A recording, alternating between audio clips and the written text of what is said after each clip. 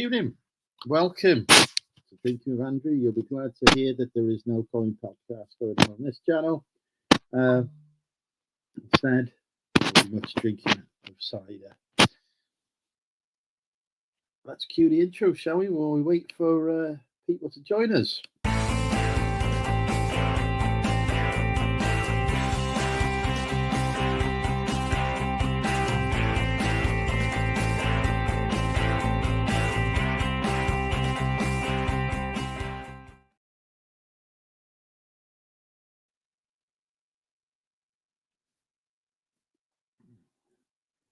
There we go, brilliant. Right, hello. We have got Ross in. Welcome, Ross. Phil's in. Congratulations on your appearance there on the Carby Chris podcast, Phil. Evening, Cavalli. We've got a beautiful Kirsty in. Welcome, Kirsty. I hope you're well. Also, we'd like to give thanks to Bofix Accounting for doing our intro there. Use Bofix for all your accountancy needs. And don't forget to ask them for the Money Mental UK discount when you sign up with them. Tax return time will be here in no time. Oh, we've got a live sale. Don't even got a guest on. We're going to have to do guess the price because that is the rules. And there's a number ending in a 00. This could take a while now. People are going to come in and they're going to be wondering why everybody's typing in random numbers into the chat.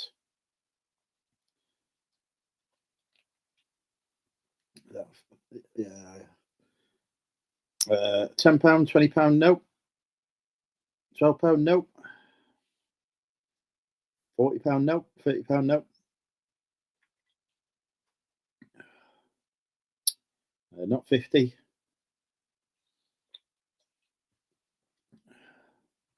Not 60. Well done, Ali.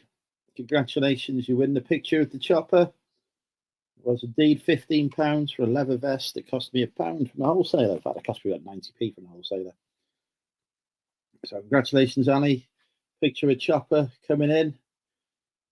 Bear with me while I go through my photos. Find a picture of my chopper to send to you.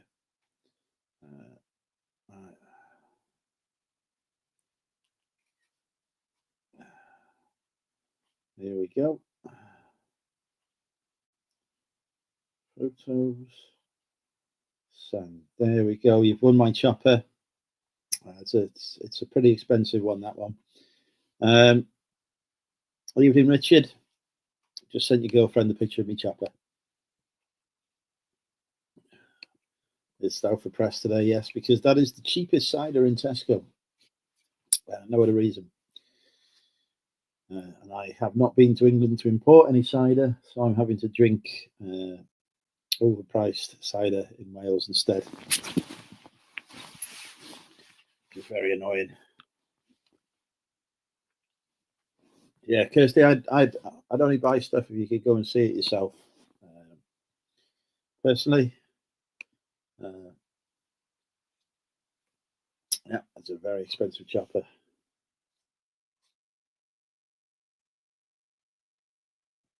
It's actually more than my house cost.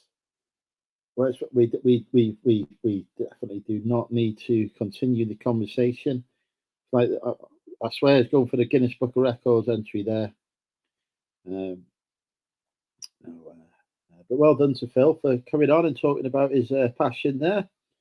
We know he doesn't get the opportunity to do it on this channel, so good to see him. Life's not always easy coming on to a podcast to a large audience. Fortunately, he went on Carby Chris's channel, so he was okay.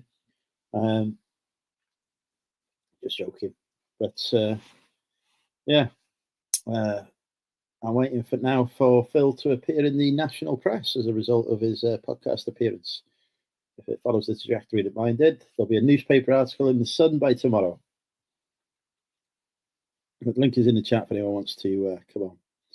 Ross wants to come on after he's finished his current activities. What about diversity? Well, on that point, I think we need some more lady resellers on the podcast. It's all been men so far this podcast season. When do we get lady resellers on? Autographs for the salesman. I wouldn't bother. You don't need to be selling no autographs. I want to see Hanley come on. She sells car parts. And when she comes on, you have to ask her how it feels being in competition with Money Mental UK as well, because she loves that. I do regularly get death threats.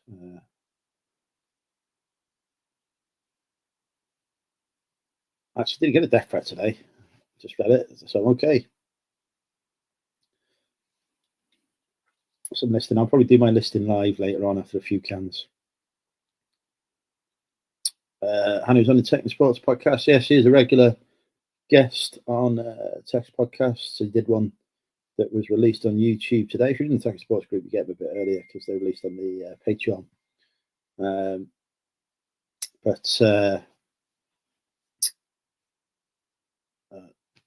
I did watch her one move tech. It's very good. Well worth a watch. I've been trying to get Hanley as a guest on Drinking with Andrew, but she doesn't want to be associated with disreputable characters. So there you go. It has to be serious chat, apparently, which I'm not capable of, as we know. So I don't do a podcast. What is this demo scene here? No idea. Oh, as you can see as well, we are promoting Fleek down below. So don't forget to use RFD Andrew for £26 off your first order at Fleek. Hopefully they'll actually get your orders to you because I'm still waiting for my latest ones.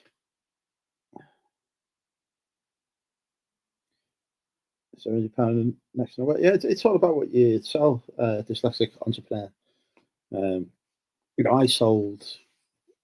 I did over £200 yesterday, over £200 the day before, and over £200 the day before that. Today I've done about 40 quid. But overall, it's been a good week.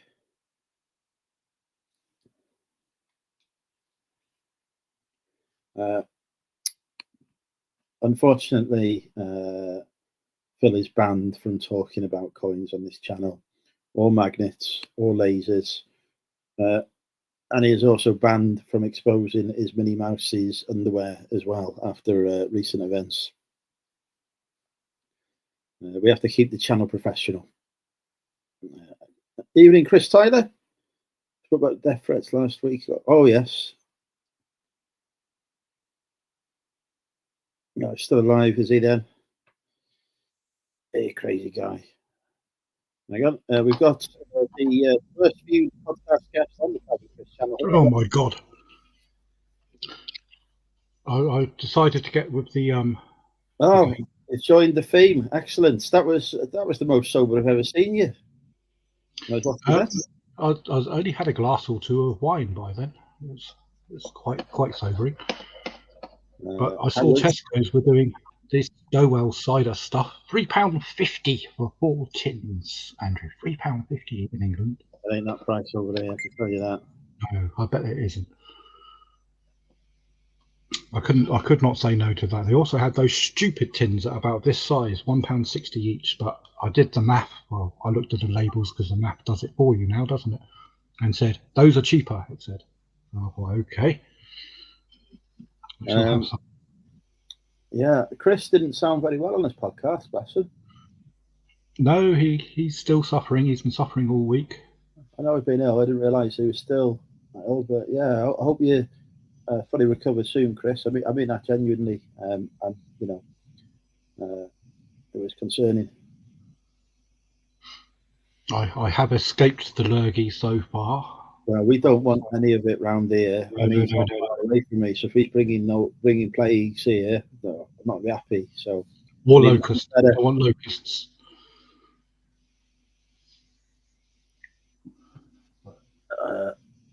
But luckily, I'm not working with the general public for at least maybe a month, so I can hide away in my Chris doesn't even live his Kimmel Bay residence. He has all the stock come to his house, and he still managed to get ill.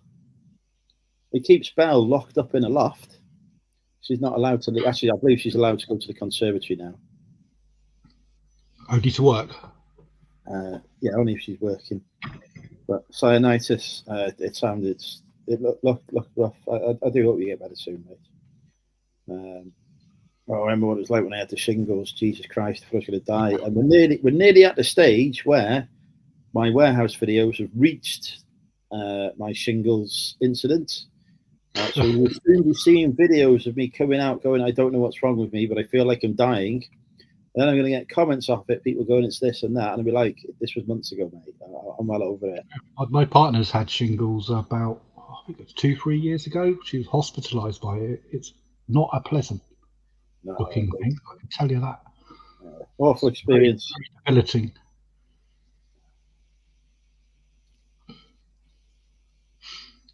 I think she had it in the height of COVID of all times. So all COVID's going around. She doesn't catch that, but she gets shingles. But yeah, have to be different.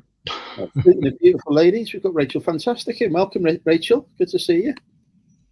Have you come across Rachel Fantastic on YouTube, Phil? I can't remember if I asked her this last week.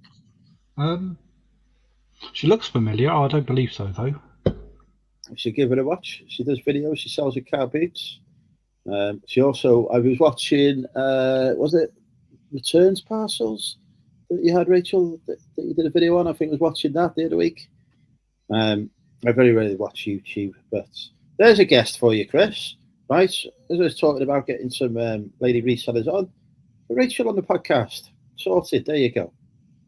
I'm even doing the podcast matchmaking now. This is season 6, nearly sorted out now. There you go. See, look, Rachel, I left you a message about coming on my podcast. I think the Sun and all the newspapers have forgotten about you, Andrew. It's about time you've done a reappearance. That appearance was the most viewed podcast across all platforms on the CBC channel. It would be, wouldn't it? I am the most popular guest he's ever had. So far. What you're doing be brilliant. So yeah, I am the top podcast guest that has ever been on the CBC channel.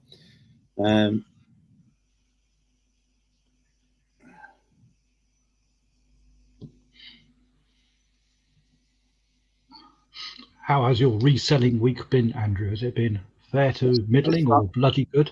It started off dreadful. So I took the decision to up my promotion listing rates. Spoiler alert, there's going to be a video on this soon. And I upped my promotion listing rates, and then I had 3 banging days. Today's been shit. I don't have a say for the past 4 today. I've been off normal work for 2 weeks now, and I thought, this is great. My store's going to go through the roof now because I'm at home. I can pay some attention to it. It hasn't. Despite the fact I've listed, I don't know, a couple of £1,000 worth of extra stock, and I've got on the table some things which I'm not allowed to talk about, which cost me a significant amount of money, which should attract some support, but it hasn't yet. What's going on? Maybe if I did a podcast or something, it might generate some interest. Yeah, no. No. People that buy coins, I don't think it's attract that audience. It's I try to keep a little bit under the radar. I was expecting for Chris's intro, he was going to swap it and put the video of you on a stripper pole. Unfortunately, I've made that private since certain people tended to band it around the internet unnecessarily too much, and I thought it was getting a bit more than a joke. Now, it can't be as terrifying as Dancing with Me was. Let's put it that way. So yeah, I thought for the sanity of YouTube, I've made that a private video now. It got a significant amount of views, but it's nowhere near my highest. you know what my highest viewed video I've ever done is, apart from the recent drama video? That's my second highest video. Do you know what my highest video is? I'm trying to think. I should know without looking it up. Is it a recent one? It's not, is it? It's within the last year or two. Is it? Mm. No, I don't know then. I would have thought a bit of... my most highest viewed video is a train arriving on time at the train station. It's a short I did. It had 7. Oh, shorts don't count. I scroll through a short, and if it comes on and plays 1 second, it counts as a view. 7,400 views on a train arriving on time. So I was trying to think maybe I should do a channel about trains, because I might actually get people watching. There is a significant interest in trains. Doesn't matter how you're oriented to believe how good or bad or interesting they are. When it comes down to business, it's the interest that counts, isn't it? So that's why I sell certain round things and not certain square paper things. I'm pretty sure one of my other most viewed videos is Sir Nigel Gresley, the train, not the person, pulling into Chester train station. This is just what I do when I board at the train station waiting for the train to London, is take a video of what's going on, put it as a short, and make 60p. Yeah, there's not significant money in there, is there? You can almost afford to send a letter.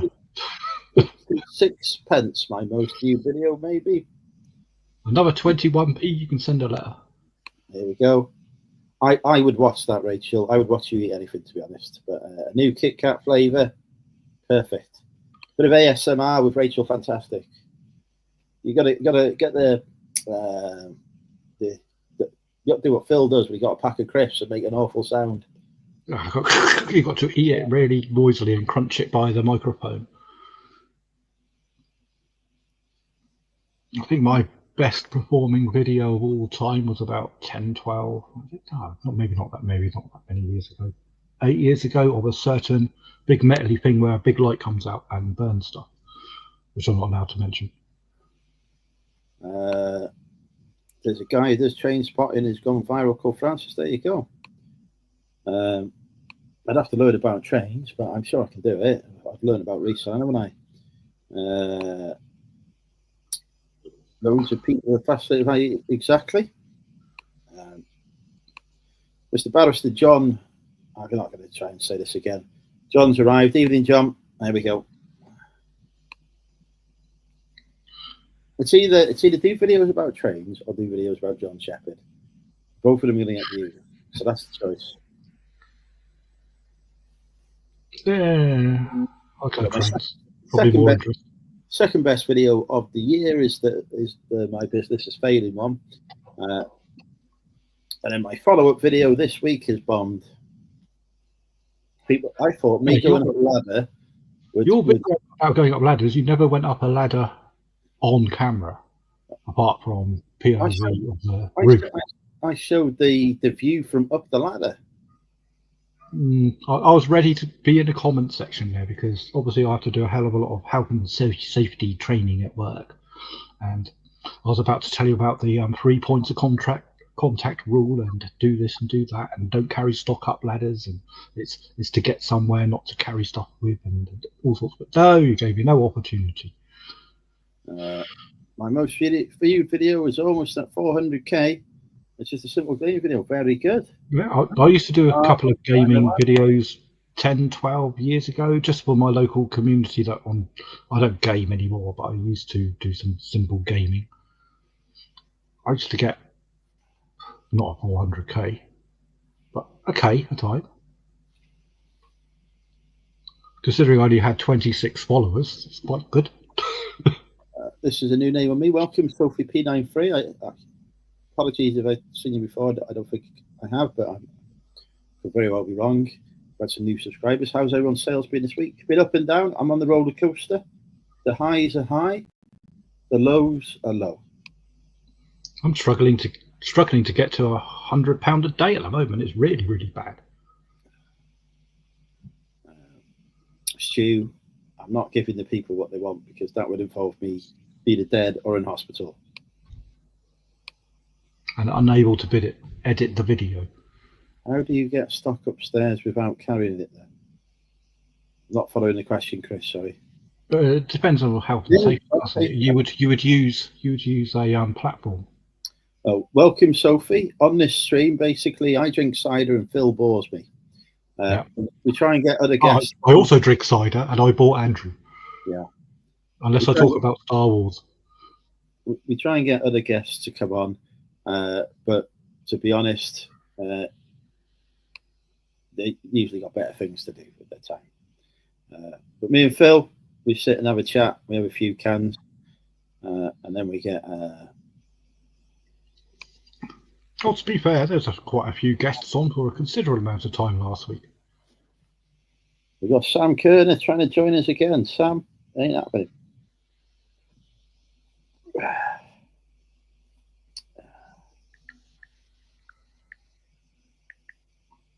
Oh.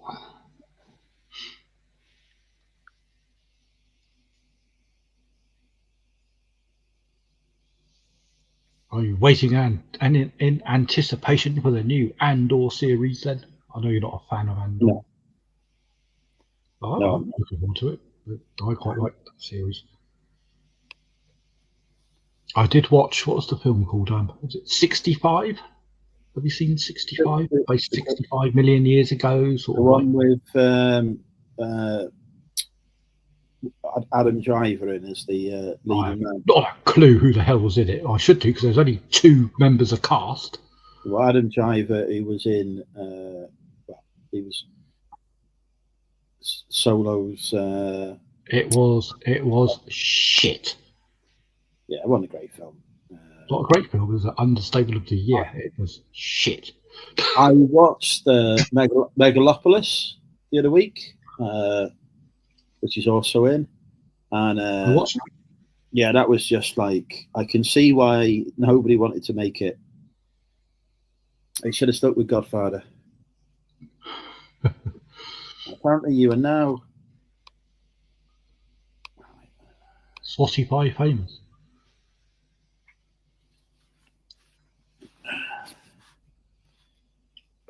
I think you meant to say that you're now spotty. Yes, I've been that way. I believe listing like a lunatic estate. Consistency is important. Consistency and sell-through rate. If you list 10 items I do no new listings at all. Yeah, if you list 10 items a day with 100% sell-through rate, you'll get to stage of getting 10 sales a day. So it's about what you're listing and how consistent you are at listing. Have you seen the new Captain America film yet? No, I wanted to go and see it. So I get free cinema tickets. I've got private healthcare now, paid for by the business, and I get free cinema tickets if I do so much physical activity in a month, which I always do because of picture of health. Unfortunately, the cinema that I get free tickets for has now closed. Oh, I was browsing through the YouTubes, as I generally do, and all of a sudden popped up that film. I thought, well, that's got to be a scam. But I clicked on it anyway. It was actually a live recording of it. I don't know, someone in the cinema had done it. I thought, well, this is going to be taken down very quickly. There were thousands of comments saying everyone thought this was clickbait. It isn't, is it? When I was watching it, it's actually the goddamn film. I got 20 minutes into it and then YouTube cottoned on. However, by then, because I have YouTube Premium, I downloaded it. So I started where I meant to finish it off. I'm reasonably glad I haven't gone to the cinema to pay money to watch it, but it's not too bad. It's excellent how you've just admitted to committing piracy live on air. I didn't commit piracy. Someone did, and it was on the yes, if you watch it, that is also piracy. It wasn't. It just kept playing. I couldn't stop. You've just said you downloaded it. You literally just said you made the effort to download it. I mean, that is case open, shut, and closed. I'm quite happy to go to the cinema and watch it properly. I was intending to. They can still have their money. I'll just wait for it to come on Disney Plus because I did see Deadpool versus Wolverine at the cinema, and then I was there, and it cost me like a fortune in snacks. The ticket was expensive. It was nearly like 30 quid. I thought it was not that bad a film. I thought it was going to be shit, but it was pretty good. It was good. It was a good film. But it was out on Disney Plus a few weeks later. And I thought I might as well just have watched it on Disney Plus and save myself. I watched it on Disney Plus in the end. MK has reported you now to the Internet Movie Police. Excellent. So you get a knock on the door. We know why. I won't be able to hear it. The door's all the way downstairs. Also, we do have members of the law and former members of the law watching as well. So if you want Phil's address, just go on his eBay account and it's all there for you. Yeah, well, if you require a copy, unfortunately, because it's on YouTube Premium, it's non-transferable. It's just a facility they have. It's probably been deleted from there now because it is monitored by YouTube as well. I'm surprised. I think it's live on there for 6 hours. I thought, for Christ's sake, YouTube, get your act together. I had my best ever sale on vintage yesterday as well. £3.50. £85. That's not so bad, is it? So, in fact, it'll be slightly more because there's always like a random amount that gets put on the pro accounts. It's weird, isn't it? It's weird. I had my best sale of the year so far on eBay yesterday, which I've still not shipped. It's over there on the corner. I was going to ship that today, but I ran out of time. I got distracted by going to TK Maxx and buying dolls. Dolls? Yeah. And one of them is a Minnie Mouse one. Does it have good knickers? I haven't looked or reviewed it. Well, I can't involve myself in a purchase arrangement with you unless we can concur that the knickers are in a good. You wouldn't want it anyway because it's Minnie Mouse represented as a human being. Well, I don't need a fire stick. As a government official, I can't be engaging in illegal piracy, Elliot. That's why.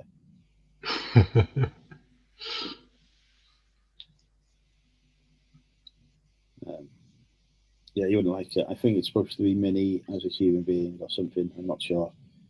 I don't really understand Disney other than Star Wars. But I do understand the fact that somebody sold one for £65 the other day and it was 16 quid. So I decided to buy it and see if I could also achieve £65.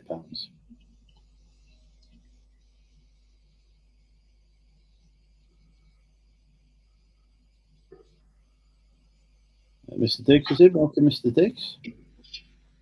We're still waiting for Mr. Diggs' shed video update. Hopefully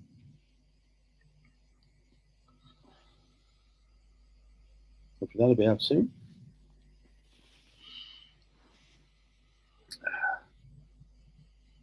We've got quite a few people watching tonight. They must have all be so excited by watching your podcast, discussing the intricacies of the 2p coin. So they want to come over and hear more. I actually sold one live, 16 quid. It's not too bad.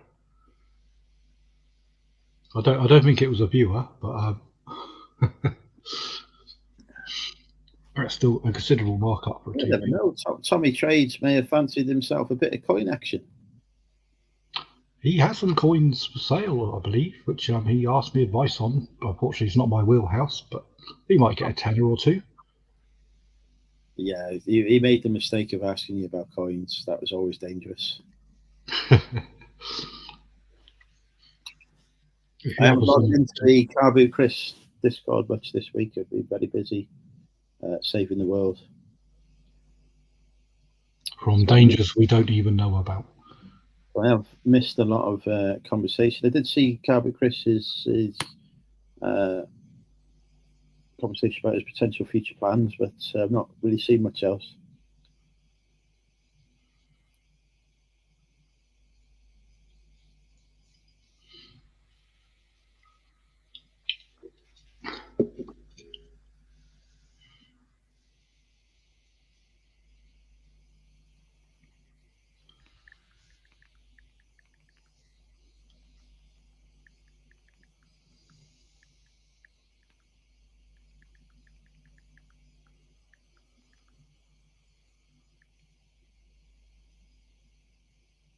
It's gone very quiet.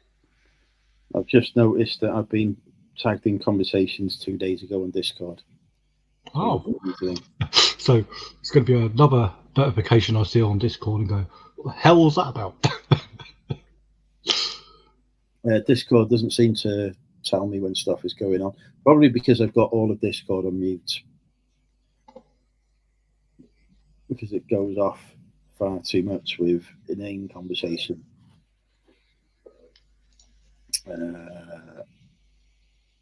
People are all flirting with Mr. Diggs at the minute. I made a really profound comment in that podcast and it didn't even get read out. I was very disappointed. Unfortunately, I had most of the comments off at the time because I didn't want to appear to be distracted. Probably wise, to be honest. They were mostly abusing. Yes, I can imagine the abuse that I was getting. There was people threatening to kill themselves and all sorts. Throw themselves off the cliffs. And... Yeah. the white cliffs of Dover become a bit red, bit stained with blood at one point. There we go.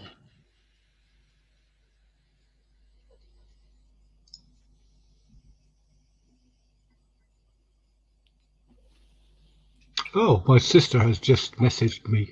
She thinks I'm famous or something. Is she still in the asylum at the moment, or has she left now? No, she's just very polite. Price of Bitcoin has crashed. Yeah. Still not bought any crypto. No, I don't think I'll bother because I missed the boat of buying crypto when it was really good money and not realizing it's going to make me a fortune. I now decided, nah, I can't be bothered. But the investment market is not doing great at the minute. No, our stock's down a little at the moment, I believe. I think there's something going on with some tariff wars at the minute. Who could that be involved with? That must have gone right under the radar. So, yeah, there's a bit of a change in the investment portfolio at the minute. It's still up, but it's not as up as it was last month, which is disappointing. So actually poorer.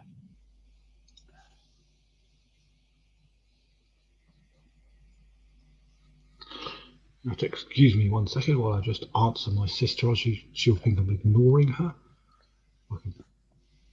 iPhone at £8 a month. I want the iPhone for £8 a month. Thank you very much. Cheaper than what I'm paying for at the minute. Give him my bank account details, Rob. They're the same as Phil's. What's the same as mine? Your bank account? Yeah. Is it the one with the number 1, 2, 3, 4, 5, 6, 7, 8 that we said we wouldn't tell anyone about? Rachel wants to know how drunk I am. I have still on my first can, Rachel, but I still think you're very beautiful. So you know. I'm on my first can, but third drink. I think I had 2 glasses of wine earlier this evening. It's good how confident you sound in that when you're saying you think you had them. I mean, so you could have had 3. Possibly. I don't know. I was topping my glass up, so it's difficult to tell. And a glass is not really a succinct amount, is it? How big is the glass? Fantastic. Alcoholism is still alive on this channel. Excellent.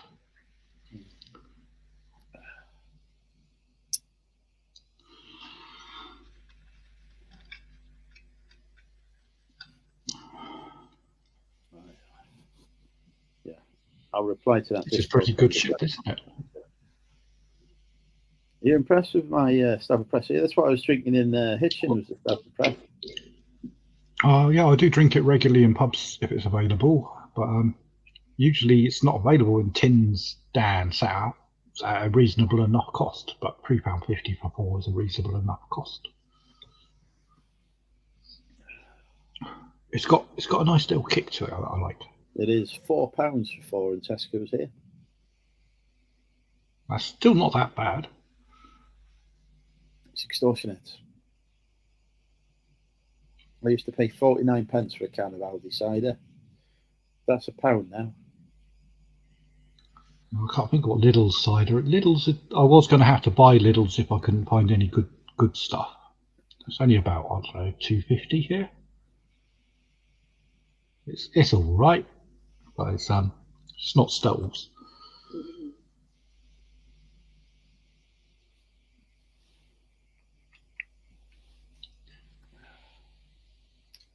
Fascinating. Ross, do you not want a mobile phone for £8 a month? I say a mobile phone for £8 a month, Ross.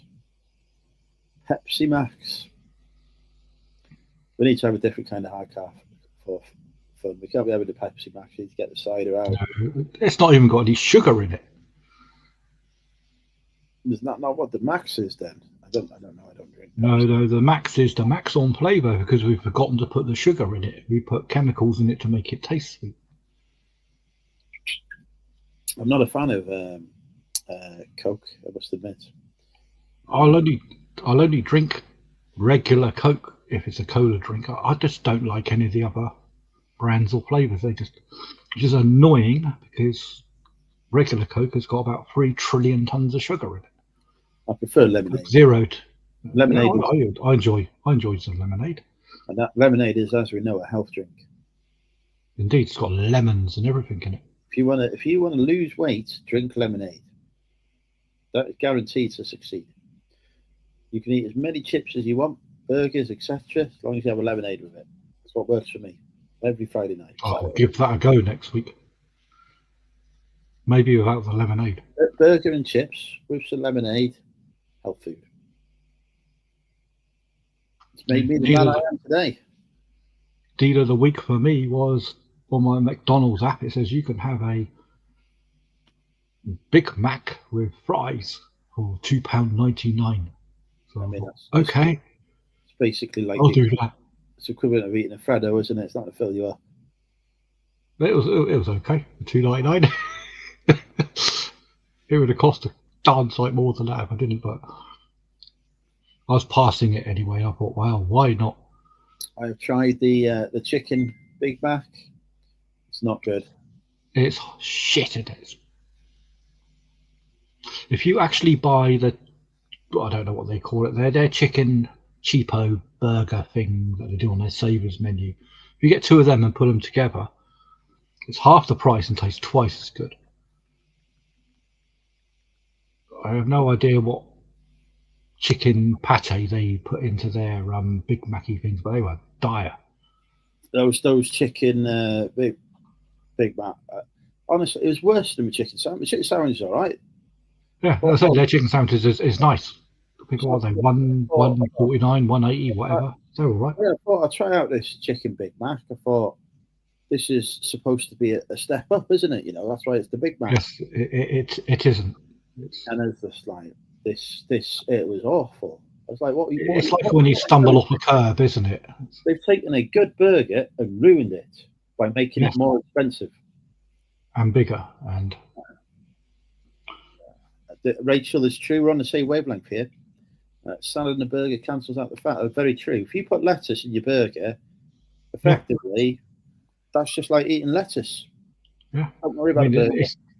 It's only a fraction of 1 point of your vegetable intake a day, but if you round it up, then it's 1 of your 5 a day. Exactly.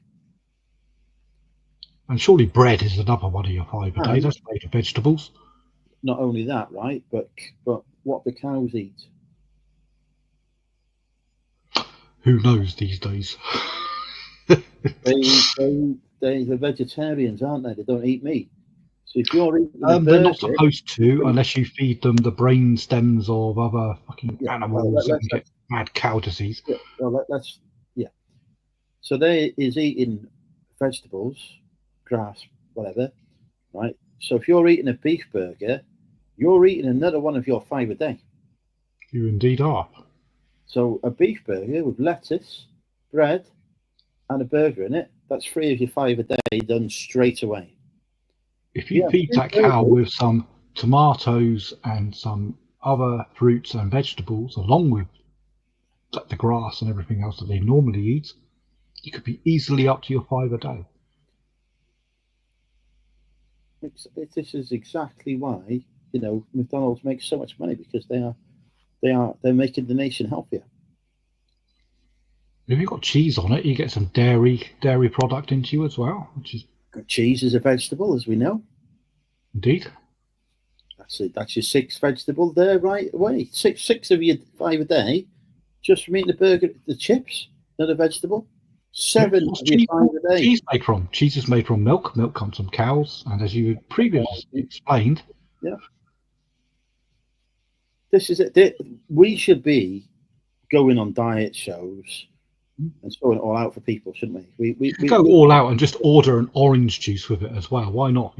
Become a complete. Now you've just been silly.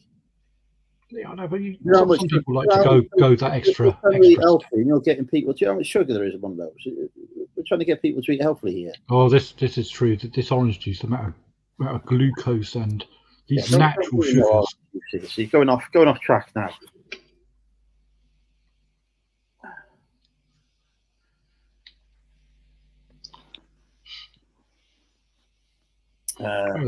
It's like cider, isn't it? That's only apples. Well, this is one of my 5 a day. Thank you, Rachel. We are very smart. Do you know what we should do? We should do a podcast, but not one like you've just been on, a proper podcast. What should we call it? Should we call it "We Are Really Smart"?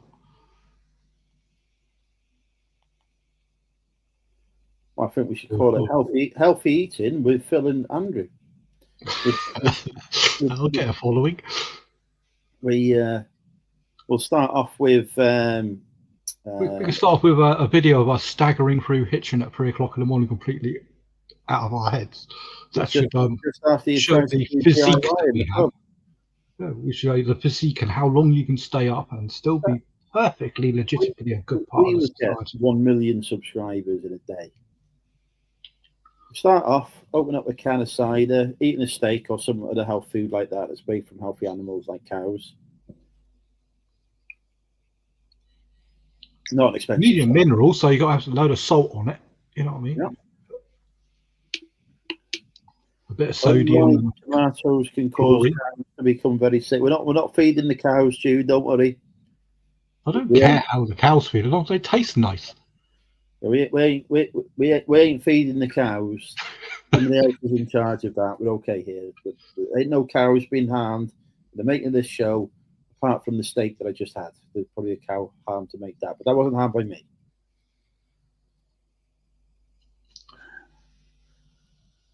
We could do a vegetarian special where we eat vegetarian food, like trying to think of some vegetarian sausages.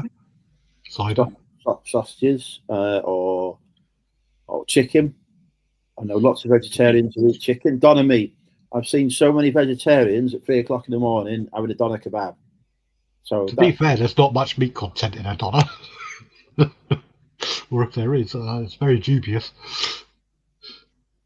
But funnily enough, they taste lovely. I don't think Phil's fed any cows, June. I think you're okay. I don't think you need to worry about Phil feeding cows. Oh, let me think. Maybe in my youth, but I did feed him hay, I think, or straw, or whatever they eat. Stu has had a fantastic idea as well. We could introduce exercise regime. Use a steak knife. Yes. Welcome, Emma. Beautiful hours in. I hope you're well. Emma, we were just discussing the launch of our new healthy eating channel that me and Phil are doing. It's going to be mainly around cider and beef burgers, because we discovered that eating a beef burger counts as 6 a day. Yeah, our map is sound. It might have even reached 7 a day if you chuck in the chips as well. Good point. If you go, what's that really expensive rip-off Burger King equivalent? Four Guys. If you go to Four Guys, right, they give you peppers, you can get mushrooms on it. I mean, that's two of your 5 a day. You get tomato, your lettuce, 4 of your 5 a day, the bun, the chips, the 7 a day in not only that, we can offer some business advice to Four Guys as well. If they renamed themselves Three Guys, they won't have to pay the fourth guy. That's 25% saving that they could pass on to their customers. and you can still, still have an orgy with 3 guys. I think. I'm not sure. Was that a threesome? Maybe you need 4 guys for that. Maybe that's why they've gone to 4 guys that have the orgy. Chips and potatoes, exactly. So's vodka. That's potatoes. It is. I don't think they sell vodka in 4 guys. There you go. See, more business advice. Yeah, Ross is trying to chuck another guy in here. He wants 5 now. Christ, Ross, bloody hell, be greedy now. That put the price up by another 20%. That'd be ridiculous price. You can't get 5 guys involved there, Ross. Christ. It'll be about £3 a chip. What the cows say when they apologise, I'm utterly sorry. Chris, that was worse than my jokes. That's difficult, but it's been achieved.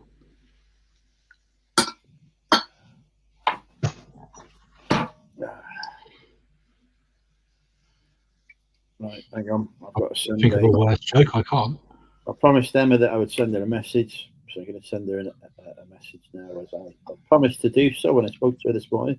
I hope you had a good day with your mum for her birthday as well, Emma. I've sent my traditional line to.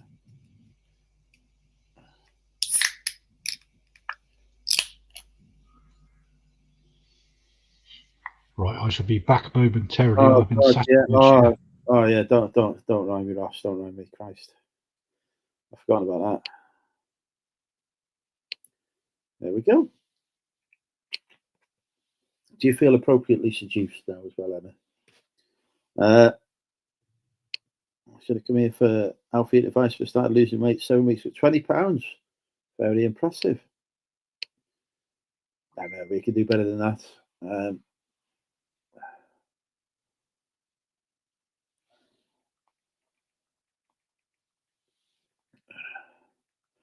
We've lost Phil, unfortunately. He's gone downstairs in search of a burger.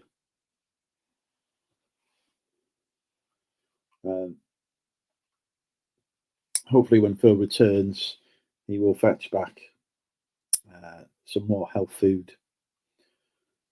By the way, folks, while the co-host has disappeared, don't forget to use code RFD-Andrew for £26 off your first order at Fleek. Don't use Carby Chris's code, it doesn't work. Tried it. Use mine instead, because mine definitely works, because somebody used it this week and earned me £27. So thank you to whoever earned me £27. No idea who it was, but well done. I found some more health food. Eggs. Yes. Well, what's chickens eat? Yeah, vegans love eggs. They're very popular with the vegan community. These are the proper eggs. It says so. And as we know, chickens eat eggs. Says, chickens it says they're British, so they're obviously good eggs. It says it's Dulux. So there you go. So they're well painted. Well painted. They are brown, which is unusual. I actually went into the shop that provided these and looked at their standard eggs, not the Dulux ones. They were white. What the hell are those chickens eating? I've missed all that. I got terribly distracted. White eggs. If you get white eggs, what do chickens eat to make white eggs? You got blue eggs. I saw the other day. Something to do with Prince Charles, who I thought was dead now. But yeah, there's some Clarence House blue eggs. Oh, he's just painted them with his biro. Well, I just thought they'd come from a very cold place like the Antarctic. Oh, they'd be penguin eggs. Maybe they are penguin eggs in Tesco. Well, they were expensive, like £4 a pack or something crazy. I don't buying that. Where's the Tesco? They don't do Tesco value anymore. Where's the Tesco value gone? There's no such thing, because eggs are so dear now because chickens demanded the pay rise. Well, that is inconsiderate of them. I said, look, if you want these eggs, well, how about this then? They said, how about some of this then? And these hutches. So we need a bit of Disney Plus in here, for Christ's sake, if you want us to lay some decent eggs. I am. Do you think, can human beings lay eggs? I could probably give it a go, but it would probably get banned from YouTube.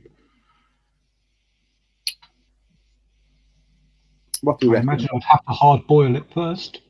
Let's see if we could get Phil to lay an egg live on YouTube. Unlikely to happen. I do intend on eating these eggs later on for my health. I did have, before I came live, I had steak with chips, mushrooms, and 2 fried eggs. Excellent. So I do have beef. So that the steak, that was 1 of me 5 a day, right? The chips, 2 of me 5 a day. The eggs, 3 of me 5 a day. The mushrooms, 4 of me 5 a day. Me cider, I'm on number 5. Done. I think we can make a photo, forget about doing videos about I fell off a ladder and whatever. Bring Matt cooking with Andrew. Trump said eggs would be cheaper. Yeah, well, he's probably getting his eggs from Mexico and he's just imposed a 25% tariff. Humans have eggs. Women's have eggs which are ovulated during pregnancy. We all came from eggs. There you go. We was all born from eggs. It must be good for you then.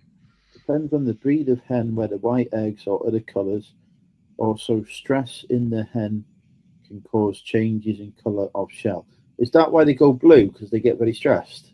So why the cheap shit are white? Because they're crap? I don't know, because when you get the barn eggs, the ones that are in the battery farms, aren't they like brown or something? Oh, mine are brown, and they're from Special Hen Factory place. They're bound to be all right. Where the white eggs are from just an address with a post office box number.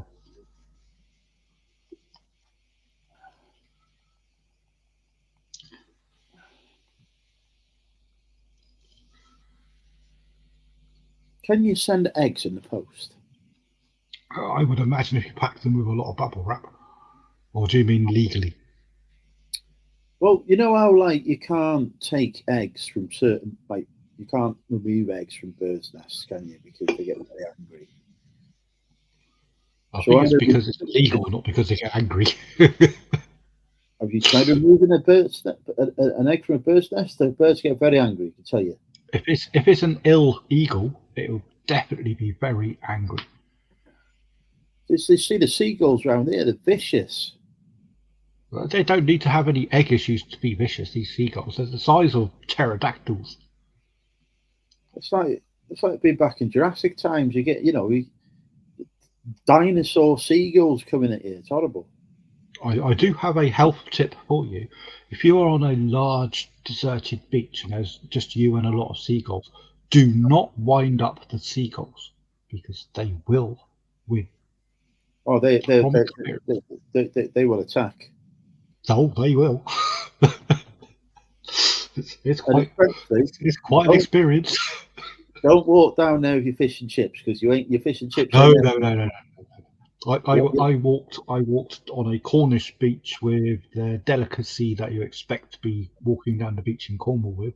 Pasty. A great big Cornish pasty. I was not the one to finish the Cornish pasty. Yeah. It wasn't really my choice. That pasty ain't going anywhere near your mouth. They all win on that stuff straight away.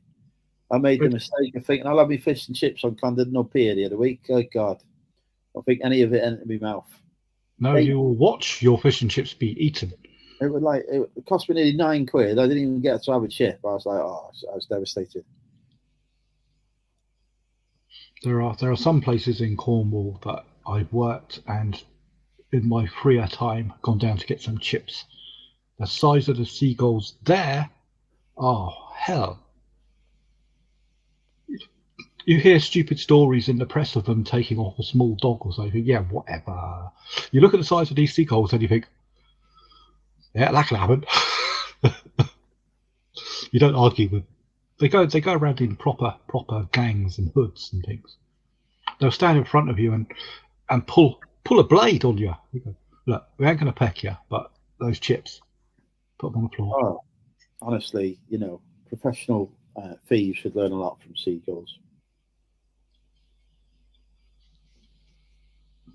And incidentally, see your nice car over there? Give us the chips. Or,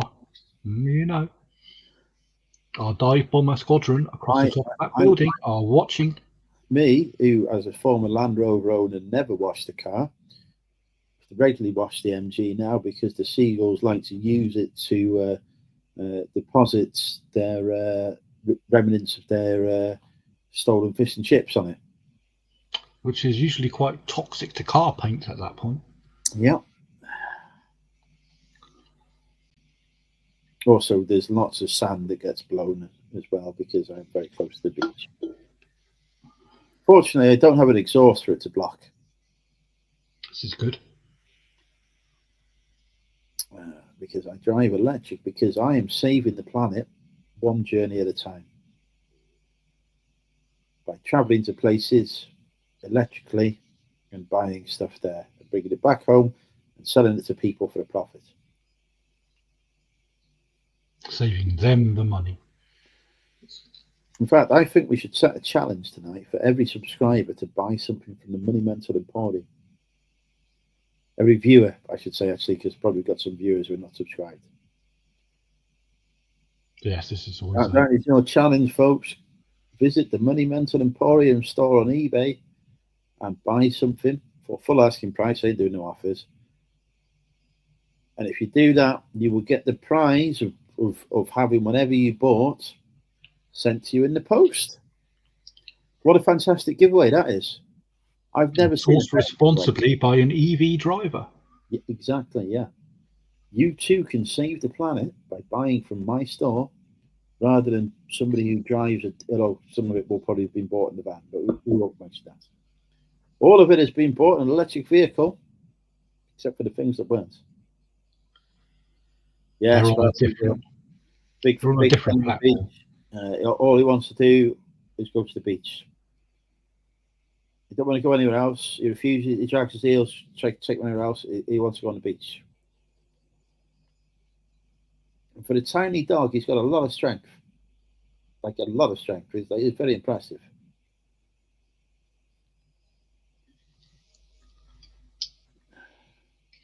We have an issue. The cider has run out. I'm already I will put this tin into the recycling bin.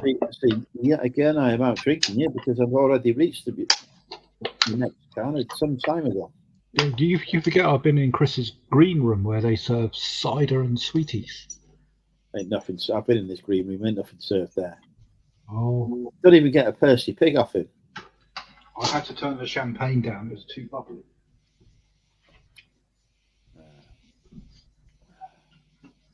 Hey Siri, how much money can I make on YouTube running a healthy eating channel? Here's something I found on the web. I need to get that Apple AI, don't I, that they've got now on. No, it's shite. Just use Edge's one. Edge's is all right.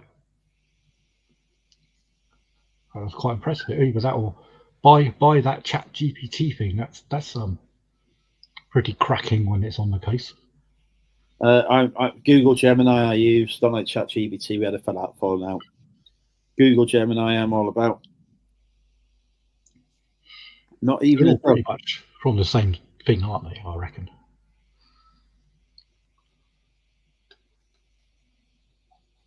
I don't think I've got any ducks listed. No. You don't have any ducks listed. Even I have a duck listed in my niche, which you can buy for under 20. No, actually, it might be over £20, but around £20 on a little silvery type metal thing. Or you could not buy it and have £20 in your pocket instead, and use that £20 to visit the Money Mental Emporium on eBay, which has many quality items. You could buy a VHS video from me. I would need a VHS player. I can't remember when I last owned one. You'd have to go visit Cat Peddler for one of those. I don't do Yes, apparently he's got 7 or 8 or 9 or 10 or 11. Yes, because eBay have decided in infinite wisdom to take the money out of my eBay funds today for their co-funded coupon nonsense. I am actually owing eBay money currently. I don't like none of that. I don't like any of that. Well, I have now opted. There you go. Look, Rachel's got VHS players. Right, buy a video from me. Buy a VHS player from Rachel. What could be better? No, I could watch stuff in much lower quality than I can actually stream it. I reckon I could make that into a chatter blind. Actually, let me think about it. I realised a couple of years ago I don't even own a DVD player anymore. I've got it. If you want to play on Rachel's VHS, buy a video from me. There we go. Could you ship it via someone that puts it into a digital format for me so I can plug it in as a stick? Well, no, just buy a VHS player from Rachel. Yeah, it'd be cheaper to get it digitally doodahed. Yes, I would charge you £100 for a digital copy. There you go. Probably cheaper than a VHS. No, Chris, there is no update on the van. Which van were you using in your recent video? Was it prior to your van going in this video? Oh, yeah, it did. 12 months ago. Yeah, that was filmed in October or something like that. October, November. I have decided I am going to buy myself a Range Rover next year. An EV one? No. Maximus is in. Welcome, Max.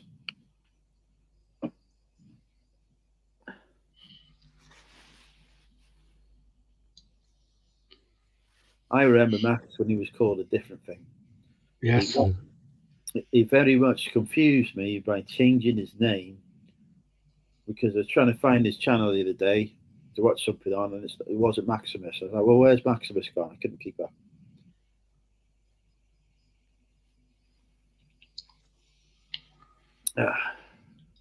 It seems to be the trend, doesn't it, these days? People rebranding and stuff. Fortunately, Money Mental UK branding has remained intact for several years now. It has. I do not remember you being anything else. I have changed the branding, but not the brand itself. Max, you missed a fantastic podcast before on Carpet Chris's channel.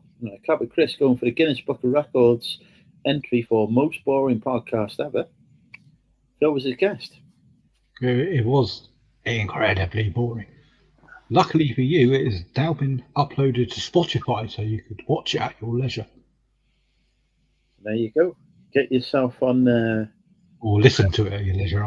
I forget these terms, modern terms of media content consuming. . Just come up on my Facebook Marketplace, by the way, is a 2009 Nissan Elgrand. Do you know who owns a 2009 Nissan Elgrand? You? No. Oh, nearly you. This is a fantastic condition. 2009 Elgrand, only some minor marks on the outside as expected. I assume that's where Chris has crashed into something. The van was imported to the UK in November 2023, professionally converted into a camper in May 24. The conversion is professional of a very high standard. It's stunning, big letters. It has only been used as a camper 2 to 3 times since purchase in May 2024, which makes me think that there's something seriously wrong with it. It's a very, very reluctant sale, apparently. It drives like a dream. Some features include automatic, 2.5 litre, I assume of milk, only 45k miles, 4-wheel drive, new matching front and back seats, upholstery to fit the conversion, fridge, sink, cooker, rock and roll bed, leisure battery, hookup, you can have a hookup, Chris is offering a hookup with this. A pop top which can be used to sleep 2 more small people or children if you can get hold of a board, not included. LPG conversion dual fuel, under sealed in May 2024. Rear cat stun, speedo converted to miles, media unit converted to English, MOT until April 2025. And it's got the full Japanese history of the vehicle, message from all located in Rill. It says, I will not be using motor fact files, so don't bother. No idea what that means.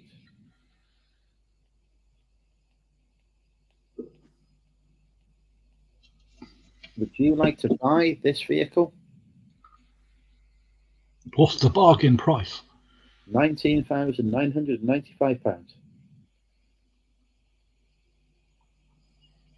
No, I don't have a use case. The seller has 7 reviews on Facebook. He's got a 4.7 out of 5 rating, so he has had a bad review. I'm just going to see all the reviews that he's had. He had a 3-star review from Sabir in 2019. That's dragged his average down.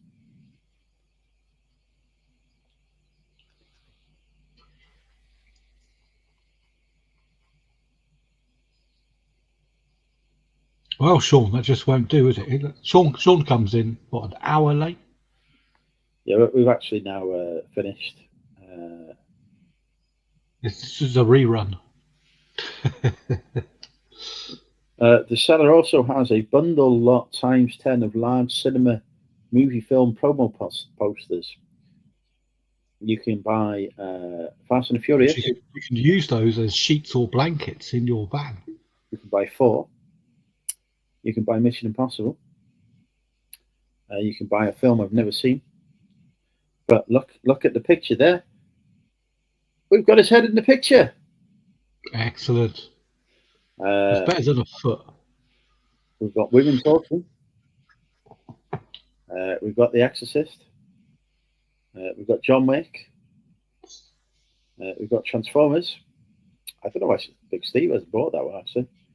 We've got Babylon. He has got his hand in this one. And that's it.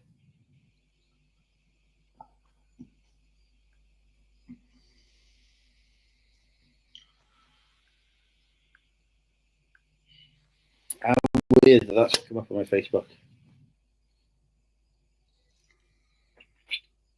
Has it got something to do with the fact that you've been looking for vehicles and you live in a similar area? Yeah, but I've been looking at vans, not campers.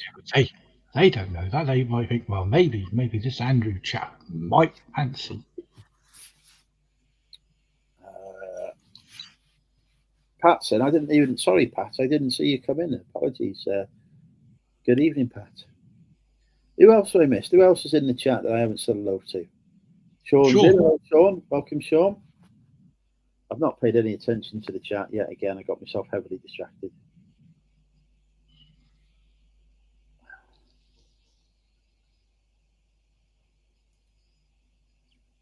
Emma has not replied to my latest message either.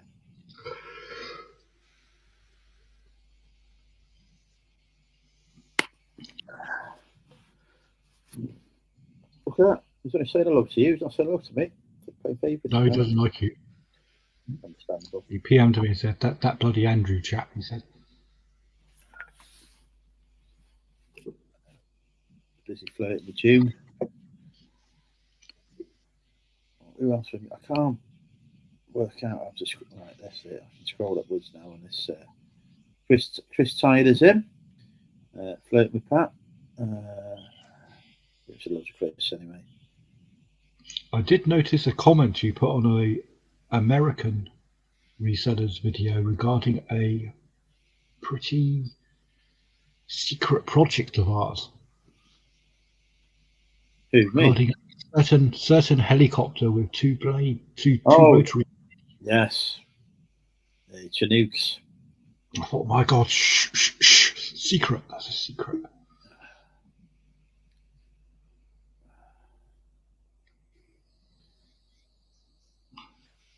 Chris, did you know that Pat had a husband? Did Chris cause the damage to your husband, Pat? Don't let him do that. Speaking of America, welcome DeFi Deals, Dave. The Dave count is now on 1. I remember the days we used to have about 50 days watching. I believe the avatar he's using there, is that not from the Fifth Element? Let's bring it up on screen. Is it not the alien that has the big key that goes in the door or something? Rachel, if I have a sale and you win Guess the Price, you will get a picture of my it's a penis then, my chopper. There goes the meditation. So there's something to look forward to. Naked Andrew.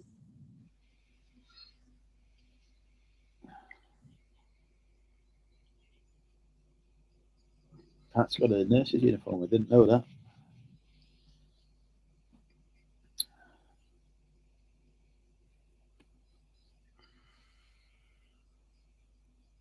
Was anyone else? Oh my God.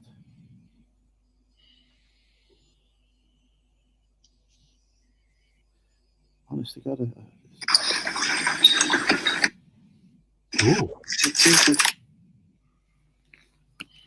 Rachel's already looking forward to guessing the price now. She thinks I'm joking. Where is Sophie tonight? Has her flat burnt down because she didn't replace a battery in a certain device? I'll tell you what, the beeping on that does my head in.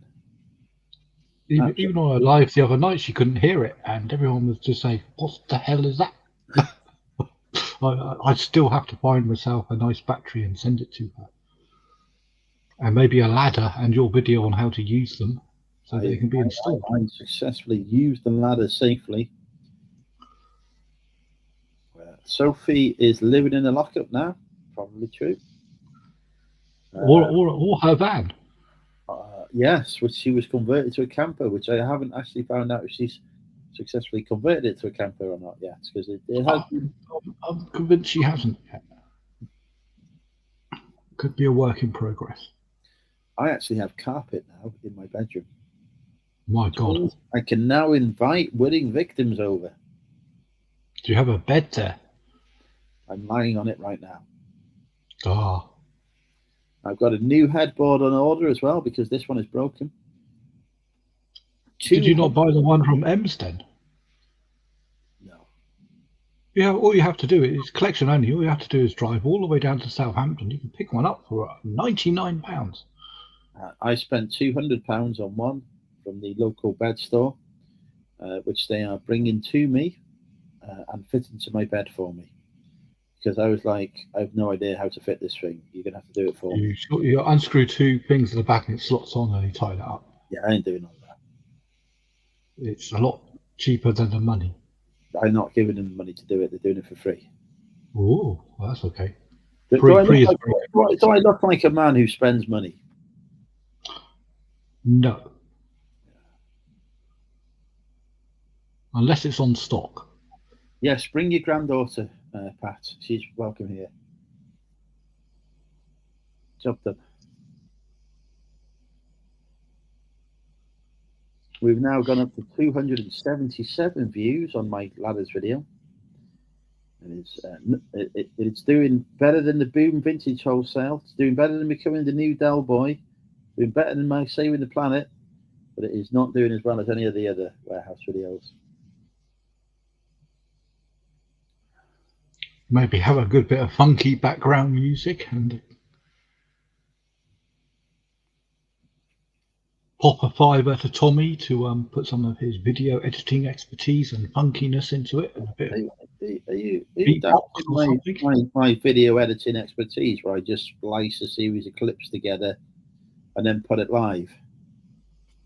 Yeah, as good as that might be, there could be merit in other editing techniques. Your videos sound a lot more complicated than mine. Normally I just go press record and then press upload. That's it. The ones where none of this cutting rubbish. The ones where I am sat in front of my desk in the office over there talking to the computer, Is that the one with the staircase that doesn't go upstairs because you're in a bungalow? Yes, it does go upstairs because there is an upstairs, but it's an attic conversion. Yeah, that they are all done in one take. Yeah, but that's not really a staircase, is it? It's a shelf. Have you seen the stock on it? Rachel has changed the toilet seat. So when my plumber came to fit my bath for me, because I refused to use the shower that was here at the house, he actually replaced my toilet seat for me as well, free of charge. I think mostly because he wanted to use the toilet. And this toilet seat is not to my specification. I'll put it in as free of charge, but I'll up the entire invoice. Just a couple of ciders so far. You and Phil's still on his first one. I think I don't know what he's doing. No, I've scratched the second. But yeah, you're doing better than me, Rachel. Literally any kind of task that involves anything. Although I can do seats, but it's not pleasant. I have done some DIY in this house actually. Because to replace the toilet seat requires the fact that the old toilet seat is no longer any good. And that could be for a number of reasons, which I'll leave to your imagination. So it's never a pleasant task. Or it could just be because you want a different colour one. No, I'm quite happy with any colour. I do need another toilet seat. I've got a cheap plastic shit toilet seat that's it's not very satisfying when you have to perform certain duties that human beings have to perform. I'm going to take a wild guess here that said duties are putting your socks on. Yes, I have to sit down. I'm getting quite old now. I can't do that by just leaning over. Oh, bloody hell. You should have called that toilet seat Andrew.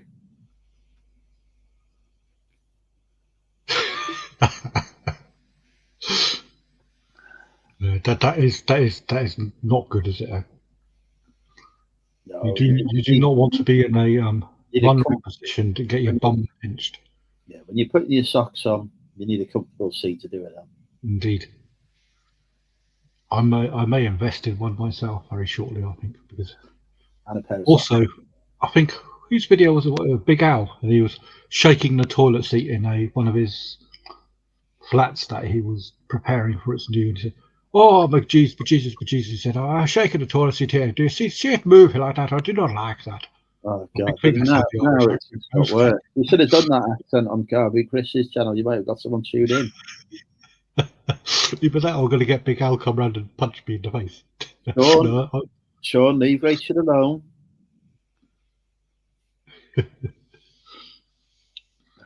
Another improvement to my toilet facilities would probably be a nice small flat screen on the toilet door, so I have something to watch. That'd be good.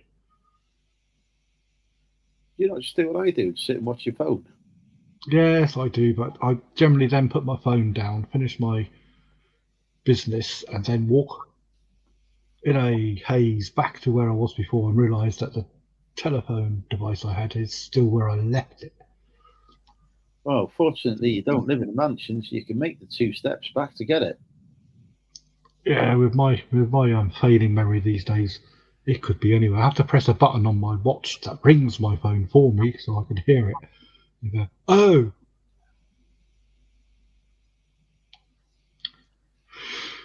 Yes, dementia is not fun.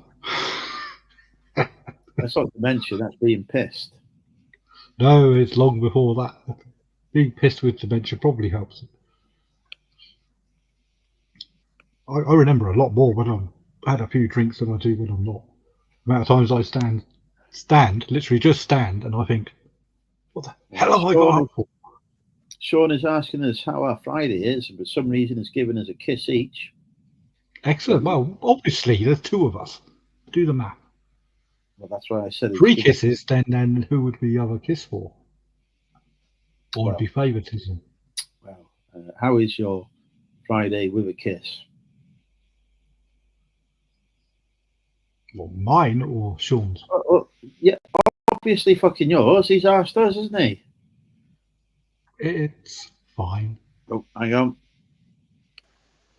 Welcome. Finally, he's come with his proper name. Welcome, Maximus. It's that Max bloke again. I see the stream link in the chat. I thought I've got to pop on. You've got to. It's the law. Just while I'm having a breath of fresh air and a cup of tea, whilst you are drinking, I'm also drinking. So, cheers. I also notice whenever you do a pop on, Max, it's always outside. Is there something going on here? Max is homeless now. The last time he came on this channel, that's what I thought. The last time Max came on the channel, he was putting in potholes on the street. I'm allowed to go in for live streams, and that's about it. That's only if I'm doing it on my channel. Other than that, I'm in the garden. Good boy. You've been a good boy and gained the credits. Yeah. I have literally done some live streams before. Have you? Yeah, when I was in the toilet. Ooh. Was it? Did you wear a big hat and a coat? When Drink with Andrew used to go on tour, and it was just me because I didn't realise you could invite people onto StreamYard whilst on tour. I can't leave my phone out in the pub, can I?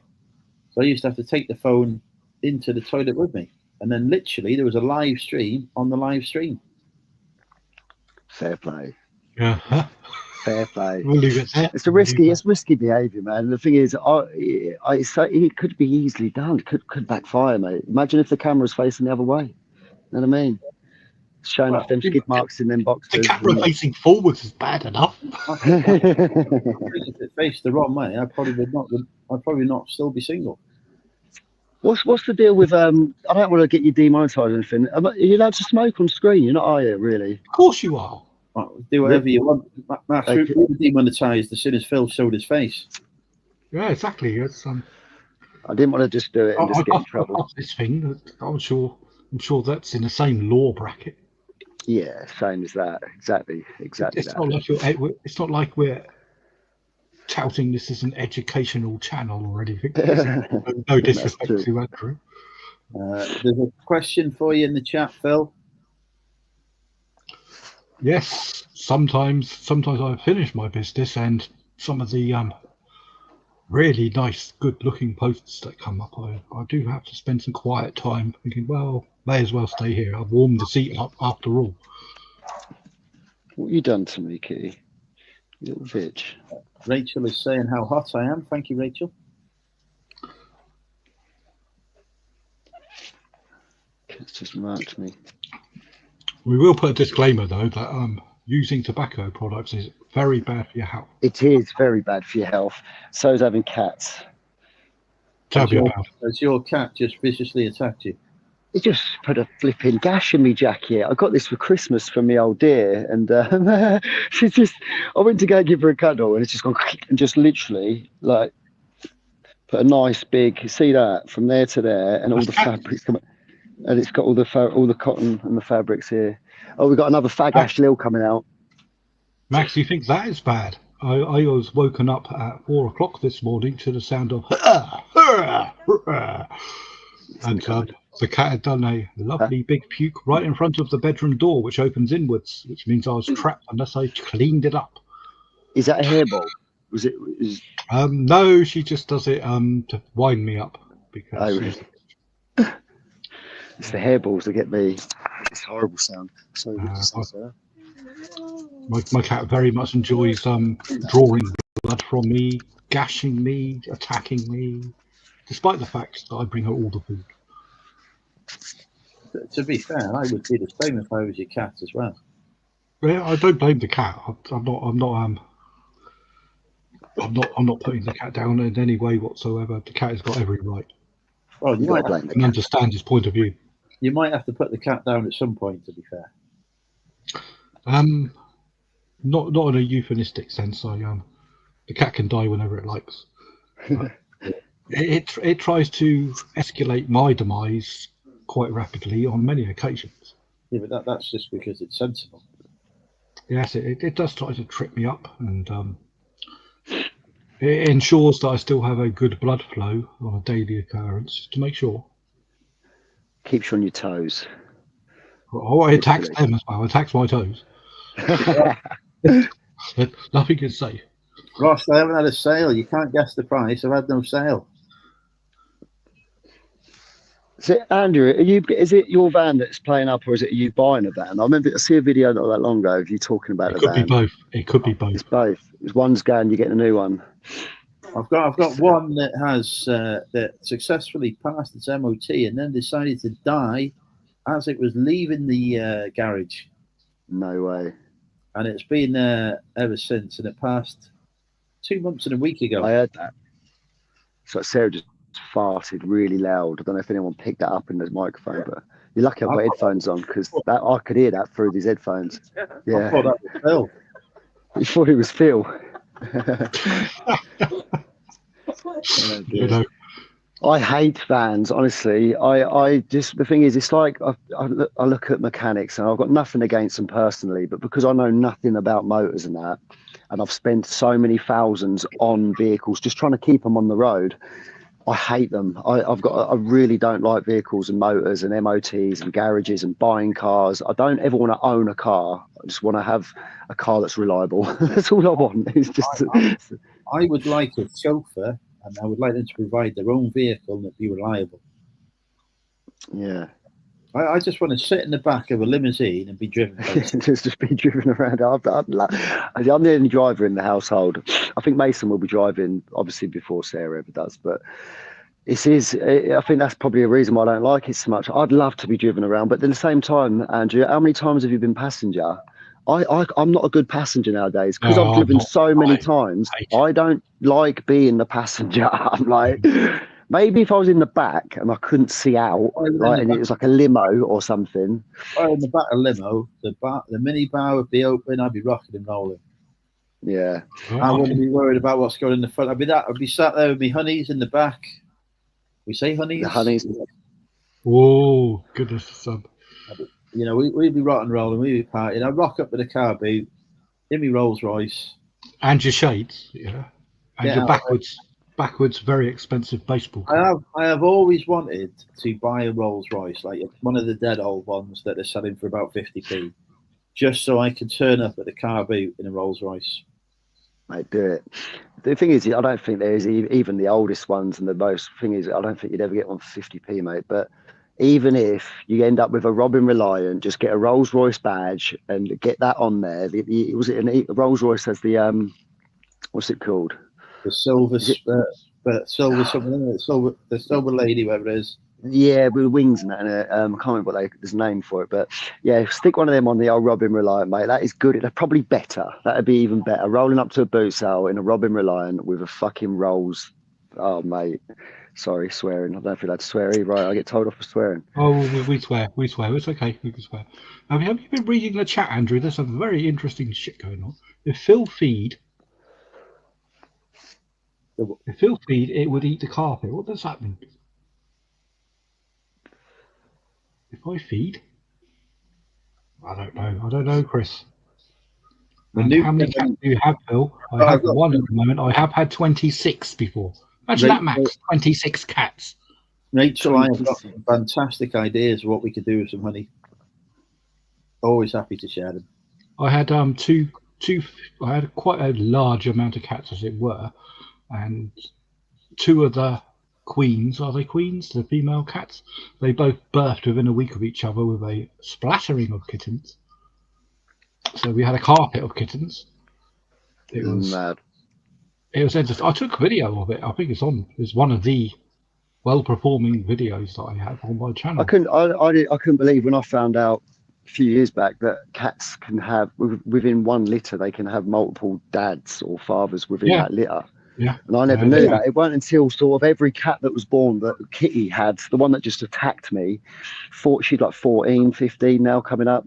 So she's fairly old. And when she had her first litter, there was a ginger one, there was a black one, there was a blue one, like a grey one, there was a tabby one, mixed one, and that's when I said to the vets, I'm like, well, how red one. Yeah, so basically I found out from that point onwards that she was the local slag. Like she was going around every tomcat and she was getting it. Like, and I couldn't look at her the same after that. I thought, you're not my kitten. You know, the village bike. Yeah, she was. And Mason brought this up the other day. I don't know why it come up in conversation, but he said, "Dad, do you remember when you used to attack the local cats?" And I don't take it like that, mate. You make me sound like some flipping like local loon that goes around attacking cats. It's not like what it was every evening, every time it got dark like this, I'd be sitting in the garden exactly like I am now, and a cat would come over the fence from that side, and it'd be looking like spraying and making that noise, and it'd find Kitty. I'd come outside and she'd be under the slide literally taking it, and then another cat would come up against the fence like this. Come on then, mate. So I literally just got the Nerf guns out, and I had these Nerf guns, and every time a cat come over I was just firing Nerf bullets at these Nerf guns, and I'd spend hours out there. Dad defending his daughter's virginity, but it's too late. It's too late. It's too late. There was one moment, I'm not going to lie, right? This is the God's honest truth. I went out there, and as I walked out, I could see what was going on, hear what was going on, and Kitty looked over her shoulder mid-act and looked me in the eyes, and at that point it was almost like that. It was a horrible situation. I felt it was horrible, man. But you just had to look away, didn't you? Go, oh, dear. Yeah, I could never, like I say, I could never stroke her the same way. We had cats coming in when they're giving off that scent. We had actually cats coming into the house through the windows trying to get to Kitty. That's how bad it got. So like, I had every right. It's like when your little girl cat goes like that. Dad, this is the one. He's all right. He is. Get it. Oh. Yeah, animals. Literally, like animals they were. Terrible. Shouldn't be allowed. I bet she enjoyed it. Oh, she did. And the thing is, it weren't. Yeah, she had when she had her first litter, because we didn't plan it. Obviously, I don't think she did, but she had her first litter. We done what everyone does. We give them to good homes. We didn't even really sell any. I think we might have. I think the blue one. I think we charged my mates. Well, a mate back then 20 quid because we found out that they was well expensive to buy, and I didn't really like the person that was going exactly to. The same. I did exactly the same. Back then we got 16 kittens. You're like, take it off me for 30 quid because that's how much it cost me to feed it until now. That'll do me. Yeah, as long as they went somewhere good. Well, you look on sort of like pet sites these days. I mean, they're a bit more regulated these days, but even so, you're lucky to get a kitten for 100 quid. Yeah, well, Sarah paid, she actually bought Kitty from a pet shop, obviously like 15 years ago, and she paid 100, I think it was either 120 or 110 or something like that. And I couldn't believe it because I knew like what we done before, after, obviously, but my mum and that done it, and people I knew on the estate used to do it as kids. If people had kittens, they used to literally give them to other good homes. Do you know what I mean? There weren't really a cost attached. And if it was like chuck us 20 quid or 30 quid. Yeah. So when she come home saying she'd spent, I didn't even know she was getting this cat originally, and she said she spent 100+ quid on this flipping cat. I couldn't believe it, mate. I said, I want nothing to do with it. And then we started, we give loads away. You know that new van you wanted? Not having it anymore, Max. We've got a cat. Yeah, mate, you're not wrong. But it's one of them ones, isn't it? If you want one, I suppose you go looking for them, you're going to end up paying for it. But then when you don't want them, you end up with a bloody floor full of kittens. Do you know what I mean? It's one of them ones. And then you can't give them away. No one wants a cat then when you've got loads of them. It's like, take one, please. Just take one. Just take one. We were lucky. We managed to rehouse all of us. Emma looking amazing as always. We was just discussing healthy eating and how cows are good for vegetarians. Unfortunately, we will not be able to have any cats into our society because they are all. Well, they're not carnivores. They're they got an upper version of carnivores. They are they can only eat meat, can't they? What's that? Sorry. Cats. They can only eat meat. Oh yeah. Well, and bone. They get through the bone good enough, don't they? That makes me sick when I see them, because we used to like leave the carcasses out sometimes, like especially when we had the ferrets and stuff. But the cats who suddenly, why is it that cats can get through bones and eat chicken bones, for example, but dogs obviously that'd kill a dog, that'd choke a dog. But they just crunch through them, don't they? It's horrible. Like they get them out the bin sometimes, and it's like you hear them crunching through bone like it's nothing. Yeah, well, they're evolutionary bound to that, aren't they? That's what they're. Cats haven't evolved once; they've evolved 6 or 7 times into various things. I think stoats are actually from the philo thingamajigger branch as well. They're actually not cats, but they're from evolutionary down. They come to the same point. Well, conspiracy for you now, Phil. A conspiracy for you now. Can I get my tin hat out? Get your tin hat out. Now, this is like just something that I've seen pop up again with the AI videos that are circling the net, and they will be getting more and more sort of realistic as time goes forward. They're realistic enough as it is, but could be faked easily. And it's just an idea that someone's had, and it just so happens that the features align. So what I'm about to say is that some people out there believe that they have in fact evolved. We just don't know about it. But if you go back to the the hundreds, maybe 1,000, I don't know how many years ago, but this documentary or these videos will say when they believe it to be. But they reckon that the Egyptians, because there's something to like the Egyptians and the cats, they have a good thing with cats, don't they? If you look at all the statues, the phoenix and all that sort of stuff, is it the phoenix? If you killed a cat, you will have the death penalty. Yeah, well, they reckon they merged. I don't know how they say they done it, but if you get a snake, a reptile snake, and you put it side by side with a cat, and you look at the features, not only the eyes, the jawline, and everything else, it's identical, right?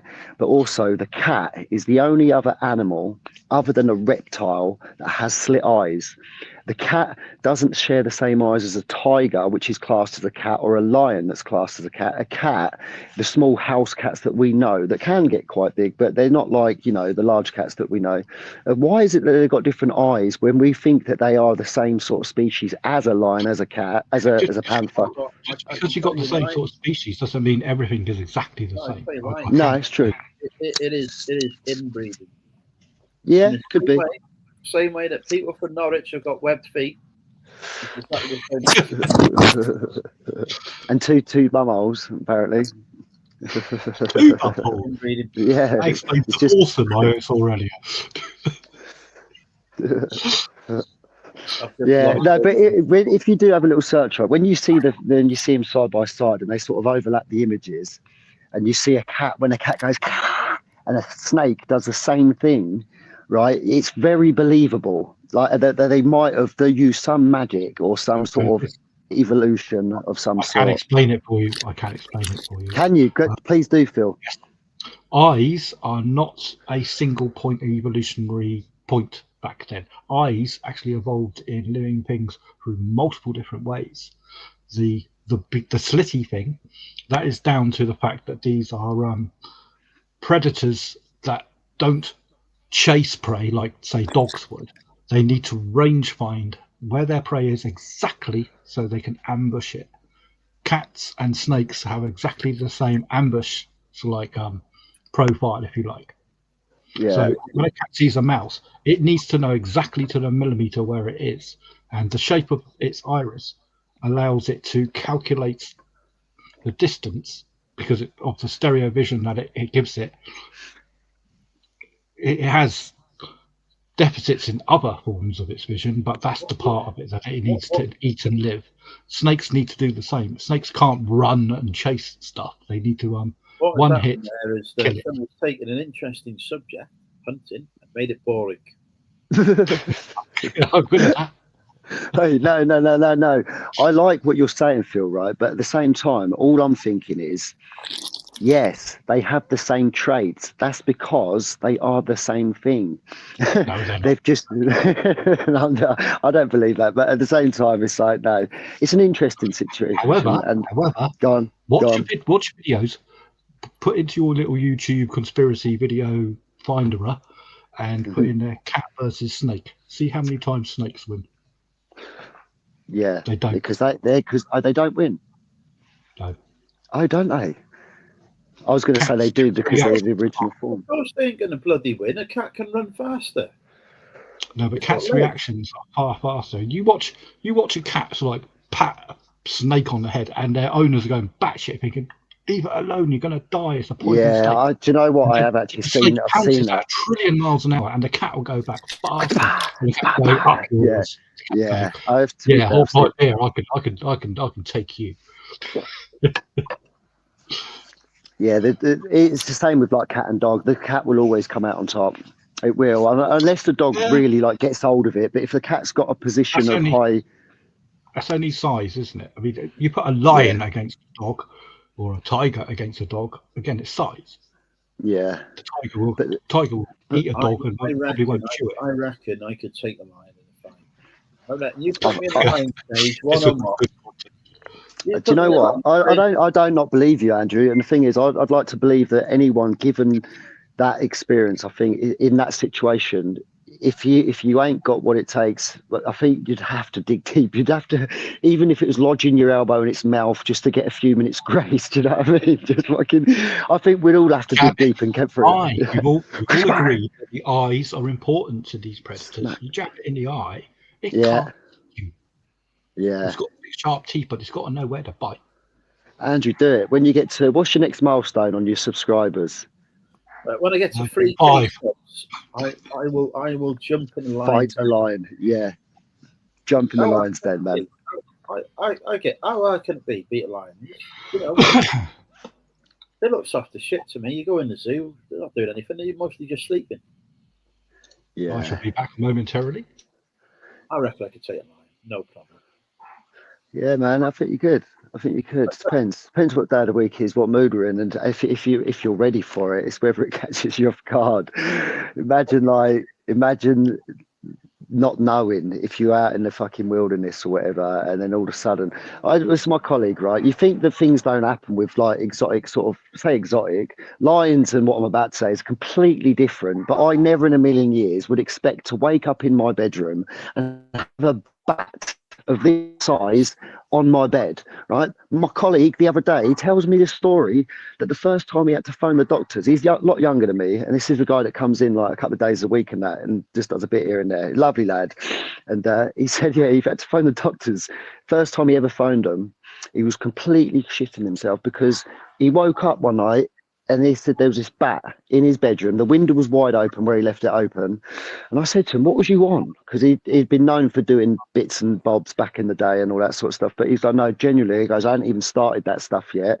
He goes, there was a bat. He goes, even to the point, he goes, well, I thought I was dreaming, so just rolled over. I woke up a bit later and it was still in there. So he pushed it and it went out. Right, so he phoned the doctors the next day because he didn't know whether he'd been bit, and he was paranoid that he'd have rabies or something. But he was telling me this story as if it's so normal, and he couldn't understand why the receptionist of the doctors sort of treated him a little bit weird and said, like, well, why are you phoning if you don't know whether you've been bit? But because he was young and he was like seeking support, he was quite an anxious person anyway. Just phoning the doctors was a massive deal. So to be treated the way that he felt he was treated, he was more. When he's telling the story, he's thinking about this side of things, where all I'm thinking about is, well, hold on a minute, you woke up and there's a bat in your bedroom. That is insane. What do you mean? He's like, it was on my bed, Max. I'm like, what the? No way. And he reckons it was about like this big, like a massive bat. That's like movie type stuff, isn't it? That's insane. That would freak me out.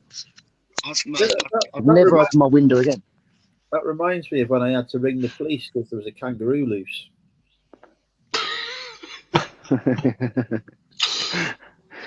Is that a joke? No, they thought it was a joke when I rung them. They thought I was taking the piss, but no. I was driving home when I lived near Blackpool. I was driving home one night driving from Wrexham, see my mother, back to my house and my flat in Fleetwood that I rented.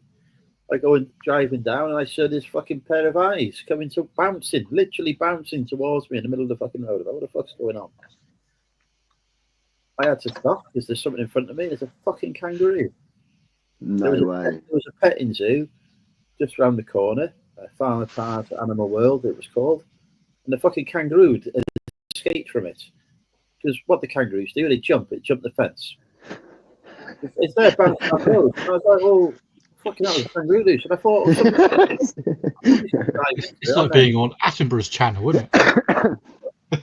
Yeah, I'm going to have to ring someone here. And I thought, oh, who the fuck do you ring? I don't know what number for the RSPCA is. And this was before fucking smartphones. So I thought, fuck it, I have to ring 999, don't I? They run the police. Oh, who do you want? Oh, police, I presume. Right, okay. What's your emergency? There's a kangaroo on the road. What? There's a kangaroo on the road. What do you mean there's a kangaroo on the road? There's a kangaroo bouncing up and down in front of me. Listen, you can't be ringing here and prank callers. We're not prank callers. There's a kangaroo in front of me. I said, I'm in the road on the joke, fucking, and there's a kangaroo. It's like you're gonna have to send someone to sort it out. kangaroo. So eventually, do they find the kangaroo? Yeah, well, of course they found. What the fuck did they find it? It's fucking bouncing in front of my fucking car, wasn't it? I was just waiting for it to jump. Have you seen the videos of like the kangaroo fights with humans? Or they have tried to. I don't know if they're all real. Some of them look way fake, but there's been ones where like this Australian guy is doing it to protect his dog. Like he's grabbed his dog. The kangaroos or is attacking this guy's dog, and this geezer goes over, and it's like the kangaroo puts his chest out and starts like cadgy, like, you know, shadow boxing almost, and it's like, what the? And this geezer comes up to this geezer, and this geezer just chins this kangaroo. Like, honestly, this is fun. I've seen that years ago, but they're lethal things. They can be, especially out in the outback. You're okay if they're boxing you because they're fucking tiny arms. One of those kicks you, fucking hell, like a horse kicking you, you're dead. Yeah, man. I see. I'd rather fight a lion. I think I'll be able to do the lion. I don't know about a kangaroo. Kangaroos, mate, different. I'll go for kangaroo. You do the lion. I'll have the kangaroo. That kangaroo tasted very nice on the barbecue, though. Yeah. Skippy. Skippy. Very nice. Tastes like beef, but sweet beef. Very nice. Not had it, but I did have to take I could have had a squirrel the other day. So this is in the year and a half that I've been renting that bit of land and had Dee Dee down there. We got told with all the water tubs and stuff that we've got, apparently, like we've got to get familiar with taking dead squirrels out, unless we start putting like wood or things that float in there so they can grab on. They come down to drink, bathe. They can't get out. But basically, yeah, we've had two. The second one was 2 days ago. I went down there. And it was only in like not even 6 inches of water. And I don't know how it couldn't have got out. But yeah, it was dead, floating in the water. So I had to get that out. And I said to my old man when I told him about it, and he's like, "Did you cut the tail off?" I was like, "No." He's like, "Why?" He goes, "We used to cut the tails off when we was kids. You know, wear them as a key ring." I'm like, "Shut up, man. I'm cutting the tail off a squirrel." But it's horrible, man. You go down there and it's just like, it's double. It's a massive squirrel. I've got a little clip. I didn't take a clip of the very first one. I thought I'm not going to do it, but I took a little clip, so you will see it sooner or later. But I've only like a small clip from a distance, so you can just see the size of it because it looks huge. But I think it's where it spent all night in the water and it swelled up. But last time I buried it, so I'd done a little burial service for this squirrel. And when I went into work, my colleague, who is a David Attenborough, he's an animal fanatic, loves wildlife, tells me all sorts of facts and stuff. He was like, he goes, you sort of, you stopped the circle of life, didn't you? You should have really just left it out in the wild for like the kites and that to eat. I'm like, oh, really? And I was like, well, surely the insects, now, it's still going back into the earth and that. And he's like, yeah. So this time I thought, I had Leon in my head and I thought, I'm just going to leave it on the side. And I swear to God, I've got this on video. I didn't see it get eaten or anything like that. I tried to hang about for a little bit just to see what had happened. But I got it on this yellow shovel and I'm walking across the horse field. And as I'm walking across, these 3 huge kites are just circling above my fucking head. Honestly, mate, I my pants and I'm just walking like just in a field on my own. It's 7:30 in the morning, man, and I'm just cruising across this field, just trying to get out of the field so I can put it down on the ground and just let nature take its course. So I do that and I go and chill over the other side of the field and they're just circling, getting lower and lower and lower. But they didn't come down because they definitely thought I was going to shoot them or do something. I don't know, but I just left, went back there later that day and it's gone, nothing to be seen. So it went back into the wild some way, shape or form. But yeah, that's brutal, man. I don't like that shit. And especially likes banging squirrels, so there you go. Squirrels. I bet they are fun to bang. Little rodents getting right up there. Right, lads, I'm going to go off because I am going to get an early night, but I'm going to keep you on. I'm going to get in a chat. I do appreciate you letting me on. Always a pleasure, Maximus. Always a pleasure. Yeah, man. Are you on every Friday? Most Fridays, if I'm not getting pissed somewhere else. Yeah, well, I'll join more, man, because I've not got no Friday evening work no more because we've cancelled the Friday session because we don't want to work Friday evenings no more. And it's music to my ears because I've got things like this I could be doing, talking about bumming squirrels and but no, lads, thank you for having me. I'll see you in the chat. Take care, man. See you soon. Take care, man. So Rachel was saying it's a code 100 for dangerous escaped animal. What, Rachel? Tell us more. What animal have escaped in Wilco's? A DUP MP called Great Squirrels, the Hamas of the squirrel world in Parliament. Brilliant. Seabers says, nice to have Max on there. Thank you, Seabers. Max has already returned. He's come back. Jesus Christ. He's only got a minute. Doesn't hang about, Max. Yeah, so hopefully Rachel's still watching. She can tell us what wild animal escaped in Wilkinson's. If she isn't still watching, then we will never know, unless I text her and ask.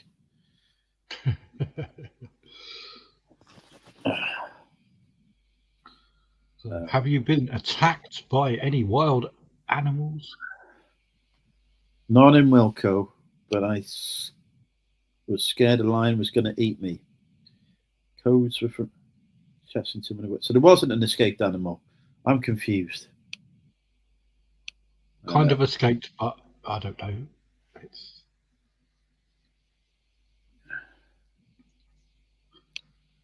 I've had a showdown with a peacock before. Oh, I get it.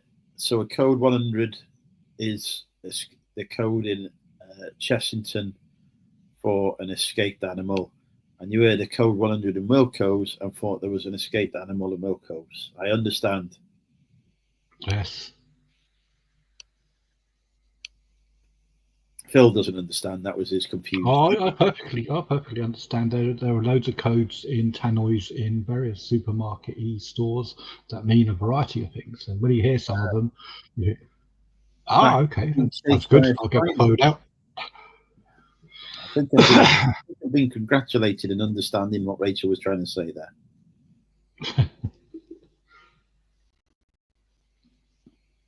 I've been chased by a peacock. That's my claim to fame. Are your ciders warm? They're as warm as my heart. So about -2. I dare you. I'm a very warm-hearted person. Well known for my kindness. I have not bought a Christmas present for anyone in a number of years, but apart from that, I'm well known for my kindness. Christmas present? Remind me of this. I have also probably not bought any birthday presents either, but we'll skip past that. Again, this concept that you refer to, what are these things? It's where people give others gifts that they then resell on eBay because they don't want the gift in the first place. So why don't you just resell it in the first place and then just not do with the gifting? Is this the moral of the story? Why is the box not in the fridge? Because then it would be cold. We don't want it to be cold. Yeah, we need Rachel to come live, actually. I did try and get Rachel to come live from the bath last week. Was it last week or the week before? Max, she said she couldn't come live. She was in the bath. I was like, it's perfect. I've been live from the bath before. Phones are quite waterproof these days. I've dropped this in the bath many times and I'm still alive. And so's the phone. So, yeah, but... We don't know what Rachel's excuse is tonight, other than she's never doing it. She's got fantastic thumbnails as well. I believe that was the first thing I said to Rachel. When I met her in person was, I remember the thumbnails. Spends a lot of effort on it. This is the key to YouTube success, I am led to believe. Yeah, so YouTube tells me that my thumbnails are not very good, which is why I don't get good engagement. And I'm like, well, fucking AI design. Was it exactly that words? Did it just say, look, Andrew, you're shit. Did this thumbnail? What the fuck? Pretty much. It gives me the analysis of stuff now, and it's like it says. Did you not reply to them and say, well, why don't you fucking do the thumbnail, you bastard? They do. They're the ones making the money, aren't they? So they do thumbnails. If they've got issues of your thumbnails, then maybe they should. If you upload a video, then YouTube will do a thumbnail of it. Yeah, I know. It kind of takes what it thinks is the valuable stills, and you look at them and go, not so sure. Rachel says thumbnails stressed her out, but I think if we compare Rachel's thumbnails to mine, she's got the opening undelivered parcels one there. genuine look of shock at the parcel. You know, that I think that's good.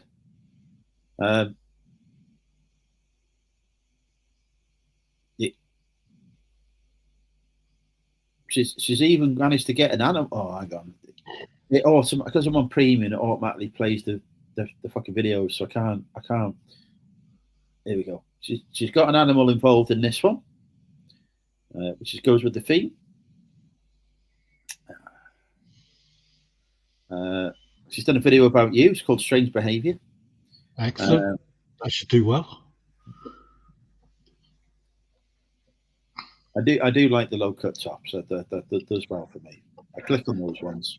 I can't even remember what any of my thumbnails look like. There's when Rachel come to see me, so when I go thrifting in Manchester.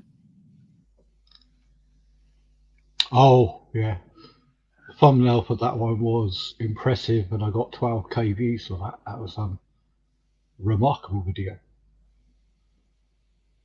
I got me with a balloon and a laser in me, and I only got 640. There is a common. No one liked that. There's a common theme on Rachel's channel. I must say, the ones where the low cut top is on display are getting a lot more views than the ones that have just got words on. Oh, yeah, this one has just got words on. 4.6k views. Doing amazing. You're getting a lot of good views on this. Doing really well, to be fair. 11k views on selling at the car boot. That's very impressive. I'm up to 92 subscribers. How did that happen? I don't even release content. Sorry, I'm just going through Rachel's channel now, and he's doing really well. Yeah, really well. I think all my thumbnails are amazing because the AI did my thumbnails, and I believe in our AI overlords. I haven't looked at my YouTube channel in a long while, and the last video that I uploaded was over a year ago, and it has already yanked itself up to my second most performing video. I did not know that happened. It got 53 views. 5.8k. How the fuck have you got more views on a video than I have? Because I know how to do them. Just because I choose not to do very many YouTube videos doesn't mean I'm crap at it. It just means I can't be asked. I'm very good at YouTubing. My best is 12k. I got a shitty video that's on 1.7. Quality content, right? I filmed some kittens in a garden. I got 1.6k for that. I even showed my gaming skills 10 years ago, and I got 1.4k. I only had 92 subscribers. 19 people watching at the minute, and I bet of those 19, at least half have not watched my latest video. I have watched it. I did neglect to the end. Did you put a comment at the end? Can you remember what the key word was? No, I know what the key word was. It was something to do with Bowden. Yes, it was. Yes, I did read all the comments, but then I thought, I'll put something clever, and then something else like a pin dropped or something, and I thought, oh, a new thing. You know how your attention span drops like a stone. It's like your other one, Superman. I forgot to leave Superman. Max has not watched the latest one yet, so that's one. This is why your video channel is not performing. It's because all these loyal supporters can't be asked, can they? Look, see, you need to slap them up a bit, Andrew, and say, look, we're going to see. Say, look, Rachel, guilty. I'm telling you, people do. But if I was to say how many people watch, why put all this effort in? Why put all this effort? These people can't be asked. If I said how many of you watched my video when I said I failed in business, seen it? There would be more people who watched that because the title was catchier.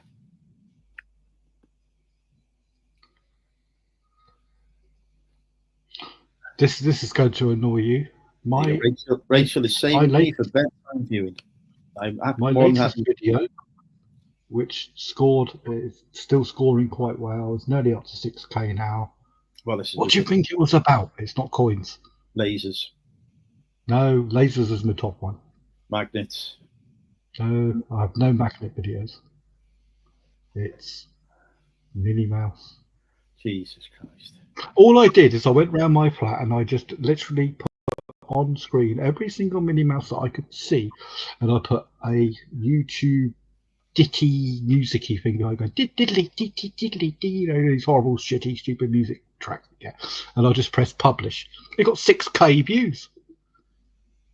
Well, we finally got a video viewer for my last video, but that was because she was hoping I died. So thank you, Jim. That's appreciated. Rachel wants to watch me in bed. Rachel, I would love to watch you in bed too. So, you know, good setup. I got turned down for monetization because I didn't do enough, apparently. See, I'm very good at getting the watch hours in, because if I do Drink with Andrew, people tend to watch it consistently. Yeah. So it stays. The retention on Drinking with Andrew is insane. I think people just expect me to die live on air. Well, but the people like not being nasty, but people like inane stuff in the background, don't they? While they're doing other stuff, they don't want something they need to concentrate on, but they don't want something that's so boring that they can't be asked. So we pitch at that level where we're interesting enough to keep on in the background, and while they get on with the washing up. How many people are doing washing up in the chat at 10:30 at night? Probably none. I've got a dishwasher. Oh, I sold. Oh my God. Who the hell has been on my shop and bought all my shit? I'm going to lose money tomorrow because I've got to fucking pay eBay money for this fucking co-funded seller coupons. I'm not happy. I've done that once on one of these co-funded Bingham doodads, and I did not find it value for money. If I had to pay for it myself, I certainly wouldn't have done it. And I suppose you're the same. You get about, I don't know, one offer a day, or some bloody stupid co-funded bollocks. In my niche, it doesn't really matter, because if people are going to buy it or they're not, I don't need to promote it to people that aren't going to be asked. I've told eBay I want to withdraw from it and don't want to take part in it anymore, but just because of the randomness of taking the money. Like, you know, they always take it at a point where I'm thinking, right, I've got some cash building up, excellent, and then all of a sudden, oh shit, I owe eBay money. Thank you very much. Why don't they take it at source? I think Christopher's if they YouTube asked me questions to like address this, didn't they? He done a little old video there, and he's quite bang on the fucking mark there. I haven't actually watched. I am a loyal fan of Chris's. I watch all his videos as they come out. I haven't watched his last two. That is one you should watch, because it's I will watch it. There's some very, very, very marked points in there, of which I think Chris made some very valid points in. He was very honest. Good evening. How are you doing, Ross? Good to see you. Yeah, not bad. Ross, you look like you're in your own house. I know why you're late. It's because you've been going through your bottle of change, isn't it? Actually, to be fair, I was technically getting change together, but not for the same purpose as you would be. I was getting changed together for the car boot sale tomorrow morning. Oh, so you're going to be giving away perfectly good money rather than selling it for more money? Well, it's going to be money that's at face value, but yeah. Yeah, see, these youth of today, Andrew, they just don't know how to do it, see? Actually, I don't know. What you've got to do is get hold of the money and sell it for more. I don't know how old Ross is. We've never had this conversation. He's 21, same age as you. Phil, this may shock you, but I'm not actually 21. I know, you were 21 last year. You're 22 now. No, I'm not that silly. No. I know exactly your date of birth, Andrew. Probably to the minute. I'm a big stalker. I mean, I just feel incredibly weirded out now. Excellent. You know when people say that you know when people say that I'm creepy, all I do is I get them to watch 2 minutes of you, and then they don't feel so weird about me anymore. Exactly. See the service I provide. I take the heat. Anyway, Ross, you thought Andrew was weird? Look at this. Yeah, good. Yeah, not bad. eBay's finally woken up after the sort of week of like just quietness. I've just got to have a little check on something. But there's so many people saying that it was very quiet. So I think there's been stuff going on in the background. For every person who says it's quiet, I can point you to somebody who's doing very well. Yeah, but the thing is, I sort of what's the word? Didn't come out with it like straight away. I really looked at like what I was doing and all that, but I think that stands me in good stead anyway going forward. Absolutely, the investment you make now will pay off. It always does. Rachel wants some money from me. Rachel, but yeah, sorry, you're doing something with money. Rachel's saying demand the money. Oh, she's talking to Max. I get it. Max has been demonetized. Max, you got demonetized. You're getting your penis out live on the internet. That's why you got demonetized. Well, again, I have told Max about this. They don't like it very much. So yeah. So I think, but Vintage was taking along. Not like amazing, but it was taking along. It was doing quite well. A lot more regular. So it wasn't too bad. All money is green, as my mentor says. Yeah. All coloured. Pardon? I've sold 2 more metally things since I've been online here. It's very good. But when you say metally things, you're still talking on a banned subject. I'm not that stupid. Not necessarily. They could be staples. Yes, but they're not, are they? They're heptagonal type shapes. Were they coins? But the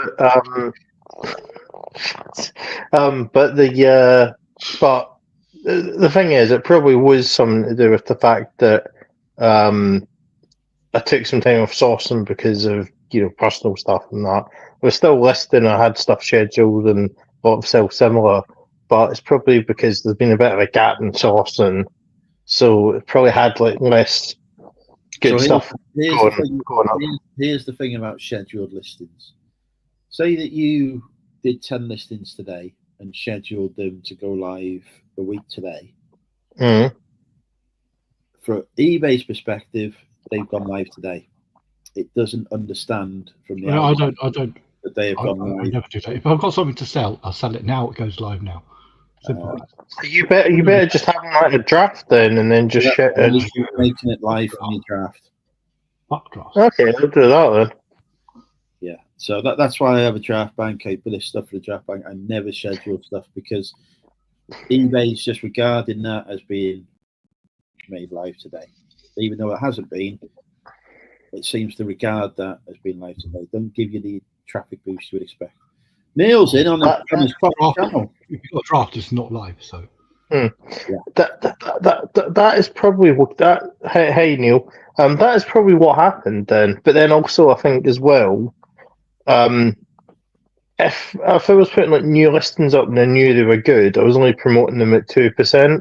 So it could be that. But I've not actually actively gone through and taken stuff down from 5 to 2. It's just if it's stuff that's good, new going up, I've only put it at 2. So, but it's probably more likely the first time you said that. And after 3 days, then put it to 2. Then it looks like you put it up. I'll tell you what I'm doing now. What I'm doing now as well, which will be viewed as controversial. I cross-list a Vinted, right? I do as well. If something sells on Vinted, I'll take it off eBay.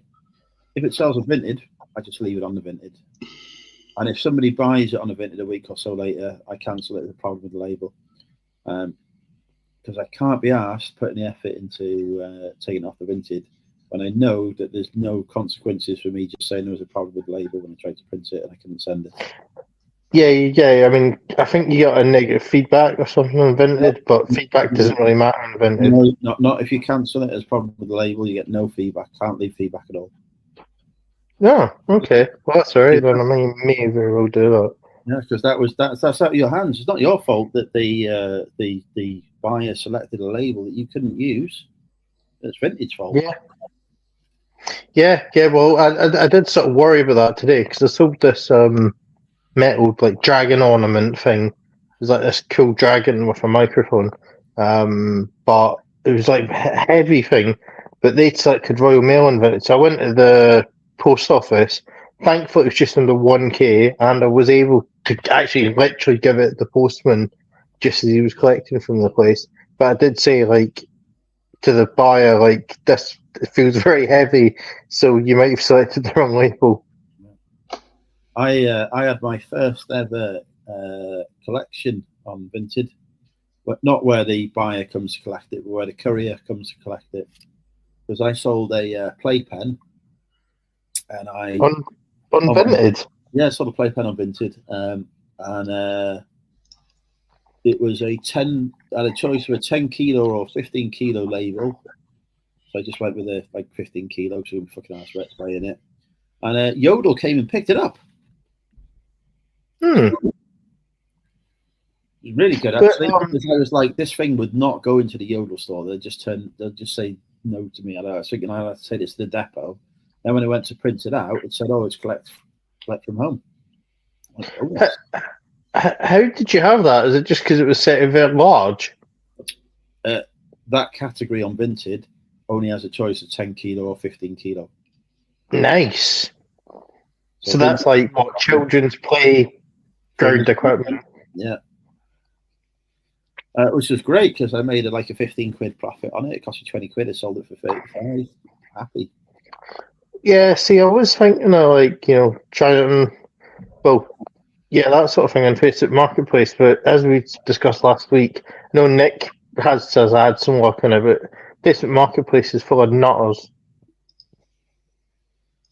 It is. Never come. You are quite right because I frequently buy on Facebook Marketplace. Yeah, you get quite a lot of mad stuff, but just not right. Max, honestly, save yourself the effort. Don't watch it. Me and Ross sat through that. Jesus Christ, Ross, how are you? You recovered from your rigor mortis after watching that bloody podcast? Oh no! To be honest with you, I actually really enjoyed it, and I actually asked Phil a number of probing questions, which I'm not going to repeat because I know they're banned on this channel. Yeah, you send me your questions. Send me questions, Ross. I don't give a shit. I'll answer them. Yeah. Oh, Phil, did you happen to see the post that I shared on Andrew's group about with my local parcel shop when I got robbed or attempted robbery? No, I don't think so. Oh, so my local parcel shop where I dropped the every parcels off, they had an armed robbery and an attempted one. But also my in-post shop, which is a different shop near my house, that got armed robbery. I think the guy didn't get anything and he just started smashing glass bottles in it. The little every shop got the armed robbery as well. No, it was a knife. Oh, but my main every shop, gunfight. my main every shop, and this is bloody brilliant. They even released the CCTV. So the guy came in with the knife, goes up to the side of the till and starts threatening the guy who runs this every shop with the knife. The guy who runs the every shop just starts laughing at him and starts walking him out the shop. And then the guy with the knife's having a go at him. So every guy in the shop, those yellow plastic baskets you get in corner shops or supermarkets or that. He picks up, the guy who runs the shop picks up a yellow plastic basket and just starts threatening the guy with the knife with it, threatening the corn molder head with it. Well, this guy with the armed robbery, I think it was just an empty threat. Hence why when the shopkeeper started laughing at him, he lost his balls. He fucking ran out of there so quick. I was like, come on. Oh, you thought you watched the video? Yeah, I watched it. It was the shittest attempted armed robbery I've ever seen in my life. He walks in there, waves his knife around, the shopkeeper tells him to fuck off, chases after him with a bloody shopping basket, and he's gone. Well, they've arrested him. Oh, he'll get at least 2 days worth of. No, I don't know, Phil, because he did an armed robbery at 2 other shops, and he's also done 2 broken into 2 houses. Okay, 3 days. 4 days, 1 for each house. Well, no, we get 4 days, but get away with 3 after good behaviour. But yeah, seriously, yeah. You're right, it was pretty crap, Andrew. But actually, using video to watch, though. Fair dues to the shopkeeper for standing up for his business there. Yeah, you do that in a mainstream supermarket as an employee, you'll get sacked. I know. It's ridiculous. As an employee, it's his own fucking corner shop, isn't it? Yeah, I know. Well, yeah. That's why supermarkets get targeted so much, is because they know the staff are been told not to engage. Otherwise, if they do, then there's all sorts of lawsuits and paperwork. He lives in South Shields, Neil. Lives in South Shields. It's nearly as rough as where I live. No, Milton Keynes. Probably, isn't it? He was been asking then about what part of South Shields you're in. We kept that going for a while then. I'm not Laney. I know, actually. South Shields. Sunderland. Sunderland. Neil. Right. Shields. I know my subscribers. I know all of my subscribers very well because I've only got a couple of them. So I know all their stories. Get the personal touch on this channel. Oh, that costs extra usually.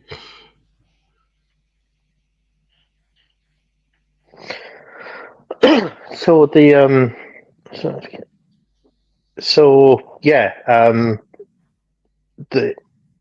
every shop are very good. They're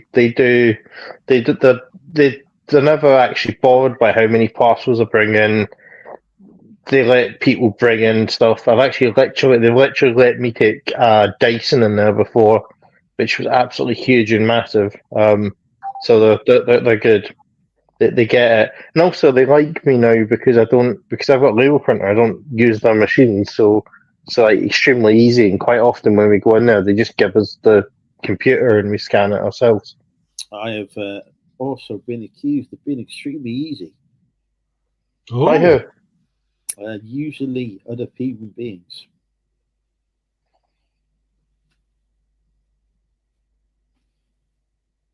So where do I live then? And Scotland. He said she did specifically say not to say that.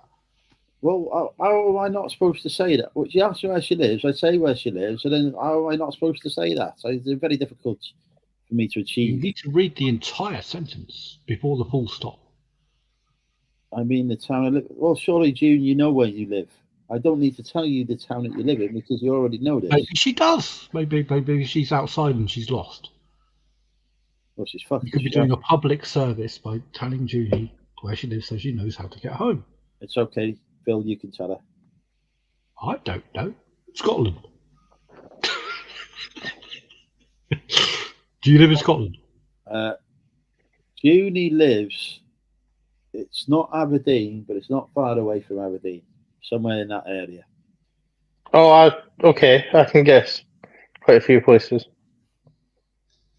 Arbroath, Montrose, Braemar, Stonehaven.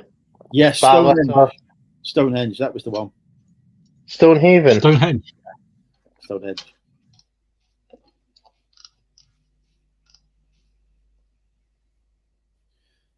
Bridge of D, I'd guess. Bridge of D. Hang on. Why are you thinking Neil? I said it before Neil said it. Banchory. Fucking hell, I don't get any credit here on this channel. Huntly, Dice, Inverurie.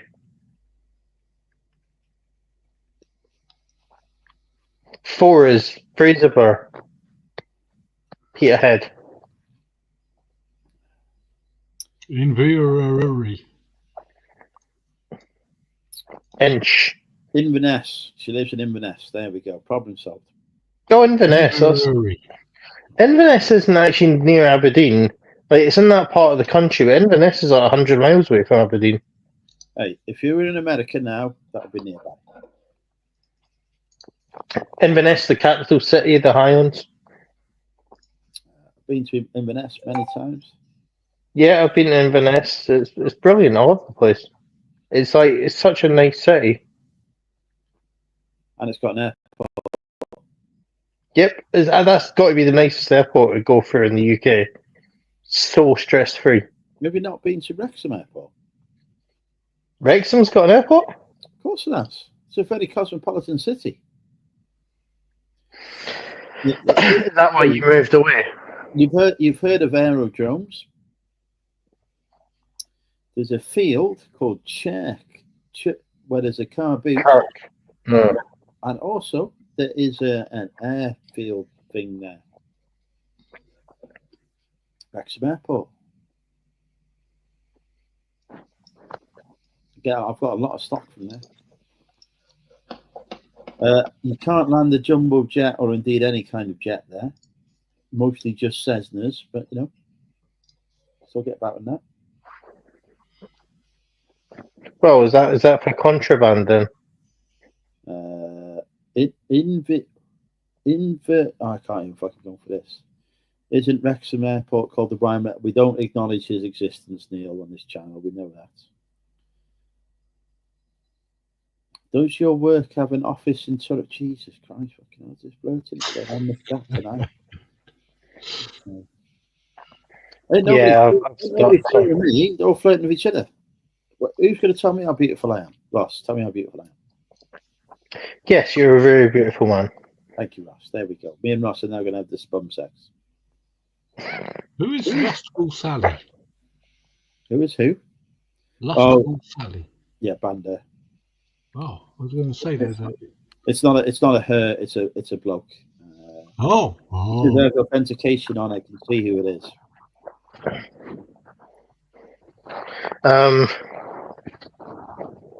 Yeah.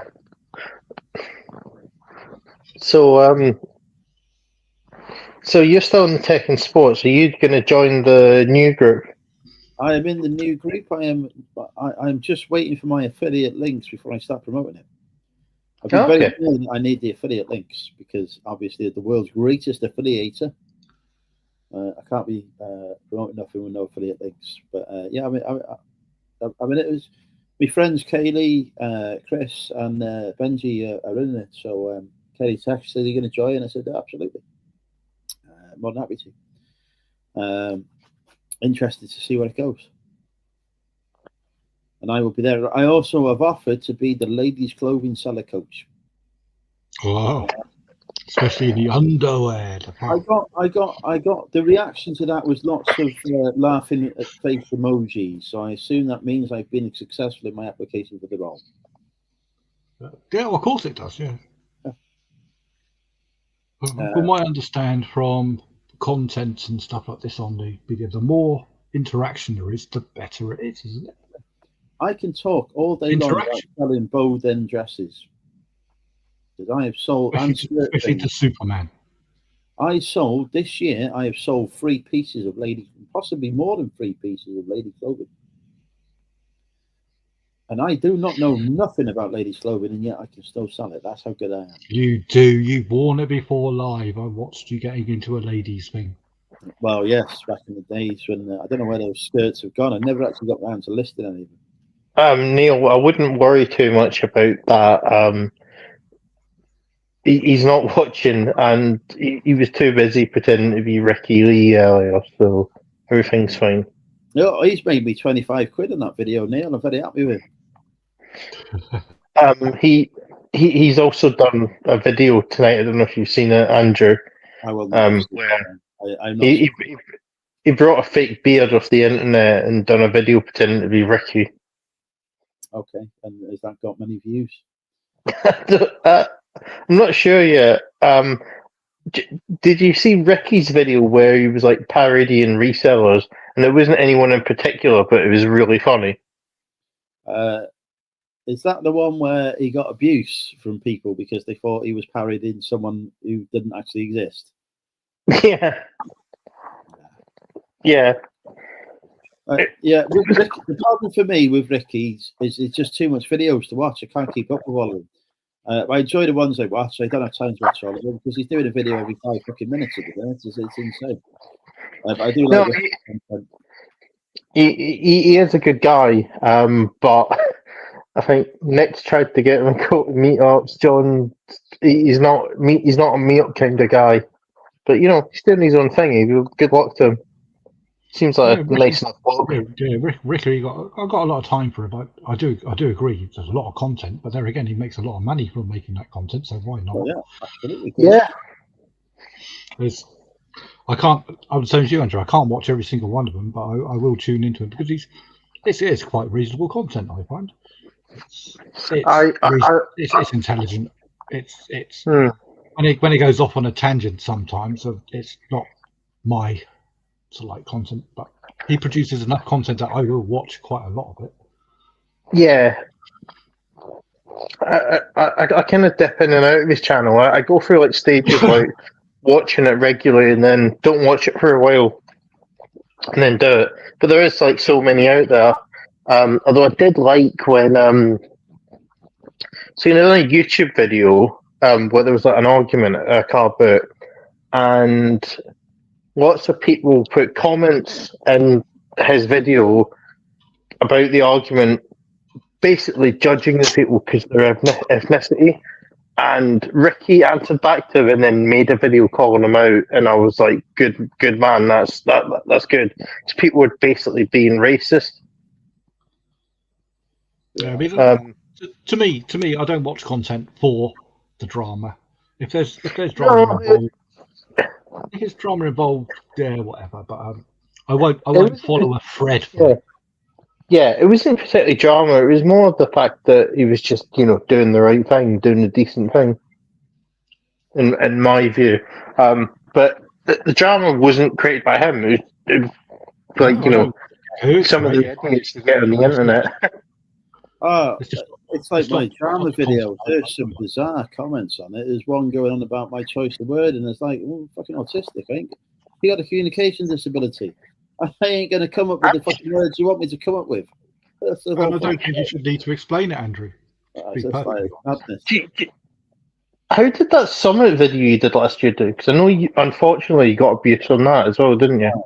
Yeah. That did it right. Because if you're in the public eye in any form, you're going to get a percentage of bad shit coming at you. Sadly so. Oh, you always are. It doesn't matter how nice you are or whatever you do. Some arsehole is going to be a cock to you. So I had the most bizarre conversation on not my last video, but the one before it, where somebody might have commented, "Oh, I didn't realise you were a part-time reseller." It's like, oh, okay, fair enough. Yeah, it's always in my intro. I'm a part-time reseller, and then went on to go on about, well, why are you in listing challenges and stuff like that? I was like, well, I'm not sure what you're on about. But I don't know what you're on about. And he goes, I haven't got time for this feud now. And it's like, what fucking feud? I couldn't understand any of it. People are making up fights for the sake of fights. Yeah. I get some bizarre. I got some comments. If I ever go in the comments that are held for review by YouTube, the ones that YouTube has thought shouldn't be published, there's some vile comments in there. Vile comments. Never see the light of day. Get accused of all sorts. Like I say, if you become a public figure in any shape or form, you will get it. This is why work keeps telling me, "Oh, do you want to do YouTube? I should do YouTube. Stop doing YouTube, Andrew." Well, you just do, as long as you can handle it and know how to handle it.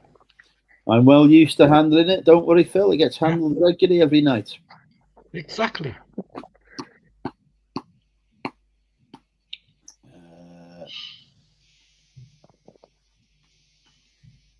I just saw the see how slow I am. I just caught that. Do you know what I would love to hear though? Like one day, I'd love somebody to come in and say they started reselling because they watched a Money Mental UK video. That would make my day. You know, somebody who was able to do that and build a business, and it all started because they'd seen a video that I put out there. I would love that. I'd be so happy. It's not happened yet, but we've still got time. It's only been 6 years of making content, maybe 7. I've made a lot of money because you convinced me that complete savings wasn't a scam and it was actually a very good way of making money. And yet I've seen none of my amounts of money. I've not seen a single penny of that money. I'm very disappointed. No, I haven't made enough of it yet. I bet you're spending it on round shiny things. I bet you've made 4 figures from it at least. It's approaching it. I haven't been on there all that long, not even a year yet, but it is very much approaching it. Yes, because I source online from eBay. Christ, 11% off of my stock is a considerable saving. All thanks to MMUK. No, it's not, because if you mentioned this and convinced me a lot earlier, I would have saved thousands. This gatekeeping. Jesus Christ. I know, taking the piss. I could do, honestly, if they gave an affiliate program to, you know, if they said, here's an affiliate link, I'll make a video on it, no problem. But they don't, so I ain't making a video on it. Fuck it.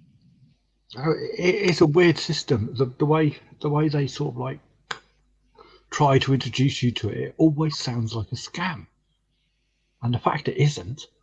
Well, it's not only that. If you put in complete savings scam into the internet, you get so many people saying it's a scam because they've signed up. Because people think it is. Because they're idiots. They don't understand how it works. But I Jesus Christ. And I'm very hundreds and hundreds of pounds. Continue to give them money to complete savings and don't use it because I benefit from their fucking incompetence. I think I made one purchase on eBay, I think about 3 or 4 weeks ago. It was validated and went through. The purchase total order value was around about £500. I made 68 quid back. Complete Savings has a 1.5 star rating, and it's accused of being a scam all over the place. Like, I don't give a shit because I make a fortune. I don't care if people don't use it. Up to them. Even on Trustpilot, it's got a 3.3 rating, and actually, it should have 5-star rating because literally, it is the best paying cashback site in the world. It is. Let me think. About 5 to 10 times higher than Quidco on return, easily.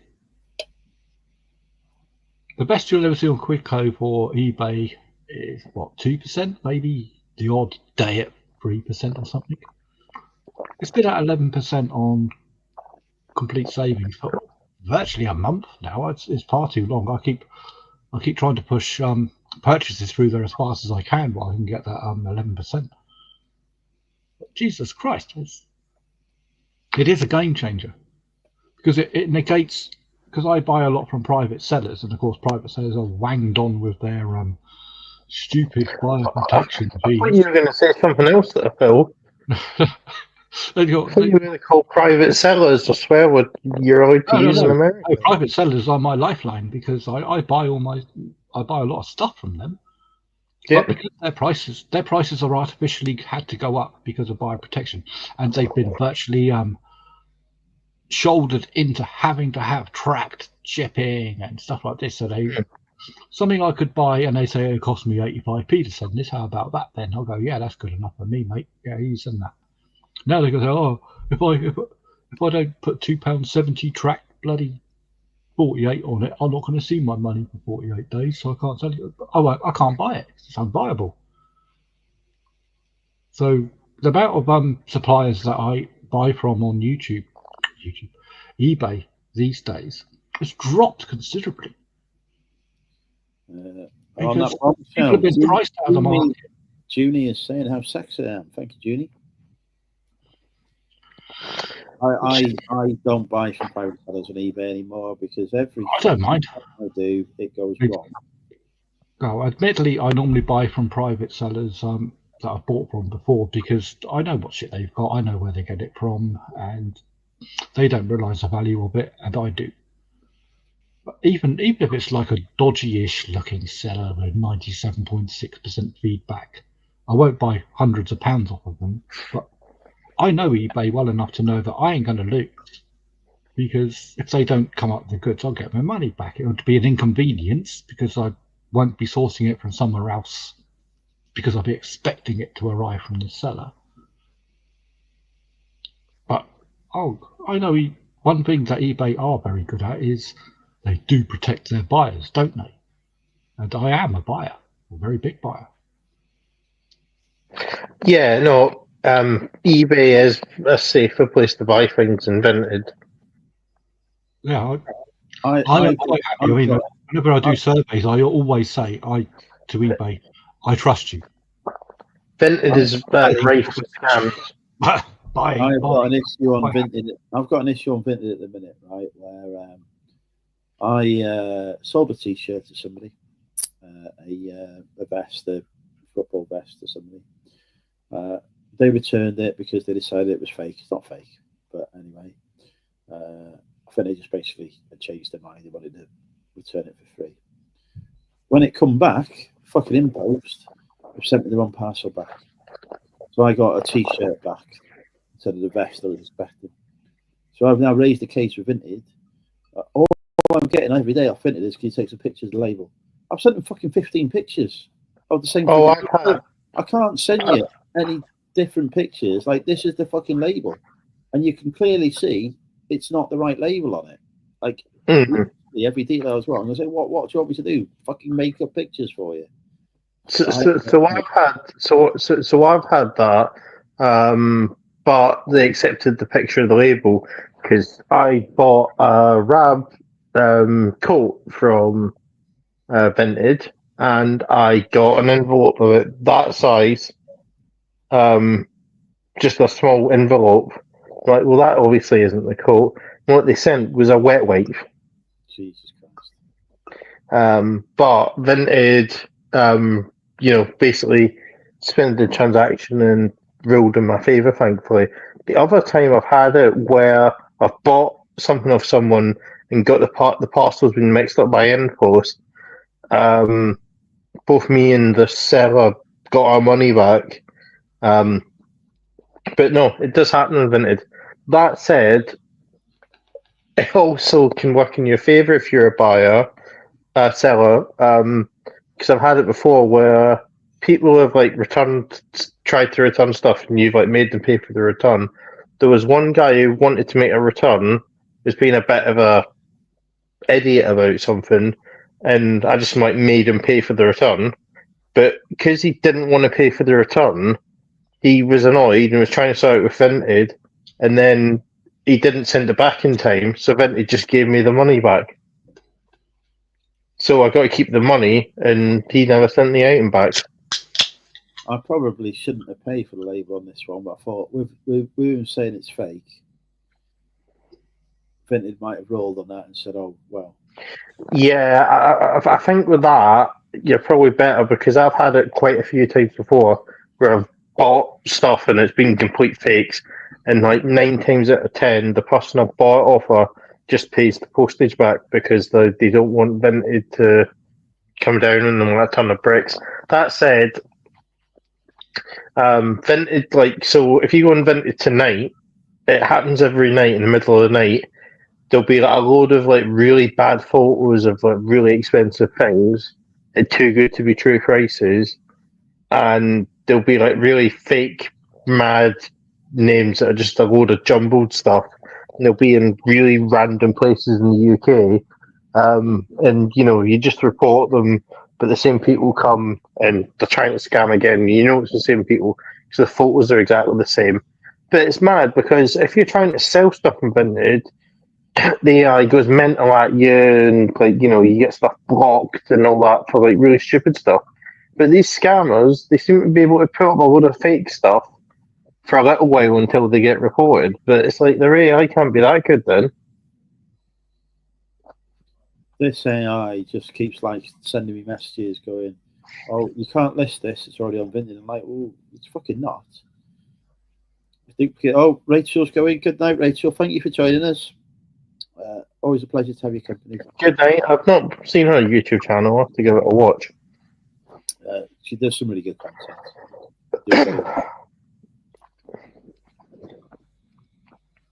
Lovely lady as well.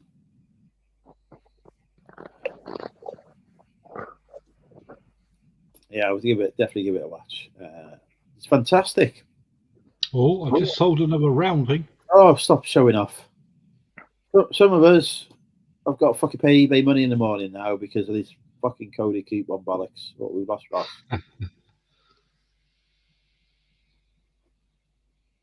Was that me? I was going to get a payout from eBay tomorrow, and then eBay took 40 fucking quid off me, the bastards. So now tomorrow they will be taking money out of the bank account. And I was just like, it's just stupid eBay. I pressed the button in StreamYard, and for some reason it opened up Seller Central. You're back. Don't worry, you're back. Yeah. I feel like it's the longest Rachel has lasted on the stream. It's been over 2 hours. We get a live one day.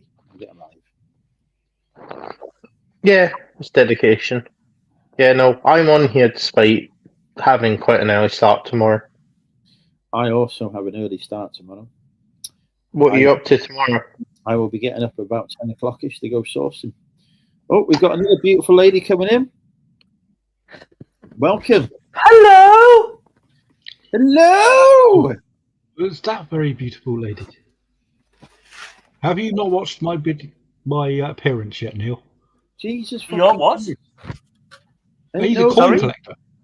My coin appearance. No. Where on? Oh, on Chris's channel. Christmas thing. It was. I've seen it was on.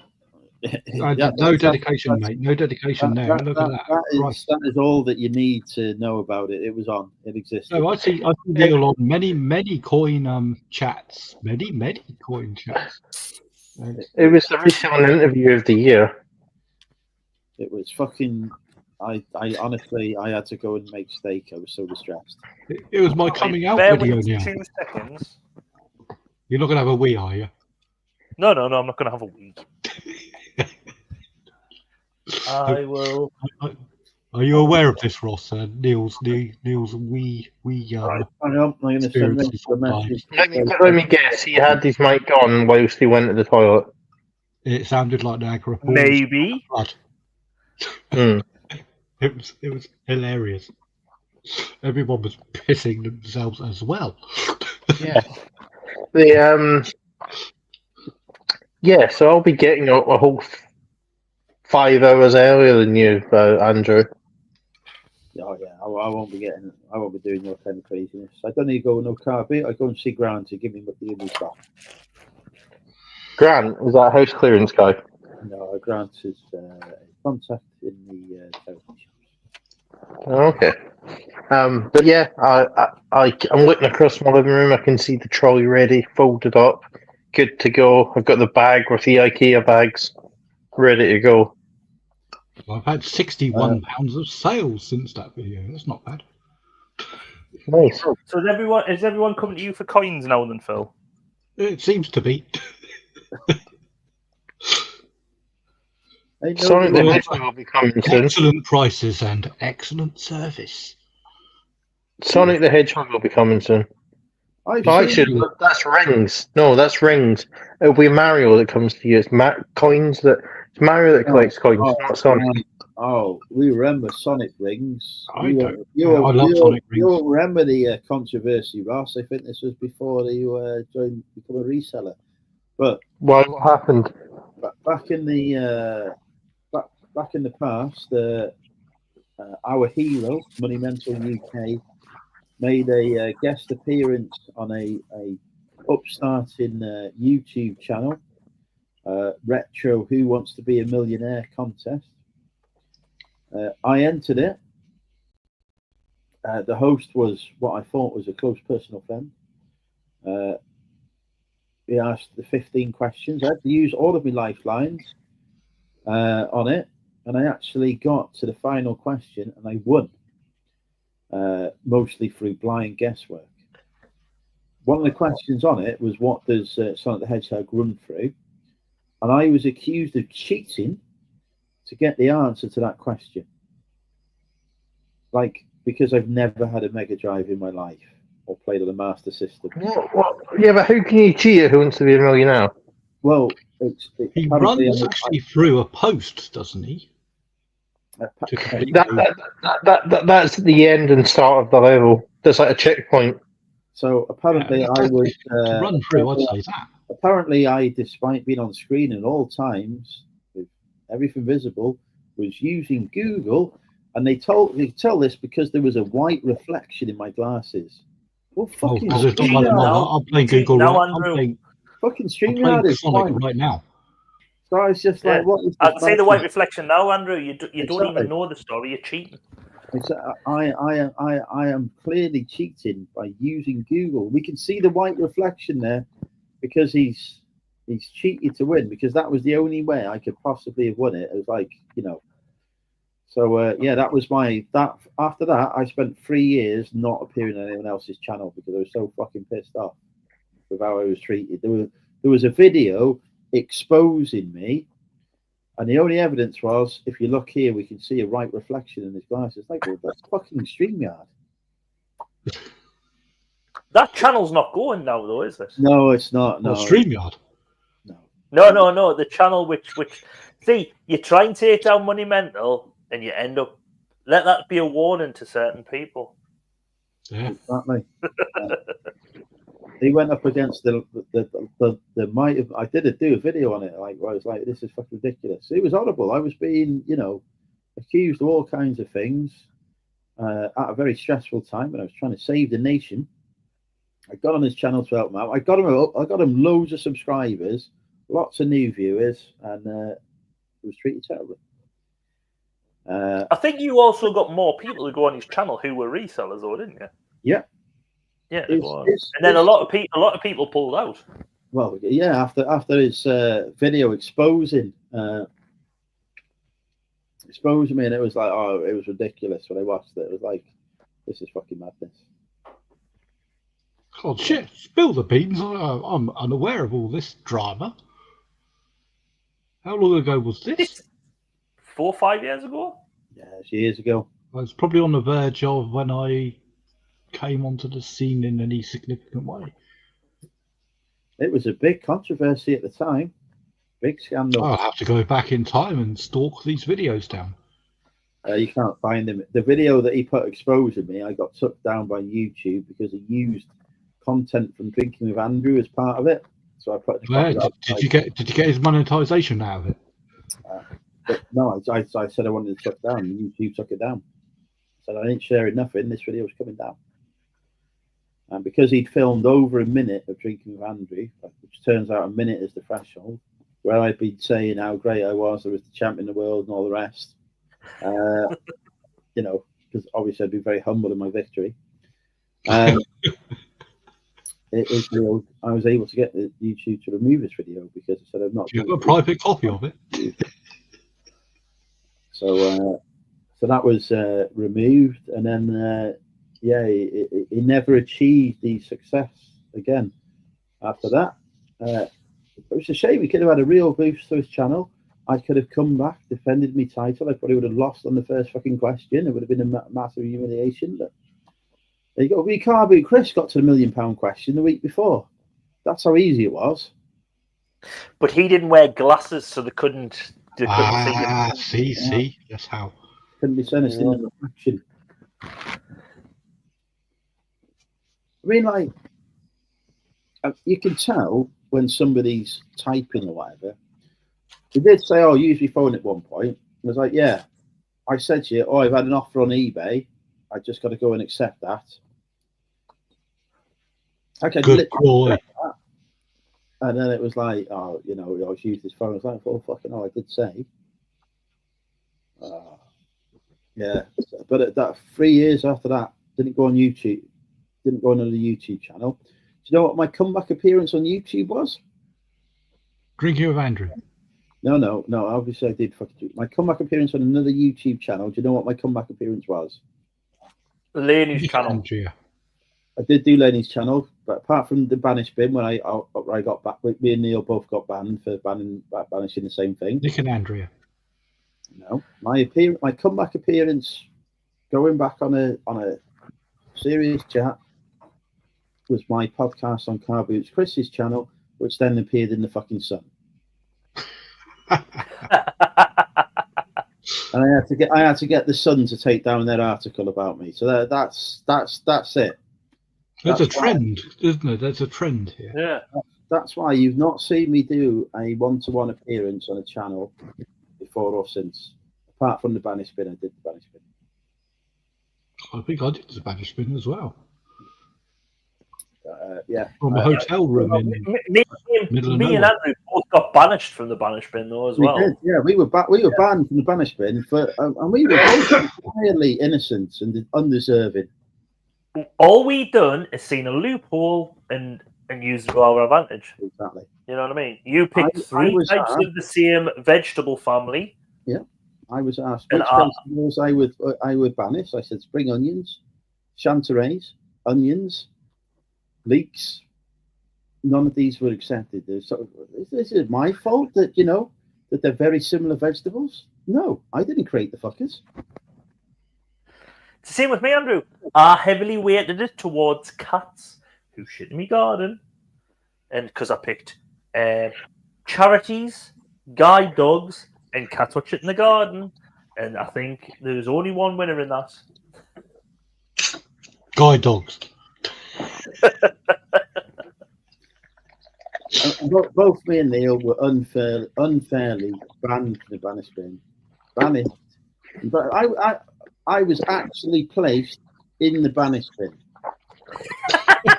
And voted for by the chat as the one who should be banished. For that, me and Neil got up against each other. He survived. I got banished for picking some common vegetables. You should have a T-shirt, Andrew, with free the. Where do you live now? Aberystwyth. Aberystwyth. It's Welsh. I know it's Wales. You know what I mean? I could have said Cardiff. I knew it wasn't Cardiff. Sounds like an American. Do you live in England? Is that like London? You should have a T-shirt with free the Prestatyn one. Yeah. So actually, Andrew, so what, you actually got the Sun to take it down? Yes. How? Because I told them that I was unhappy with because there was a lot of abuse in the comments on the article, and I said this is affecting me mentally. It's caused me great mental distress, and we will be proceeding with legal action. And that was it. That was enough. They said, "Oh, we take mental health for people very seriously, etc., etc." So they took it down. Well, I mean, to be fair, it's really right, because it's lazy journalism and they give Chris fuck all for it. Me? My story should be giving me it. Yeah. Money. Yeah. I did say to him, you can keep it up if you give me 500 quid. What sort of abuse were you getting on that? Because I talked about having a gambling addiction, and then people were being abusive about gambling. What's wrong with that? Lots of people have gambling addictions. It's a very common issue. Yeah. It'll be people who either one haven't admitted to a gambling addiction, or people who don't think it's such a thing. You can stop when you want to stop, even though they've probably got a gambling addiction, but they don't face up to it. Yeah. Bang on. No, it's probably idiots thinking people talking about addictions is woke or some crap. I also told him, I said I went to university in Liverpool. I do not buy the Sun. I have no involvement in your newspaper. I have no wish to be involved in it. Mm. But yeah, too right. I wouldn't want to be in that fucking thing. But we had a long conversation. There were several emails. We got moved. There is no Monumental UK. It was great. I didn't even have to get the government to take it down for me, which was the other plan I had. What? So your work didn't find out about it, or? Oh no! No! Oh, they found out about it. They were not happy. Really? I had to report it. I had to say, look, I've been put in the press here. It's not necessarily a positive context as such. based on feedback. So yeah, I have to report it. Actually, to be fair, there's having. So even though I'm not a member of the Foreign Office, I do know that for that or any sort of thing, you have to basically, explain all the stuff you've done wrong in your life in case anyone tries to blackmail Yeah, you. I have clearance. Compromise, isn't it? When you go for certain levels of clearance, this is probably out there in the public domain, so I'm not revealing any state secrets. When you go for the highest levels of security clearance, you have to discuss your internet use, your past relationship history, your financial circumstances, your medical history, every single aspect of your life you have to discuss and go through so that they can identify any potential vulnerabilities. Not so that they can stop giving you clearance, but just so that they're aware of where those vulnerabilities lie and so that you're aware of them as well, and so that they can mitigate any potential risk of exploitation. So is X Hamster and like X videos and Pornhub all above board then? Yeah, there's no issue with when I've had clearance before, I've had to say what I've got on because they will just access it. They will know. Yeah. So you just say, look, these are the websites I use. This is the stuff I look at. So yeah, it's fantastic. I think the last time we can't discuss this in any more detail, to be honest. Yeah. All I'm going to say is I've never met you before. I'll look across. See it there. You're a sorry, is that your name? Ross. No. Ross. Right. Okay. Just because I'm just wondering, are you part of the foreign? What did you say? You're not really part of the foreign. He's the muscle. Is that because you're Scottish? That's all I'm trying to get at. No, not that. No. To be fair, I spoke to some people at from the Foreign and Commonwealth Office careers fair once. That's the only experience I have. Right. All right. Okay. And is that how you got to Milton Keynes? Like, do I have to speak to you to get to Milton Keynes? Or is that what there is actually a Foreign and Commonwealth office at Anslope Park.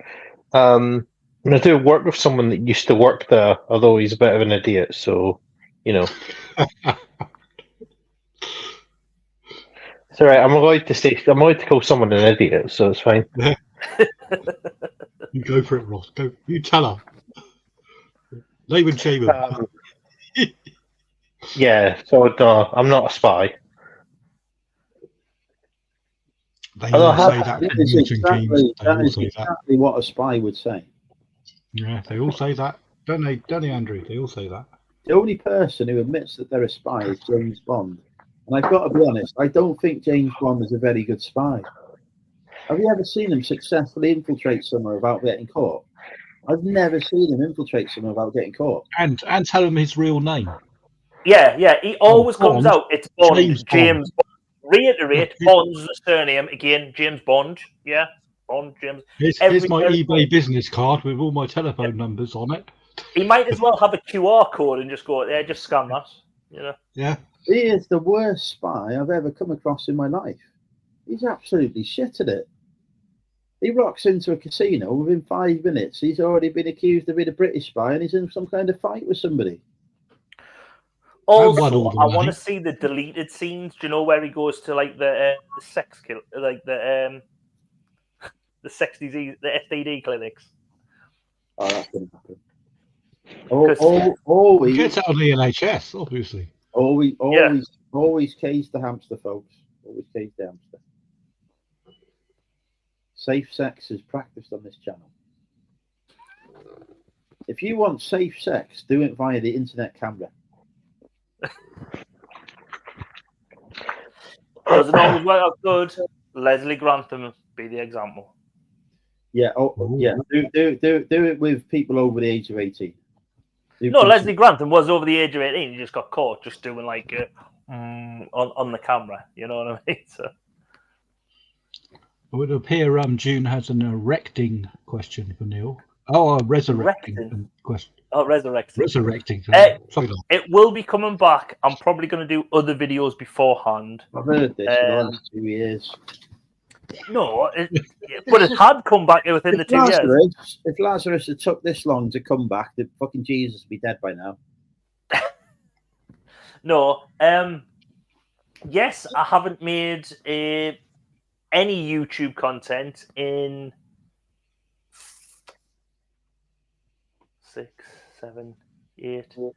8 months.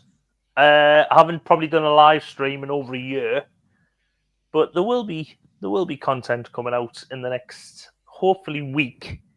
Do a coin video. To be honest, Phil, I've got a load of coin videos filmed. That's what I went for before. Where did I go? I went for before Andrew gets back.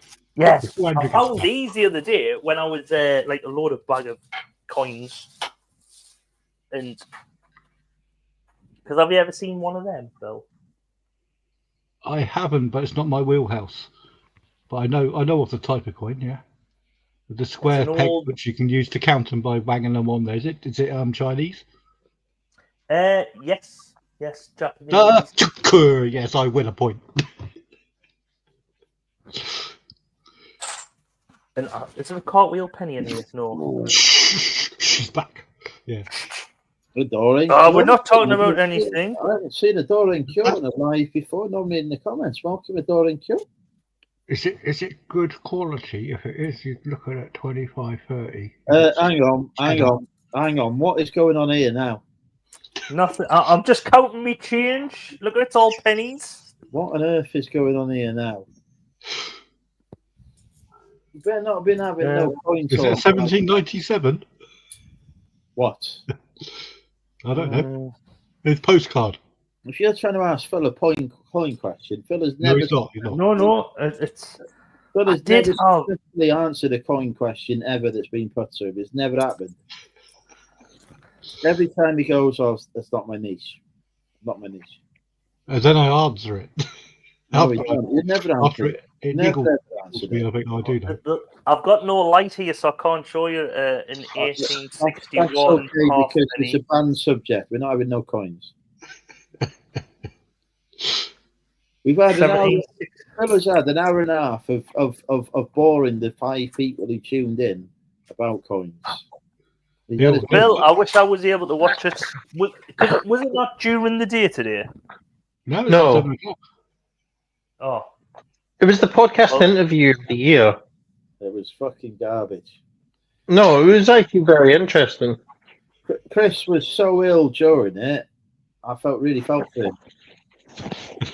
And that's not knocking Phil as a guest at all. I've heard, looking at the reviews on Spotify, it says it's the new Frost Nixon. I don't know how to take that because I don't know who the hell he is. Who? David Frost and Richard Nixon? I don't know. There is a new members-only video on the Carby Chris channel. Yes, I've seen it coming up. I need to watch that. I am a member. Can you prove it? It says Syed Vintage are making money out of junk. Didn't he do this video? Didn't he release this the other week? And it was where it was all those potches with like crap on it. Has he just re-released the same video? Is this what he's doing now? Just open it up and see what it's. If it's like a box full of potches, it probably is. But we could do a preview of it. Put it on live, and we can do a sort of like a watch party. Yeah, we can do a watch along video, Andrew. Just put it on the screen because I'm not in the group. I'm not even a reseller. So just put it on the screen. Critique it. We'll circumnavigate the paywall. There you go.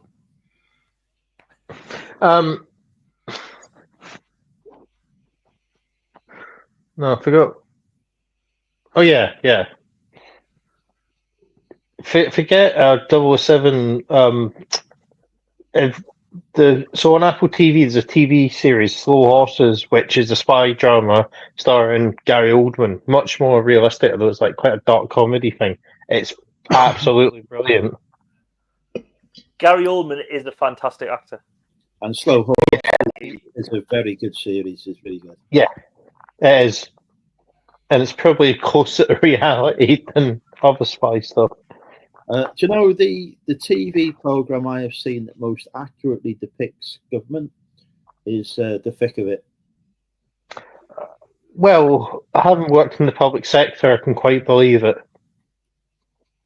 That was great TV. And Armando Nucci, I think, isn't it? it was, yeah. And they said, "Oh, are you going to do another series?" And he was like, "Literally, if you watch what's going on in government now, I can't script for that because it's actually far worse." Yeah, no, it's like because if he'd have tried writing that stuff 20 years ago, everybody would have been like, "What the hell? That would never happen." Yeah, no, it's far. I think then he went on to do 2012, though, didn't he? Did he do 2012, which was like the run up to the Olympics? Did he do that? I don't know because there was an Imagine program about it the other week. He did Beast in America. Yeah, and Starship 9 or whatever it's called. But a cruise ship in space. But he also was one of the creators of Alan Partridge. Yeah, he was a massive writer. Him and Alan Partridge and that Irish guy, who ended up going on to Father Ted. Yeah, Graham Linehan. Who is a genius, but also is just weird now. Yeah. He's one of them where it's genius, but it's a troubled genius sort of thing. Yeah. So basically, he's had an anti-trans obsession, to the point but that a very unhealthy one, though, isn't it? It's like it's not like he's got his views on the subject. It's obsessive so much that he got divorced and done an interview where he was crying about it, and it's like, I don't understand why a heterosexual male would be so obsessed with trans issues. It's just weird. Yeah. Like, by all means have your viewpoint on an issue, but don't get that obsessive about it. That's if it doesn't affect you. It's a bit weird. Yeah. But yeah, he is a genius, yeah. Although, Alan Partridge... Oh, sorry. I was just going to say Alan Partridge is one of my favourite TV, one of the most quotable TV series for me. Back from the late 90s.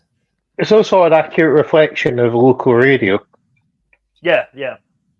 Oh, well, have you seen Mid Morning Matters then afterwards? Like, yeah. Well? Yeah.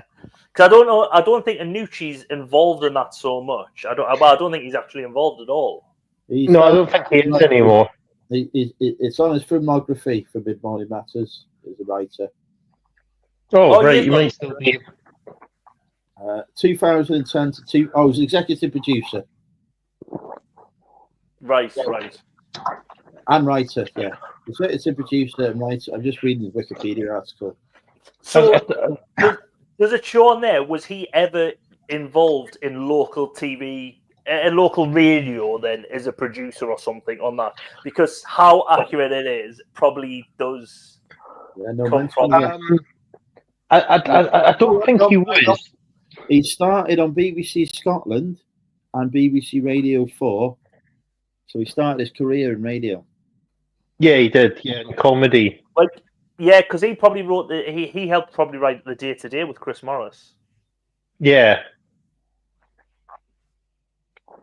If you ever get Audible, so Steve Coogan done an Alan Partridge podcast on it called Alan Partridge from the Oast House, but it's not a podcast. It's just like a radio drama thing. It's fantastic. There's about 2 or 3 series. It's like really, really funny. Right. Is that from the... Oh, what was the... Oast House. It's the one from the Oast House, yeah. Yeah, is that really good. No, that's the same thing, yeah. It's like the thing he done on... It's on Audible. It's a radio drama, but you can get an Audible free trial. I'm sure Andrew's probably got an affiliate link. If you want an affiliate link to it, I give you one. No problem. Does Audible not come with Prime now, though, or something? Certain tiers of membership, I think it does. Right. but I think you've got to like pay like separately. But then Audible's like really generous in terms of you go on it for like a month, use it for a month, and then maybe like pay for it for a month, and then threaten to cancel it, and then they give you like 3 months for free. Then after that, if you threaten to cancel again, they give you like it for like £3 a month or something. Right. Because I know quite a few people use it at work, but they use it more for the audiobooks. But to be honest, today I think I was looking at the podcasts I've got downloaded on Spotify, and on me playlist of latest episodes downloaded, there's over 100. Oh Jesus Christ! What's happened here? I was going to say over 100 hours. But just when I'm looking here, there's 2,656 hours of podcasts I need to listen to. I don't know what's happened there. I don't know if one podcast I've listened to has just re-uploaded every episode, and so it's sent it all on because I've had that happen in the past. Well, yeah, although scary enough, most of the podcasts I listen to are politics or current affairs podcasts. So do you listen to the rest of more politics boring than that? Yes, I do. Yeah, that's brilliant. The rest of politics is brilliant. See, I don't listen to that. All I know about it because I listen to the rest of showbiz. Oh, listen to that as well. Yeah, I think that's brilliant. How much it shows you, like behind the camera and what goes on. Yeah, no, it is very, very good. Sorry, Phil. What I found. Sorry. You were going to say something, Phil. I can't remember. I don't know. Right, so go again, Neil. Sorry. No. I was just going to say the other day when they were talking about Meghan Markle and our new TV series, which has come out, and they said it's just so not hitting the spot and this, that, and the other.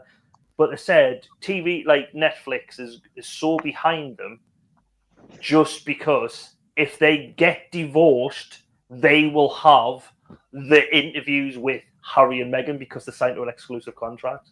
And it's so like, that is so bad. But, you know, like... Good business sense. Yeah. Make money out of people's misery. Meghan was my crush in Suits. I thought she was amazing. And then she ruined my life by marrying Harry, who I thought was also... I like Harry, don't get me wrong, but he has taken my future wife from me. Well, at least you don't have like a massive... Well, you've got a massive YouTube channel, but not a massive current affairs talk show YouTube channel and have some weird obsession with it. Because basically she jilted Piers Morgan, and ever since then he's been like very against her because she didn't go out with him. Yeah. I mean, I've got to be honest, I would jilt Piers Morgan as well. I mean, he's just a voice, isn't he? He's just a loud, obnoxious voice. That said, I do sometimes agree with him on stuff, but also some of the stuff he says is terrible. Who was it? He was upsetting a while back where he had to apologise. He's always causing some scandal, isn't he? He reminds me of me. Him and Jeremy Clarkson have got a massive ongoing like Twitter battle, and they absolutely hate each other. Him and who did I say? Did I say Jeremy Coleman? I meant Jeremy Clarkson. If I did, Jeremy Clarkson. Yeah, Jeremy Clarkson and Piers Morgan have a massive like ongoing for about 2 years that have fallen out, and they just absolutely hate each other.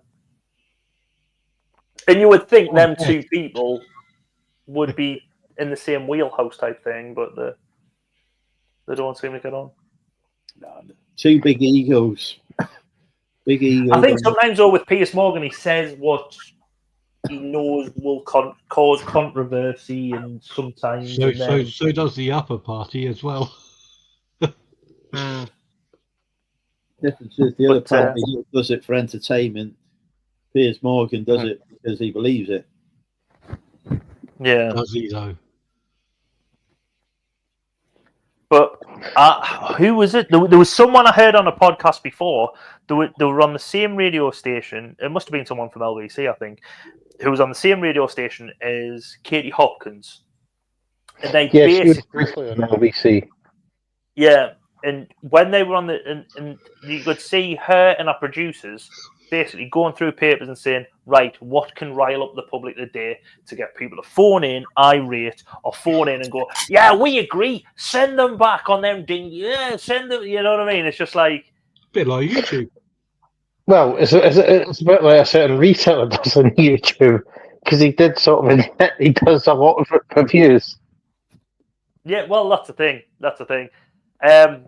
I spoke to Andrew and I told him there's someone who follows me and got in touch with me and said about him, and he was banned from his channel because he stood up to him in his side chat when he'd had a go at he used to get on movie chats with big Steve and Little Steve. Had a go at him and his mum in the side chat. And the mother had been just come home from hospital where either husband or someone, there's some relative had been there. She'd been over to see him and come in. And what did Graham say? He said something along the lines of, he was saying, well, you've never commented on me videos at any time. And she was like, I'm just... And then he started like having a go at her in the chats. Like, how dare you have it? Like, I don't know. And he just says, if you know anyone who's involved with him, just be careful. And I was just like, I don't want to get involved, you know what I mean? But then I think he just brings it all on himself. He's a very toxic person. Yeah, there's some strange people. But I think we should just move on to someone else. No, But what Andrew was saying about Meghan Markle being one of his crushes on Suits and everything, Marina Hyde on that podcast we were listening to, The Rest is Entertainment, she said, basically, what she should do is go back to acting. She's a very good actress. Go back to acting rather than trying to be... She's just trying to be the Hollywood version of Stacey... what you call? Oh, I told her this. Stacey Solomon. Stacey Solomon. She's basically doing a Stacey Solomon show for Netflix, where this is how to organize your life. This is how to cook stuff. This is how to do this. It's basically taking, because Joe Swash, a hubby, does like a batch cooking program on Channel 5. So it's basically like taking Joe Swash and Stacey Solomon, put them together and put it on Netflix rather than concentrating on acting, which you should do. Although actually, I do think the abuse they get is a bit over the top. It's very uncalled for, but compared to another member of the royal family who paid someone off. Yeah. Although even though they hadn't apparently done anything wrong. But, yeah, it's a bit weird how the newspapers treat them and treat him slightly differently. Yeah. That's a because they haven't actually done anything that wrong. They haven't done anything wrong, really. Yeah. Although actually, it's really, speaking of local radio, it's really, really funny. Anytime they're like basically shorter topics, they do a phone in on whether people accept Queen Camilla and that. And the amount of like older ladies that call in and they're like absolutely vile, and they start like shouting about all that women's evil and all this sort of stuff. Like people really hate her because of the whole Princess Diana thing. But the thing is, right, the only reason we've got the Church of England nowadays is because the king wanted to divorce someone and marry someone else. Exactly, yeah. And because he had syphilis and was absolutely mental and was having affairs. Well, he's the king. He was allowed to. At least he didn't go around murdering prostitutes in London, supposedly. Because wasn't one of the kings supposedly Jack the Ripper? Well, they found out. They've identified who Jack the Ripper was now. All right. They did it's using modern DNA techniques. Jack the Ripper's, I don't even know why it's not. I think it was briefly mentioned on the news, but yeah, Jack the Ripper's identity is now known. Finally. Drum roll. Let me see if I can bring up the stuff. Bear with me. Hey Siri, who was Jack the Ripper? Okay, Siri's ignoring me. No, Jack the Ripper wasn't. Fucking Wikipedia. Jesus Christ. But the last book. Although the Reformation,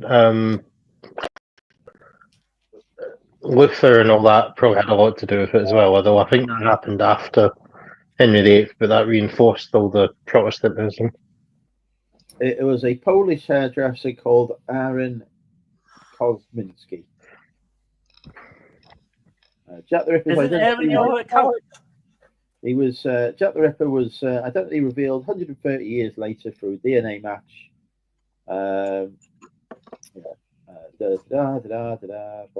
Boring. But yeah, there was DNA was extracted from his shawl of one of the murder victims, and it was determined that Kosminski was the man behind it. He was one of the people who was originally accused of being Jack the Ripper as well. He was interviewed. Right. I'm more inclined to go with the Babylon 5 version of events. He actually died in a mental institute in 1919. No, he's still alive. The ball ones took him from off and they put him in cryostasis for when they need him. No one gets that reference, do they? I have watched Babylon. I've never seen Babylon. Babylon 5, did you say? Yeah. Have you seen it, Phil? I've seen Babylon 5. Yeah, I used to love them. I don't remember Jack the Ripper being in Babylon 5. Yeah. I vaguely remember the Jack the Ripper episode. I don't recall any detail of it. So, Neil, it's one of the best TV shows ever made. The writing on it is amazing. It's all right. No, I highly rate it. It's really, really, really good. Back in the time, it did have a couple of ups and downs in its production. I think there were certain things that were going really well, and they dropped it in the stuff sets. It could have been better. Editorial choices. And the graphics were done on an Amiga computer. That doesn't matter because the storylines held it together, didn't it? Yeah, storylines were fantastic. They were going to do a reboot, but it's been kind of stuck because big shadow ships that's shaped like this. I like them. Yeah, I would love to see them do it with modern production values like Netflix, Amazon. Seriously, if they did it, and they would have like another Battlestar Galactica or something that big on their hands. They would. What I would like to see Netflix and Amazon to do is something original rather than remaking anything. Well, did any of you watch one called what was it? It's not Heroes, it was called Heroes. I loved Heroes. Until the writers' strike. Yeah, it fucked up after the writers' strike. Yeah, it ruined it. Yeah, Heroes was excellent, then they had the writers' strike. There was a big gap. I had all of that on DVD. That was brilliant. That was. That the guy from that, wasn't he the bloke that became Spock in the new Kelvin universe? Zachary Quinto. He was the Watch person. Yes. The one on what was it? The Big Bang Theory that Sheldon didn't like because they sent him the wrong cutout of Spock. It was him rather than Leonard Nimoy, which he wanted. No, I'm not a nerdy geek. Never heard of any of it. I'm trying to find out what it was called, and I'm going to have to do it by denomination because there was one British guy in it who was in a show called Hardware with Martin Freeman. Ask ChatGPT, for Christ's sake, it will search for you. No, Hardware with Martin Freeman. and it was Ryan Cartwell. The Office. They'll ask Siri, and Siri will say, "Here's some websites I have found," which will have nothing to do with it. Alphas. Alphas, no. Alphas. It was about basic.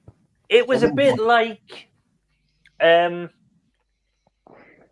be honest, I think that's where Marvel. Do you know when Marvel done their one where they went and found people who were mutants and Yes, keep TV cast. Yeah, the TV series. It was on the Sci-Fi Channel. Yes, it was a bit like that, but it was beforehand. It was like that crossed with Heroes, and it was really good. And it ended on a cliffhanger in series 3, where there's an explosion, and one of them stood up. Now, this kid, he was seen as autistic, but like very non-verbal, and he used to like stand there and do this. But it wasn't until you got to know the character when he was doing that, he could read, he could see like radio signals. So what he was doing, he was just checking channels and security cameras for what he found interesting, so they could get him to like, right, there's been an incident happened here, can you get the security camera? And he would be able to like get the radio signals or whatever. But anyway, he was the only one who wasn't knocked out by this explosion at this train station, and he got up and he was looking around, and that was the cliffhanger, and then there was no more made. So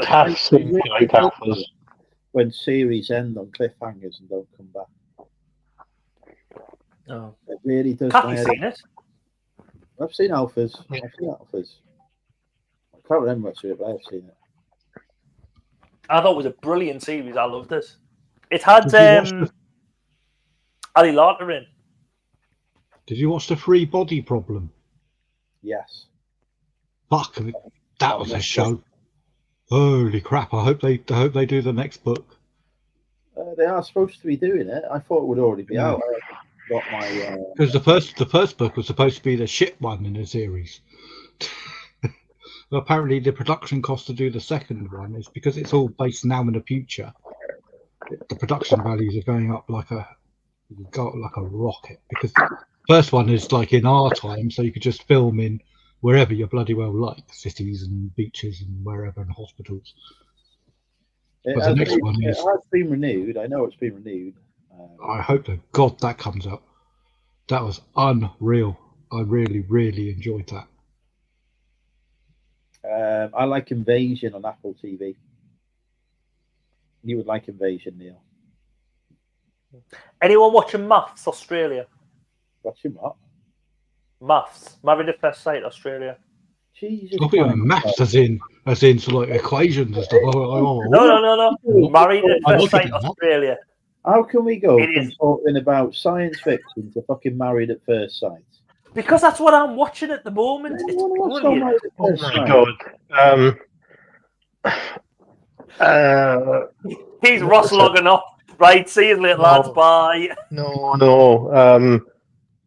And I want to mention it again, but another reseller YouTuber causes controversy. Applied for Married at First Sight. He also played for Big Brother as well. Who did? I would love to see him on Married at First Sight because not Nick Hills again. Would have a field day. He would be brilliant TV because it would have a field day with them. I think, let's say, toxic masculinity would probably come up, and I'll just leave it there.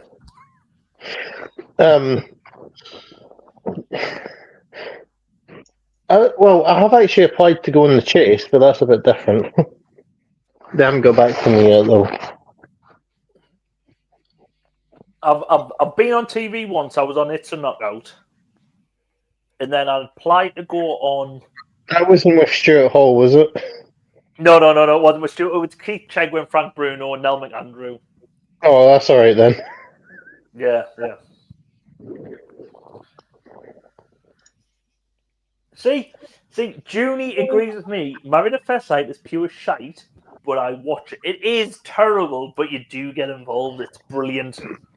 My partner watches it, but I actually feel ethically that's ethically not right as a TV program. Do you know what I resent? Right, every time somebody talks about me appearing on a show like that, right, they don't pick fucking Married at First Sight or anything like that. They pick the fucking Undateables. The suggestion that I am in some way undateable, like obviously fucking not. I'm fucking, look at me. I'm like a fucking Adonis. I'm insulted. But also the whole point of that show is the complete opposite of the title, because it's people on dates. But yeah, that's quite horrible that someone said that to you. Yeah. But you'd kill it, Andrew. You'd kill it. There was another program. There was another program I applied for, and I'd getting down to the interview process, and it was a dating program, but it was like you had to create a meal for them. So it was like blind date, but you didn't speak to them or answer questions. All it was, you got their preferences. You had to create some food, and then it would go out to them, and they would pick whoever they wanted to date. It was a Channel 4 program, late 90s. It sounds shit. Yeah. I got down the interview process, but to be honest, it might have been late. Oh, no. I don't think it was me wife who I was seeing at the time. It was something Greg Wallace would be great on. Yeah. Is that opposed to the wife that you weren't seeing at the time? Yeah. How many wives do you have? Can you imagine? Right, my girlfriend. Can you imagine though if your wife turned on the TV and there you are on a fucking dating show? You'd be like, what the fuck? Yeah. What is going on here? Why are you on this show? To be honest, Sidekick Stu, who used to do the live streams with me, ended up on the Villa on Sky One. He was on the Villa, which was basically like Love Island before Love Island. So Stu was on that. And he was on that. And when he applied for it and everything, he was single. When he went to go on the show, he had a girlfriend. And he was just like, oh. And she was like, yeah, I'm fine with you going on there, but I don't want you to do anything. He was like, right, I'll not do anything. And fair dues to him, he never done anything when he was on the show. But he shouldn't have appeared on the show. What happened after the cameras were turned off though? Anything could have happened, couldn't they? Well, I don't know that. There's what is it? There's a Channel 4 documentary about, because do you remember there was that series, something about Miriam? That was so horrible and unethical. Whoa. Yes. Hang on. I've just had a Sky News alert. YouTuber stabbed to death during live stream. What the fuck? Who's live? You haven't got. It's in Japan. It's not like the Minority Report, is it? I'm not looking in the future here, but no. Fortunately, it's in Japan, in Tokyo. But yeah, YouTube actually stabbed to death live during the use. So we got to watch out now, folks. Phil is off camera at the minute, just at that moment. Well, to be fair, is Phil the culprit, or has he been murdered? Well, to be fair, Andrew, I'm not going to Get away from me! Get away from me! Actually, and also as well, there was a guy with a knife in my every shop. There was a guy. Ross, I just think that's you, and you're undercover trying to rob all these shops, and then you're getting someone. It's a very coincidental that all these shops are getting done over. Are you casing the gun for someone else? No. Neil, speaking of people who've banished us in the past, look who's just arrived. I've seen. But I would like to congratulate Lainey because she's starting to get out and about again after like a year trapped inside. Yeah. Oh, is she? Brilliant. She is. Rumor has it she's soon hoping to come to Bristol. To force feed you onions, Andrew. No, so she can plant the sunflower seeds that she sent me. There's a fucking billion of those things. Sunflowers are nice. Ain't no seeds getting planted here. I don't know where they are. But I won so many prizes on Ladies Raffle, and every prize I won. Actually, Andrew, how do you know the sunflower seeds? How can I what? How do you know the sunflower seeds? They sell on the pack. Yeah, but what Lainey might have done is put some onion seeds in the sunflower seed packet to get back at you. They're substantially different size. I've not opened the packet, Phil, though. Ross could be well right. No, but even with the slightest bit of film, sunflower seeds are like about that big. Phil, I'm not going to have a clue what seeds are what. They could be fucking anything. I have no idea. Could have been coconuts. I don't know. I'm not a seed expert. Or there could be what I found in a cricket jacket in a charity shop. Well, found when I went home. Bart Simpson themed cannabis seeds in the jacket, in a cricket jacket I found in a charity shop. I can tell you the worst. You smoke it and then say bite your shorts to everyone. I will tell you the worst thing that I have found in a jacket pocket. I didn't do this on a YouTube video. I considered it at the time. But the worst thing I found in a jacket pocket was a used condom with the deposit still in the condom. Did you go Urban Fruben? I still ain't got over the memories of that. It was not good. I did sell the jacket though. Sorry if anyone's eating or doing anything, but I don't. Do you know what Urban Fruben is? No clue.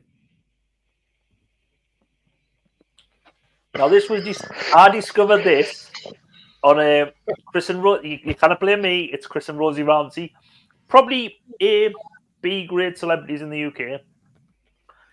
One of them hosts Children in Need, so can't blame me for this. Urban Fruben is where people go out and find used condoms which have been discarded, pick them up, and if you've ever seen, do you know what a frube is? It's a yogurt in a long. Yes. Oh no. Oh. So they basically get these and put them and because a frube, you tear the towel and suck it in, just like that, but not with a frube. With what Andrew found. Lovely. What's wrong with people? Yeah, that is Chris Ramsey's certain thing when someone wrote in about that. And also, Laney, yes, Laney, please put Laney's message on the screen because that is a warning to people. Do not Google anything Neil tells you. I think actually, I do have a banner that covers this situation. It's normally used when Phil opens his mouth, but let me see if I can find it. Neil has usurped me. The correct banner is now on display. But yeah, Lainey can't confirm or deny what the seeds in that packet are, so they could very well be onion seeds. Either way, ain't no seeds getting planted. Well, but what if Lainey comes and plants them?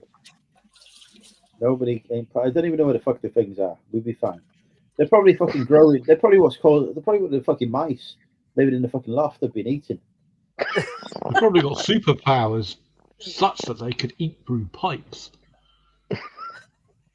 Yeah, because the fucking people who I bought this house from were cheap as shit and had fucking plastic pipes. Ones. Who the fuck does that? Who thinks, you know what? We've got a perfectly good substance that most pipes are built from for a reason because it's fucking indestructible and lasts forever, which is copper fucking piping. No, I ain't going to use that, mate. We're going to get some fucking plastic piping in because it's 50p cheaper. I hear it's a toss-up between that or straws. It's fucking ridiculous. Not just any straws, Phil. Paper straws. Yeah, paper straws, the floppy ones that you get from McDonald's that look all right for a while, and then they go. Then whoever thought in the right mind, you know what? We need to make some straws so people can drink their drink. What should we make it from? You know that thing that when it gets wet is absolutely fucking useless. paper. Yes, that is what we need to make straws from. Fucking idiot. And the most annoying thing is Trump picked up on it, and he's decided that plastic straws are going back to America. No more paper straws, so we will call him a dick. See, now this is where Trump shows his idiocy, because even Lad Baby come up with a better idea than paper straws. Lad Baby, when he first come out, I didn't mind him because he used to go and say, his wife sent him to get a lunchbox, and he went and to get. I think he used to work on building sites or whatever, and his wife sent him to get a lunchbox, and he went, "How much for this lunchbox? No, that's ridiculous." So he went to B&Q and bought like somewhere where you keep all like screws and everything. And he'd be like, on one side you can have all the savoury stuff, on the other side you can do this. He built a walker out of PVC pipes and some wheels, which was brilliant.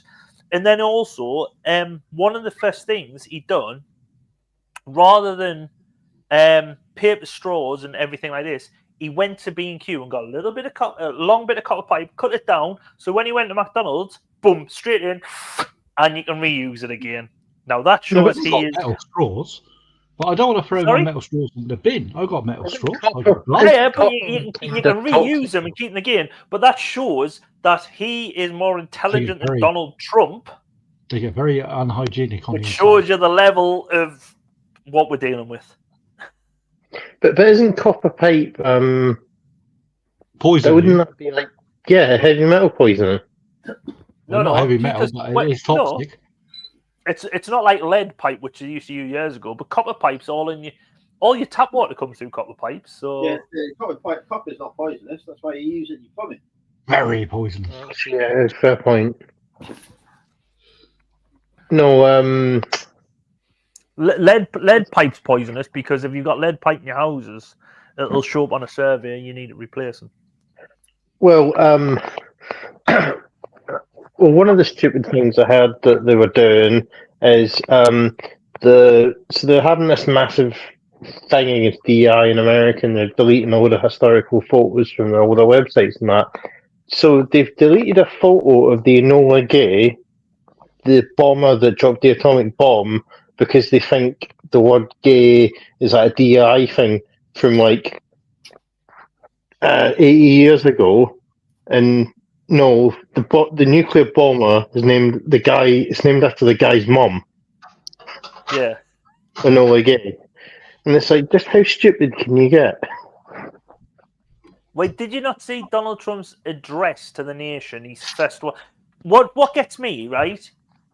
It's his second term in office, and he's only stood up 4 times previous to the one he's just done in Congress or the Senate or whatever it is, where he stands up and talks to them. It's not like the UK where every other week or whatever you've got to stand up and like justify your government and everything like that. He can just sit in an office with selected press who he picks and spouts off whatever crap he wants to, and doesn't get get challenged on it. You know, you're talking to somebody who writes some of that stuff that gets talked about every week as well. Yeah, but some people who write stuff in America should have been picked up on his inaugural address, where he started going on about transgender mice, when actually it was transgeneric or genetic mice. And what it is, it's human genes which are injected into mice, which are then put into they're given cancer cells or other diseases, and seeing how they react with the human cells in that mice to predict how medicines or the human body could cope with certain viruses or diseases. But he starts talking about transgender because he's a bloody Watson-eating fat muppet. But you're talking about the same fact checkers who fact checked this speech about people drinking bleach to cure COVID. That's viable. That obviously viable. You inject shitloads of bleach in you, you will not be suffering from COVID for too much longer.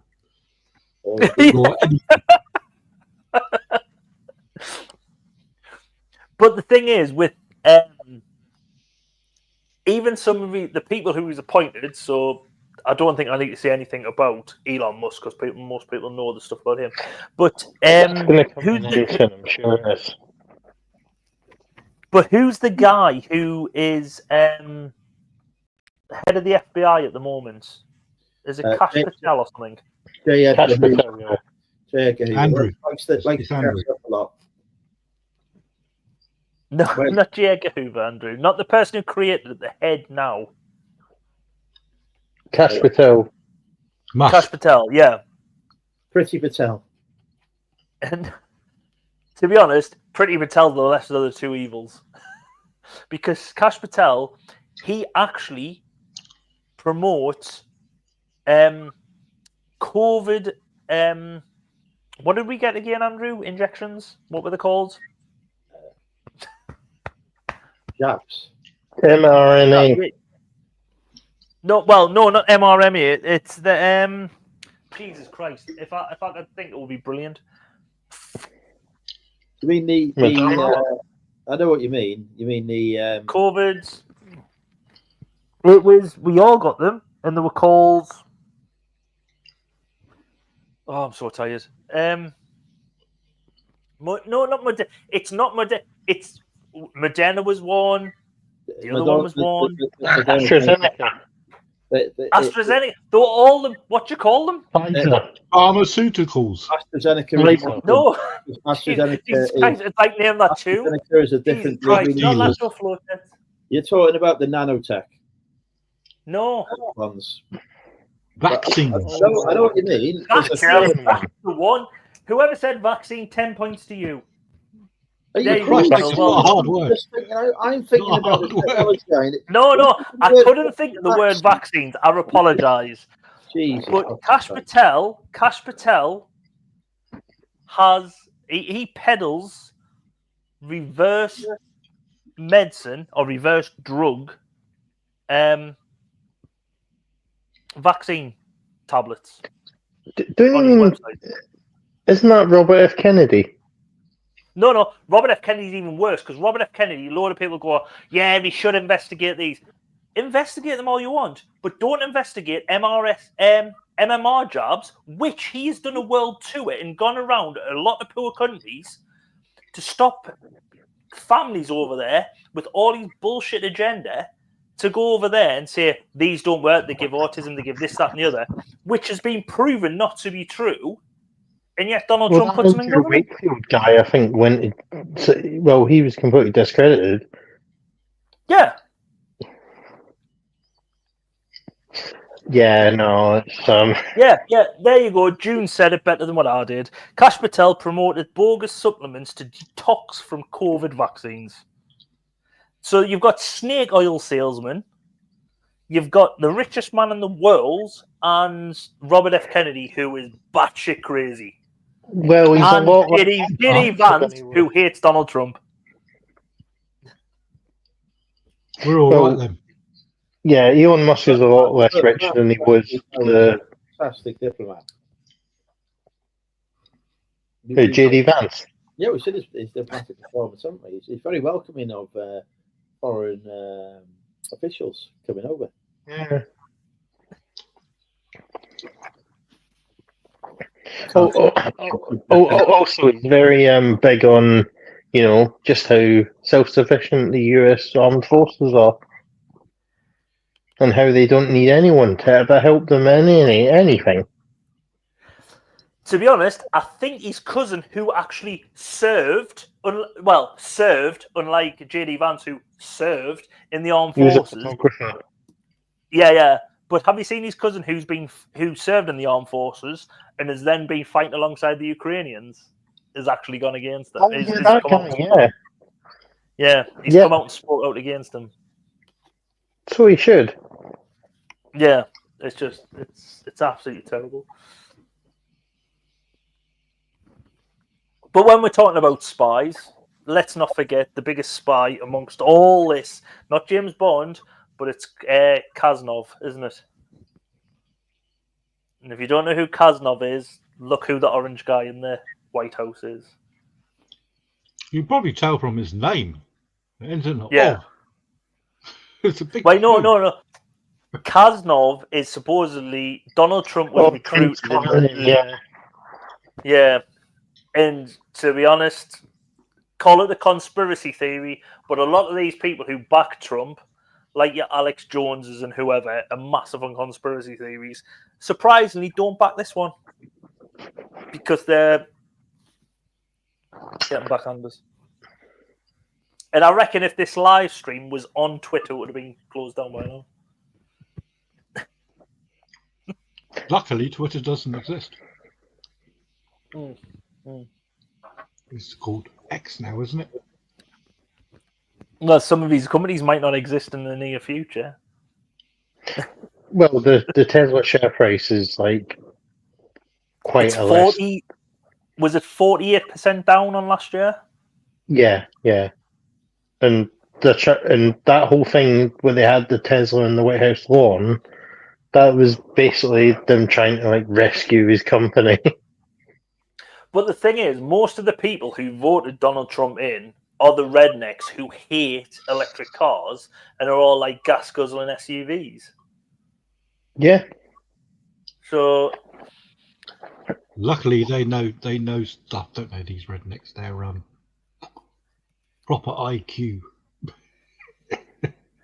Anyway, let's not upset my American subscribers, hey. What have you guys do? We're not against America.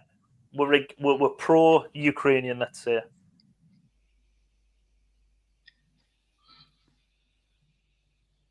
I would like to draw people's attention to the banner just down below.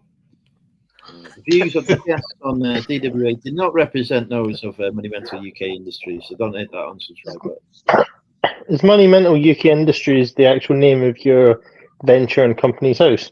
Absolutely not. No, I'm not that stupid. Oh, you should have went with a really fancy name of company's house. I have. Like Spectre.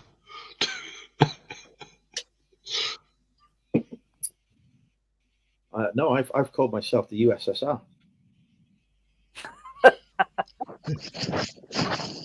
I'm just going to check, see if anyone has got a USSR limiters on their company's house here. Well, actually, no. There is someone, because I saw something went viral on Twitter. There's some like window company called USSR that in the UK. Did you say a window company as well? Yeah. Ironically, how most people who disagree with Putin die. Oh, shit, yeah. Do you know what the actual technical term for that actually is? Safe Style UK? I don't know. No, defenestration. Yeah. So named because in the early modern period, what was it? The whole Catholic Protestant thing. Some religious figure got pushed out of like a 4-story window in Germany, I think. Well, one of the German states. Germany wasn't founded until the 18th century, or 19th century. But yeah, it's called defenestration. Yeah. So throwing someone out a window is called defenestration.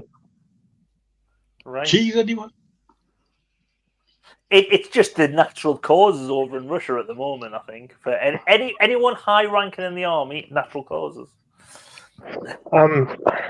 They have got a lot of natural causes that involve firing squads. Yeah. America actually terminated one of their prisoners, didn't they, by the firing squad? Was it last week?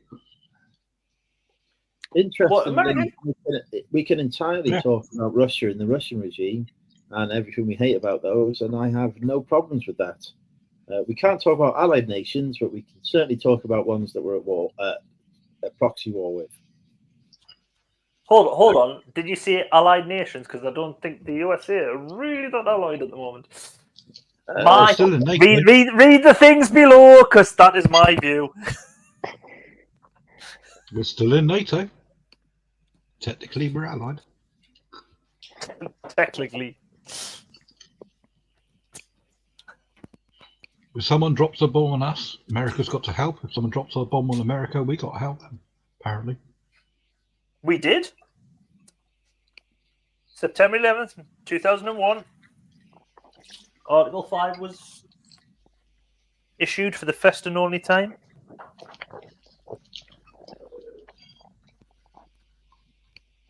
I'm going to have so much bad guts tomorrow.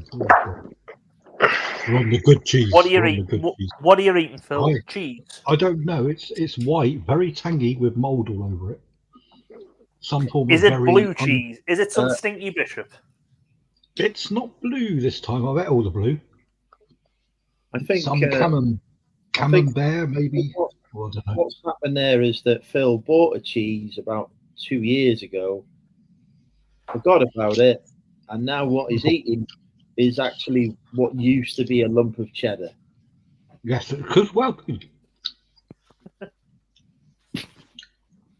either way, the results will be very evident in the morning when I will have to be in my little To answer room Kathy's question from earlier, I am eating basically a punnet of olives. Olives? Mm. I just ate a ton of chestnuts. While we're here, does anyone want to buy some whale triple HA peptide cream, which is soon going to be available at Monumental UK Emporium? Where do you apply this cream to? It is for face and neck. Wow. It has a moisturising and revitalising dual action. Is it Will sick though? Because that is worth its weight in gold, Andrew. That's what you should be looking for in your Welsh beaches.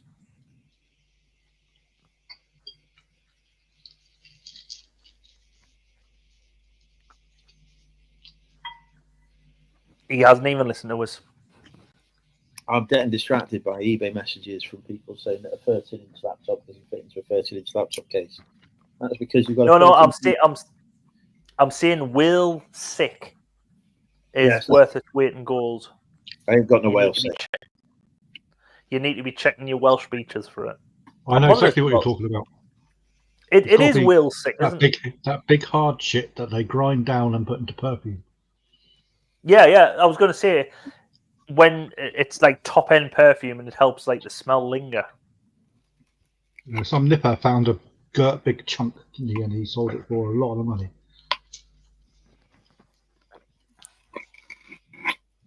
That would make a good. Yes, we were, Lenny. We were talking about how me and Andrew were basically political prisoners of the banishment. We were unjustly treated. Yeah, I was banished from the banishment. Yeah, free the Prestatyn one.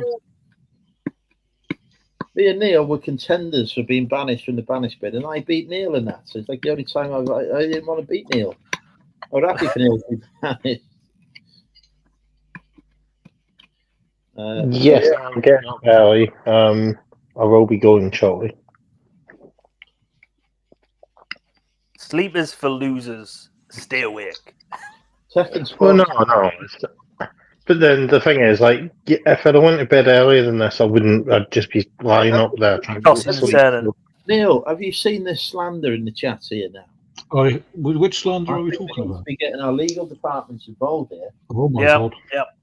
We didn't cheat. We found some loopholes which we took advantage of. So we did not cheat. We played the game fairly. It is the same as tax evasion and tax fraud. Which is exactly, tax evasion is legitimate, tax fraud is not. Yeah. Banish bin fraud, wrong. Banish bin evasion, legitimate. Right. Yes. Above board. Kosher. We should have legitimately won the banish bin instead of being disqualified. Yeah. In fact, we're going to rerun the banish bin now. Cats and onions. What would you like to see banished? The RSPCA, hugs, or cats who poo in your garden?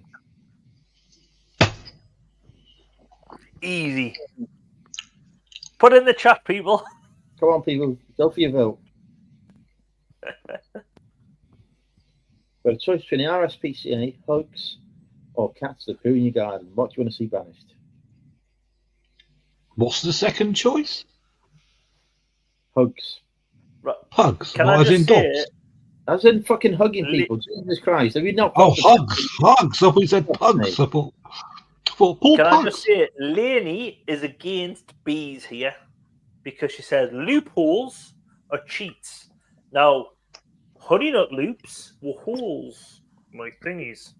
And there were bees. So are you saying, Lainey, you're against bees? Yes. Yeah, there you go. Bees are the essence of life and plants. We would all die without bees. Yeah. Boo, Lainey. Boo! And then, when I come along with a perfectly reasonable suggestion to ban shallots, onions, spring Leeks. onions, and leeks, all of which are distinctly different vegetables, I was also banished. Still hurts. Still hurts. And not only that, Andrew, I don't think you would have put leeks in there, to be honest, being Welsh or living in Wales. No. Nobody who lives in Wales likes leeks. That's just I like leeks. I don't live in Wales, though. right. To be honest, I quite leeks as well. There are quite a few restaurants around here, right? Do you know how many of them serve leeks? We've Probably got not as a dish. We've got 2 curry houses. Neither of them got leeks in. We've got a Thai restaurant, no leeks. We've got a pizza place, no leeks. Leeks are not popular around here. Maybe if they introduced it to their menu, they would be. I think they cook just fine though. Probably would. I like all of those 4. That's the trouble. I would have to abstain. So, where you live now, is there a lot of like seafood in the area as well? No, there's fish and chip shops, and that's it. There is no other. There's no like. There's no seafood restaurant. When I used to live in near Blackpool, they had seafood restaurants. Ain't none of that here. Yeah. Oh, disappointed. Lainey will tell you Latimer's near, but it's between where me and Lainey live. Lovely. It's a seafood place. It's got a little restaurant cafe in for dinner time, but you can get all your wet seafoods and everything. Oh, yuck.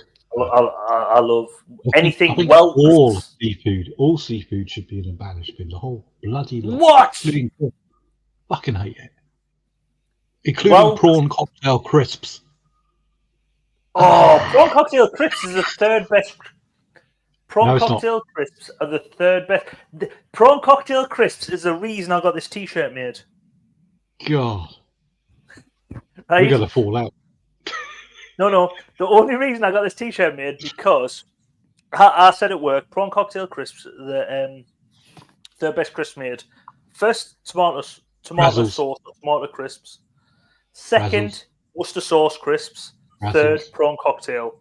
Now, the person I sit opposite at work about a year later regurgitated exactly word for word what that is. Now, Danielle, also known as Dan, become a fan.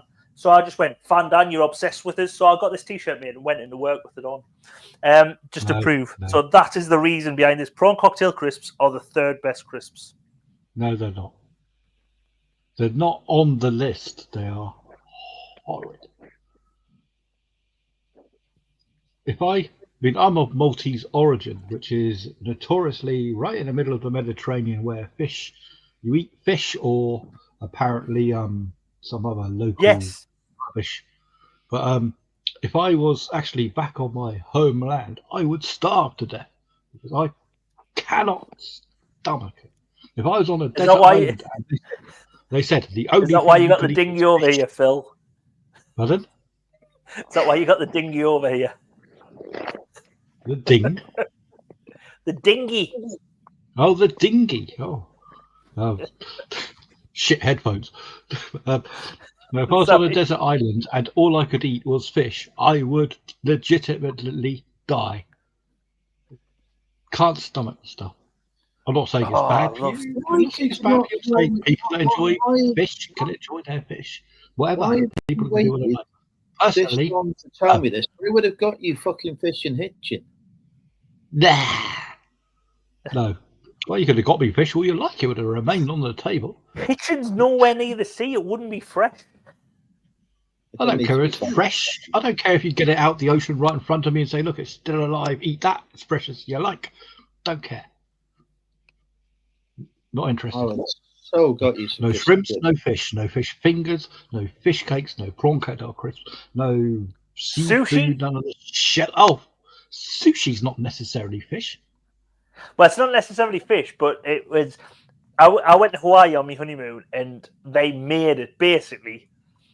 The harbour was there, the boats were there coming in with fresh cashes, and the restaurant was here, and you were going up and ordering, and they were like, yeah, you want this, and you could see them gutting the fish. And if you go up the street, do they have a McDonald's? I'll be in there. I'd rather have processed crappy meats and other bollocks than eat devil's food from the ocean. It's personal choices. I'm not saying it's bad. I'm not saying whatever. I do not like fish at all whatsoever. I can't stand the smell, the look. The thought of it would make me want to. Yeah. If someone said to me, "Fish or die," yeah, die. It's one of the reasons why I moved to South Shields. It's one of the reasons why I probably won't. But you live on the south coast, Phil. Yeah, but I also lived in the New Forest. I also lived right by the New Forest. I also live where they produce stuff and put it in supermarkets with proper food like crisps and sweets and cakes. You know, that's one thing though, right? When we're talking about crisps, that's one thing where I think divides a load of people, and you find out what people are favorite crisps. Frazzles. So, Frazzles. Oh God, it is the food of the heavens. Is Frazzles. Oh, do you know what Frazzles says to me? Like any other bacon crisps, bacon burps. You get bacon burps off bacon crisps. Not if you eat enough of them as often as you can, then it doesn't get a chance to. But Frazzle variants, if you buy sort of like supermarket bacon fry thing or whatever the hell they have to call it, they are shit. It's got to be proper Frazzles. What is this challenge here where we can talk about an interesting subject, but all of a sudden it become intensely boring? No crisps, Andrew. What's your favourite flavour of crisps? Monster Munch. Which flavour though? Flaming hot Monster Munch. Yes, no. High five. Oh, no. Beef. Yes. Beef. No. Worst flavour, Phil. Worst flavour. No, beef. Flaming hot pickled onion beef. No. Beef. No and no. Oh, Ross. So, I don't know. I do. Well, probably what's it? Probably. Just good. But like yeah, no. Mini cheddars as well. Oh! Have you seen the new mini cheddars, Ross? No. Have you seen the garlic flavoured ones? Oh. They are unreal. I can't show you a packet because I ate them. Crinkles. No. Crinkles. They're not mini cheddars, no. Here we go. Let me just. Salt and vinegar crinkles are nice. How about these cheddars? How about these? I haven't tried these ones yet. They're one of the new ones. Oh, right. Andrew obviously loved them. What the hell kind of filth is that? But these ones here, which are their edible. The fuck is that? Garlic and herb. What have they done to those garlic and herb like pretzel things? They're really nice. Oh no, sour cream and cheese pretzel things. They're really nice. I can do a live eating and crunch and make Andrew really annoyed. I tell you what, we got samples at work of pea crisps. Yeah, I tried them. I thought I'd like them. Yeah. They were like Wotsits, but healthier. Yeah. They got to taste nice to be healthier. Just saying something is healthier and it tastes like dog shit is not healthier. I'm just looking down here. So, Junie says, Phil, she's going to send you an Arbroath Smoky in the post. Oh, what? It's a sexual thing, Phil. An Arbroath Oh, Smoky. excellent. No, it's a very nice smoked mackerel fish thing. No, it will. Even my cat doesn't like fish. I do Yes, not know. I do not know cats that do not like fish, but my cat. I love mackerel. Love it. Only thing is, whether you cook it, microwave, whatever you do with it, your house smells of it for about a week. You don't think it does until you leave and come back and you go, oh, Jesus, it still smells. I'm gonna head off because I'm getting up very early today to go to a carpet. Today. Thank you for joining us, Ross. Always a pleasure. I hope only 4 hours and 18 minutes for Ross. Don't worry. Sorry? Only 4 hours and 18 minutes. Oh, it's fine. Don't worry. It's all good. You can sleep when you're driving. Just use them cat's eyes as like an alarm. It works. During the road. You just It's sleep. literally 5 minutes away from my house. Oh, well, you're fine. Well, that's fine. You get 5 minutes kip on the way there. No, I can. But no, it's fine because I'll just go to. I'll have a sleep when I get home later.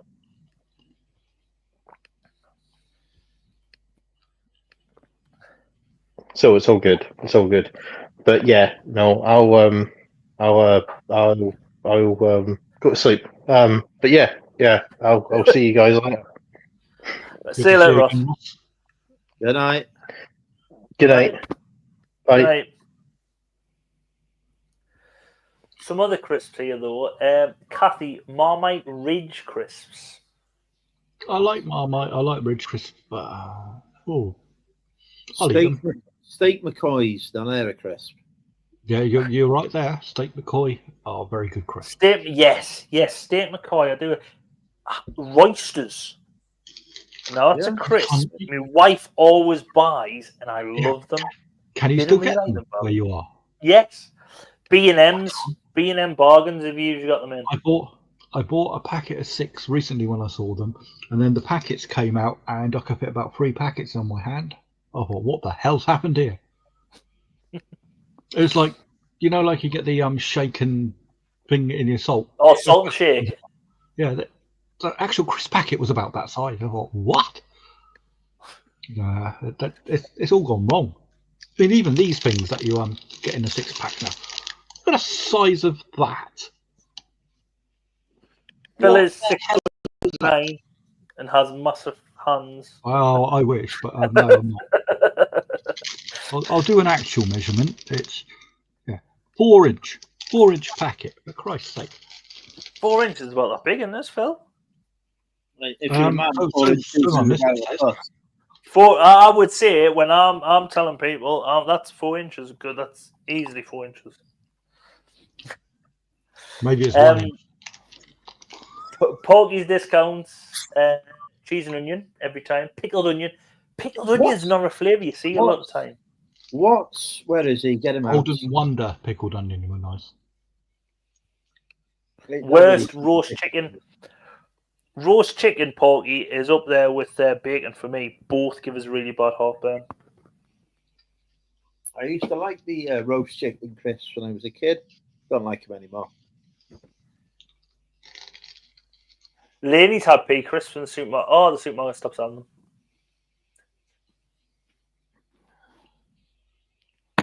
Fuck me, it's 1:45. I'm going to have to finish this can and go to sleep. Have you got a car boot tomorrow, Andrew, as well? Or? No, I got to go and see my charity shop contacts tomorrow. And he doesn't like me to get there too late because then he moans that he's got to get some train or something. I've got to get there at a reasonable time, apparently, not an hour before they shut. Is your van sort of nearly there then, or no? that I do not know what they've done to that van. That van went into the garage in perfect condition, perfect working order, no issues with it whatsoever, and then it died. Andrew, I think the thing what you said there, I don't know what they've done. I think you just need to replace the beginning of that sentence with they don't know what they are doing. Yeah. Very disappointed. Very disappointed. At least they're not charging me to not fix it. Well, at the minute, it's costing me nothing in road tax because all fuel. It's the most fuel efficient vehicle I've ever owned. Oh, with your, do you know your electric car, Andrew? I do. Are you sunning it for 10 minutes this month? You used what? Start again. Are you sunning your? Do you know a sun where you declare it off the road? Oh yeah, yeah. Are you doing that this month for 10 minutes or so? No, I just went on and renewed my car tax, so it's got a 12-month extension on it. Oh, right. Because just with being a car tax, if anyone in the chat's got an electric car, the car tax is going up to £20 for the year for this year if you've already pre-registered, and I think it's £120 a year after. So if you update it, if you son your car for 10 minutes or declare it off the road, then re-tax it, this month you get a full 12 years at £20. 12 well, years? no, it's free. Jesus Christ! It's free. You don't even need it's to sort free. it. You just go on and register and apply for new car tax. Don't even need to son it. Oh, you don't even need to son it. I was told you had to son it for like 5-10 minutes, and then don't even need to do that. You can buy car tax at any point. So I just went on to buy car tax, and I got 12 months car tax for the price of £0. Yes. So you're not paying £20 for. It's not so much this year; it's the year after, isn't it? Because it's £20 for new registrations. So we won't be a new registration because it's not a new car. So it's going straight up to 120 for us. Then? Yeah, so we'll be straight on the full whack. Oh right. Okie dokie. So you are saving quite a bit then. Yeah. So £0, 0 pence. How are you finding electric then? It's fine unless I have to drive somewhere. But what mileage? What's the max? Like the max sort of range you get out of it? Right, well, it's about 4 or 5. It's fine in the summer. I can drive Wrexham to Wrexham and back, no issues. But winter, it doesn't like winter. I may trade it in for a Range Rover next year because I feel a Range Rover would be, obviously quite the environmental statement. Like these rednecks what we were talking about earlier. When Trump got elected, I went down to TK Maxx, and there were fucking pickup trucks in the middle of Prestatyn in North Wales, playing out fucking the Star Spangled Banner with fucking flags on, driving around celebrating that Trump got in. Like, you're in fucking Prestatyn in North Wales. What the fuck? All these fucking pickup trucks going around. I was like, oh, this is bad. I wish that I had the presence of mind to film it. It was so fucking bizarre. But to be honest, if you filmed that and put it as a YouTube shot, that would have went viral. I was just like, what the fuck is happening here? What have I walked into? Like, I know. The people of Wales are celebrating the fact that Donald Trump had been elected. I'm like, okay. I missed the perfect content opportunity. Was it today or yesterday? I was walking down the road till I get to my main road. You were talking about your podcast then for a second. No. And I was to post my orders as I do most weekdays when I'm not at full-time work. And coming towards me, not unusually, is a very strange chap who's pointing at no one and talking at ghosts. Like you get those type of people walking down the street. Like, I don't think anything of it because those people exist. I just thought, I'll just pass him. He's okay. And he's like, rah, rah, rah, rah, rah, like this. So I passed him. And I thought, that was odd. And I thought, what do you mean it was odd? Something ticked inside my head. I thought, something wasn't right there. And I looked, He's got a cat on his shoulders. A live cat, a normal cat on his shoulders, walking down a proper road, not like, and he's obviously been walking for a while. It's not like he's just popped out and he's walking a couple of doors down. Proper cat on it, and he's talking to his cat, and his cat's literally there on his shoulders, and they're walking down the street. I'm going, what the fuck is going on down my street? And we just pass each other, like a normal person. He goes, all right, and I go, yeah, good day, mate. And all they do, like, he's got a cat on his shoulders. All I'm going to say is a normal thing. That backs up my argument for the banish bin putting cats in there. No. Cats are fine. Cat shitting in your garden's your issue. No. I have a cat. I don't let him shit in anyone's garden because I lock it in and then he attacks me and then bites my ass. But that's what cats do. If I choose to keep a cat, I got to accept the fact that cats are going to fucking try and kill me. My option.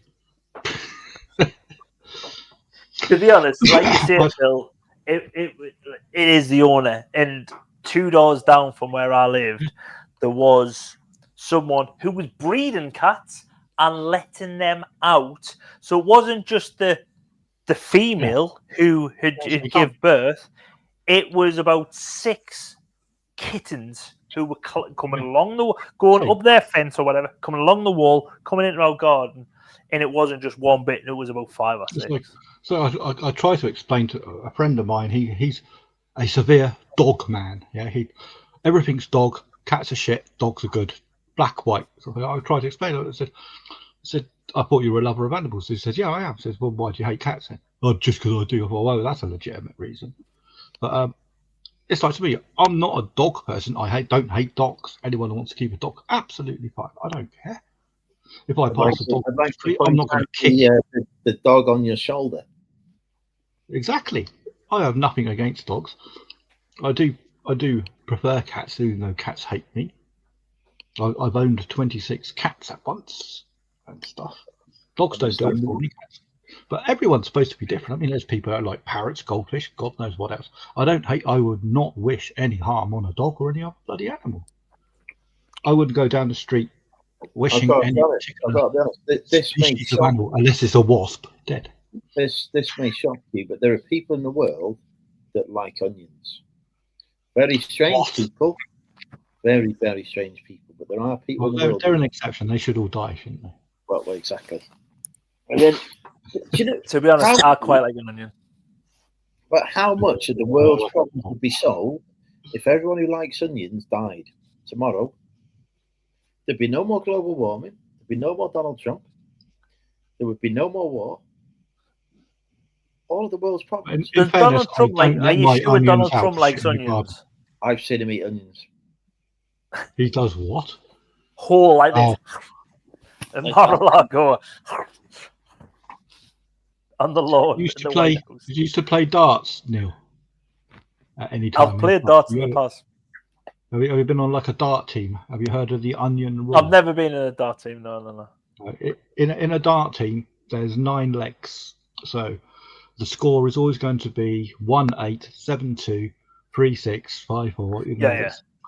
If it's 1-8, so one person has lost in your team, you're called the onion man. And what happens then is the landlord of the pub will bring out a raw onion, peeled and especially for you to present, which you now have to proceed to eat raw, whether you like onions or not. To be honest, I probably wouldn't mind that. An onion's not bad. But even if you do like onions, if you bring out a great big Spanish onion, this bloody big, and you try and eat a raw one like an apple, it's not. We have no onions in our onion cupboard, which is here. We have potatoes and onions in this cupboard, and there's potatoes, but there's no onions. So unfortunately, I would have ate an onion because I quite like onions raw. I like red onions especially. I prefer stronger onions. I like to buy the shallots. They are nice and tasty and zingy. Looks like your skirt, but it's shorts. Yeah, I know what you're talking about, Phil. I bet I've got a big bag of them over there. You could probably just see them. If I can work my finger backwards. No. Bart, he's hiding it. No, Barty's hiding half the he's minimum. there. Barty's like on your left shoulder. Yeah, he's Are here. you backwards, Phil? No, he isn't. He's the other Yes. side for me. Oh, he's very backward. Yeah. Phil, you're backwards. It depends on what I look at. If I look at StreamYard, then it's a mirror image. If I look at the actual stream as it's coming through on YouTube, then it's the correct way around. Oh, right. So, am I backwards? Does that say fan? No, that says fan, yeah. Yeah. But my flat doesn't look like I'm very confused. My door is the other way around. See, I'm watching on StreamYards, and obviously that says fan on there, but I'm not in YouTube. I logged out of YouTube and I come in here. It could be how your StreamYard is set. You can set the camera parameters as you wish. Oh, you can set mirrors and stuff. But if I look in the YouTube where it's being broadcast, that's exactly how my room looks. When I look at my representation on StreamYard, that's a mirror image. If I were to look at text, it'd be backwards. So if you point up to your left, is that where Barty's at? This is my left. On YouTube. Yeah. If I point up this way, it's mirror image, so I'm literally looking at the mirrors because Barty is right here. But so is that your right or your left? On YouTube, I can't tell because it's not in on YouTube it's the other way around. YouTube it's covering my cupboards. On StreamYard it's covering the mini mice. Oh. See, I'm seeing it how YouTube sees it then, Phil. Yeah. It depends on if it's your camera and you're on the StreamYard, it may whatever. But whenever it goes to Andrew's writing on his top or the right way around as well? The correct way around. Like I say, I see people. Andrew, show your tits. Right, come on, refugee action. Get some action here. Yeah. Refugee. Noyotaka. No, it's the right way around. Yeah. No, I think your own camera version is. Yeah, it must be. It must be. But that's only so that when you react to yourself and you're looking at yourself, I point this way and my finger doesn't point off that way. Yeah. What if I point that? Yeah. But then I sort of get used to it if I was doing that, and like, it's more funny when you get stuff wrong, man. Yeah. Even though I'd have a few beers and it won't even matter. I couldn't even remember the word vaccine 10 minutes ago. Well, probably about an hour ago. I had people saying AstraZeneca. Well, because we thought you'd forgotten a complicated word. Yeah, it was a simple word, vaccine. Exactly. Vaccine. Yeah. Well, we didn't. Ain't nobody thinking you'd forgotten the word vaccine. We're thinking, is he talking about the fucking? It wasn't AstraZeneca. Is he talking about the pharmaceutical industry, or is it wasn't Glaxos? No, it was vaccine. The word vaccine. It's a bit like say that that four-legged thing, that four-legged thing with the mouth and the teeth, and people going. It barks. It goes woof woof. Yeah. Woof woof. Oh, dog. Yeah. A wolf. An Afghan hound. A Bichon Frise. No, man. What is one of them called? I don't know. An Alaskan Malamute. No. That's a subbreed of what? Oh, dog. Yeah, that's the one. I do have sympathy because I do have moments like that. So. I'm getting worse, and I think, so am I. Getting like my mother. Seriously, I am considering seeing a doctor. I can stand up thinking, right, I've got to go in, and I'll stand up, and I'll have not a fucking clue why I stood up. And I'll sit back down, and I'll look around, and like, why haven't I done that? So obvious. I went for a phase, because I have a very good memory. I went for a phase about a year or so ago. I couldn't remember fuck all. So I went to see the doctor. Do you know what it was? Beer. No, stress. Just stress. Just plain and simple. I'm under any particular stress at the moment. But my memory used to be, not boasting, but my memory used to be legendary. I could remember everything. It was almost identical. In fact, through some training, there is still some identical stuff I can do. But getting up to get a drink and then standing up and not realising what the hell I'm standing up still is an issue. If you gave me a list of 100 things, I could remember them all and backwards and tell you what sequence they're in.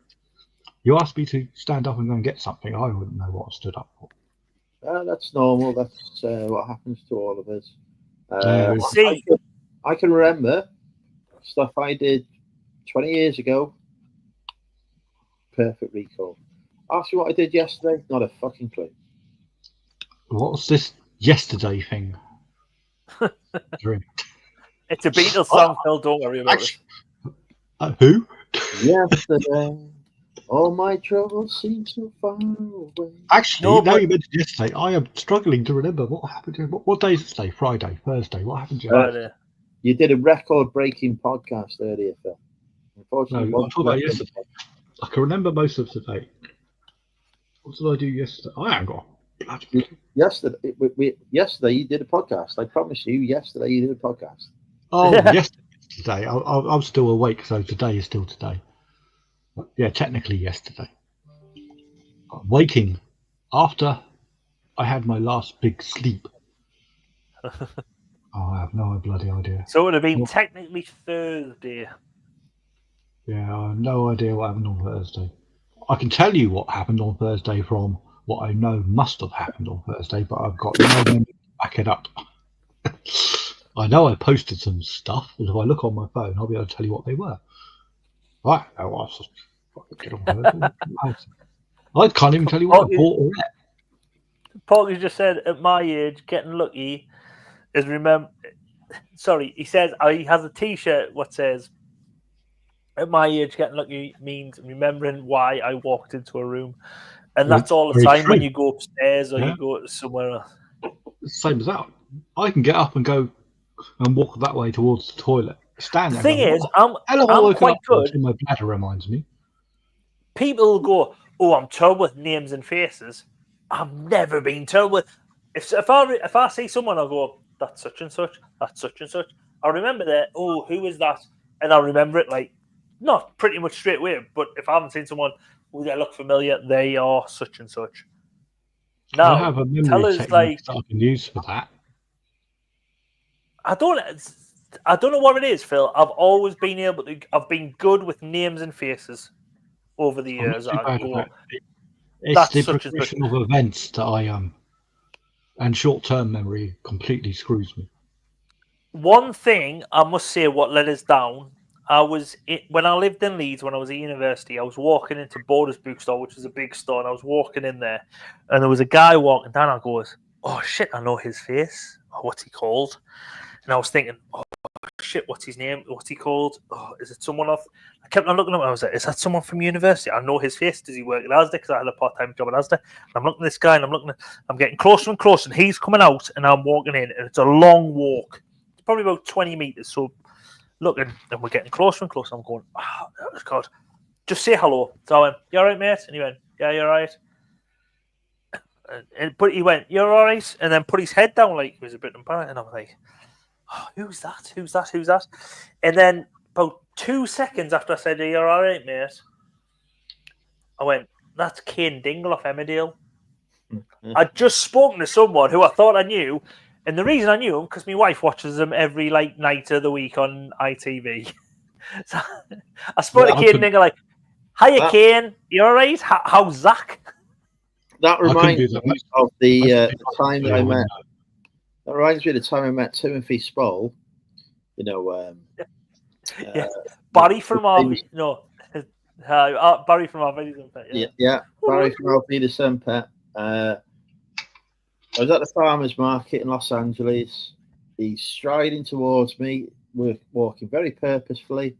I thought, I know him. And I thought he was my maths teacher, Mr. Shuttleworth from school. So I was like, "Hello, sir. How are you?"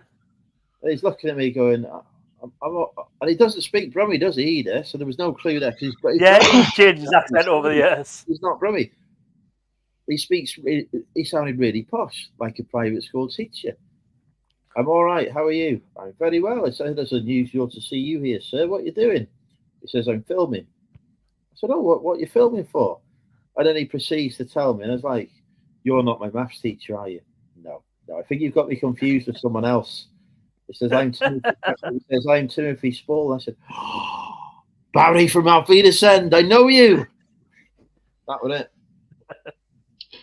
That's the best way to break ice with some famous person if you see. Because if you know someone, the thing is, if you met someone who was famous and you're like, oh, I really admire them, you're probably like, I don't want to say hello. But if you did go up to them and go, oh, hiya, sir, how are you? You're not my English teacher. You're you're Oscar winner. They were lovely. That's the perfect. Even though I perfect to this day to not recognise him and think he was someone else. They were very lovely. You have developed a really brilliant way of speaking to someone who's your idol without embarrassing yourself. Well, technically embarrassing yourself, but not embarrassing yourself. Oh, brilliant. If only I could use that with every fucking hot woman that I want to go up and go, hello, did you used to teach me in school, even though she's younger than me? Hello, did you? No. You could just change it rather than going, oh, hello, Mrs. Such and Such. You could go, don't you work in Quick Save Supermarket? I'm positive I've seen you on the tills. Catherine, is it?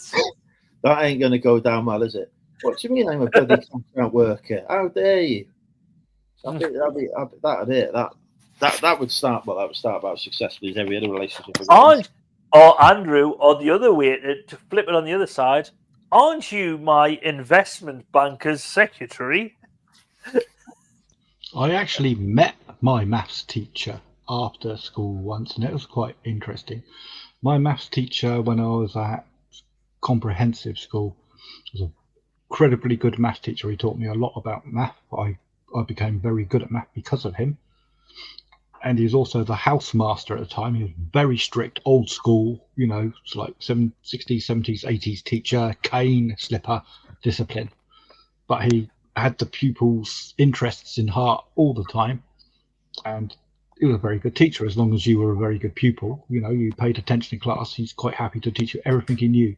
He taught me a lot of maths. He got me my O-level in maths when I was 14 years old. He was that good. Many, many, many years later, I met him in a pub. Yeah, I know. It's like a GCSE, but proper and old and hard. Okay, right. They don't use GCSEs anymore. What fucking... I don't know what they use now. It's the exam that you need to pass school when you're 15, 16 years old. The good one, not the shit one. not the BTEC. I don't know what one of them is. But anyway, I met this maths teacher many, many years later in a pub near my house.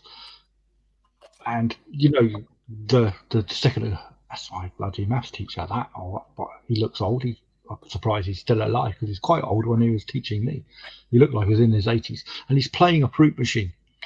And I sidled around to him and said, hello there, Mr. Bell. Do you remember me? He said, yes, Bill, I remember you very well.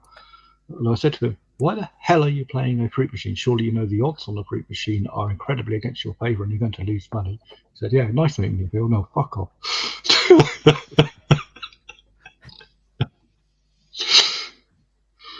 Well, yeah, charming. But, yeah.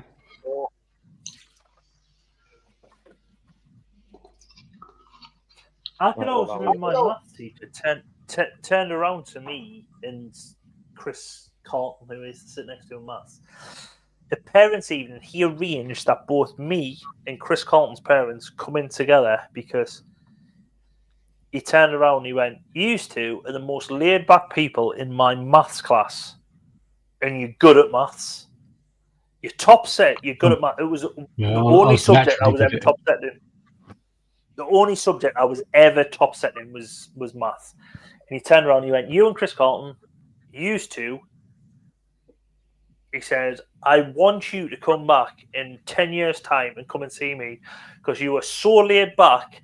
I know you will do well." Because he says, maths, you get it like that and you don't need to concentrate. And you're just so laid back, you can talk and used to just talk at the back of the class, and he said, I don't worry about you two. And I was like, all right. Chris he's got his own driving school where he hires about 4 or 5 instructors now. I would probably say he's a millionaire. I'm not.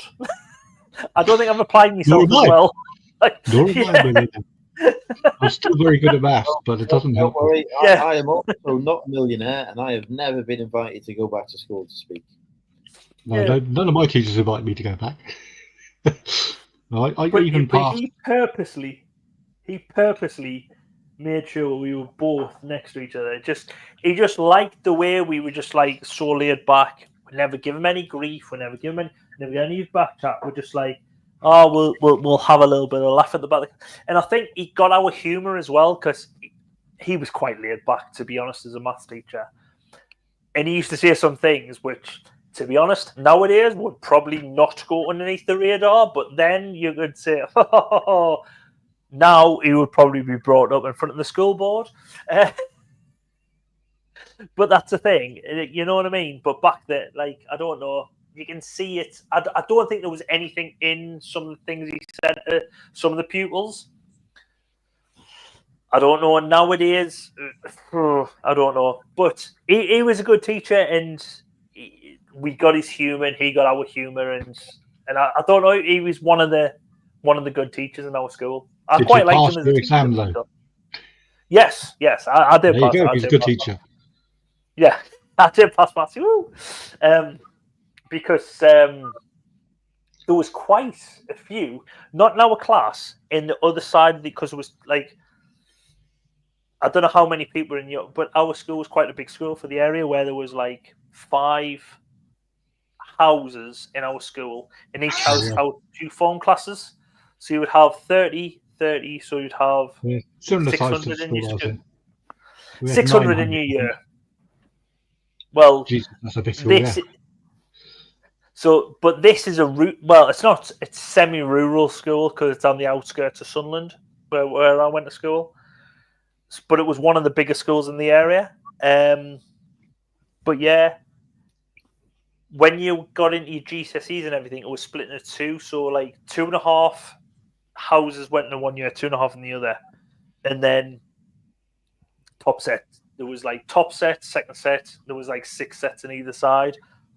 But the top set in the year, in the other half of the year, they never got all entered into the top exam. But all of our year did. But we had different maths teachers, so I probably thought, yeah, he was probably a good teacher. Yeah, I passed my what you call GCSEs when I was 14. It's unreal. Oh, child prodigy here. I was at maths. Well, I was crap at everything else, but maths. I was studying A level. Well, I sat my A level when I was 16, when all you lot were doing the GCSEs. We 3 are cited as examples of failures of the educational system. Well, exactly. We would be captains. I'm not going to put it down to the education system. It's down to me.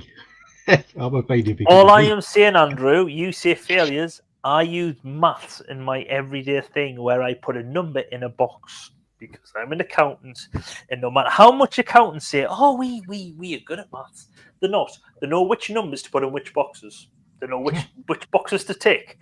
They know what you can use as an expense and what you can't.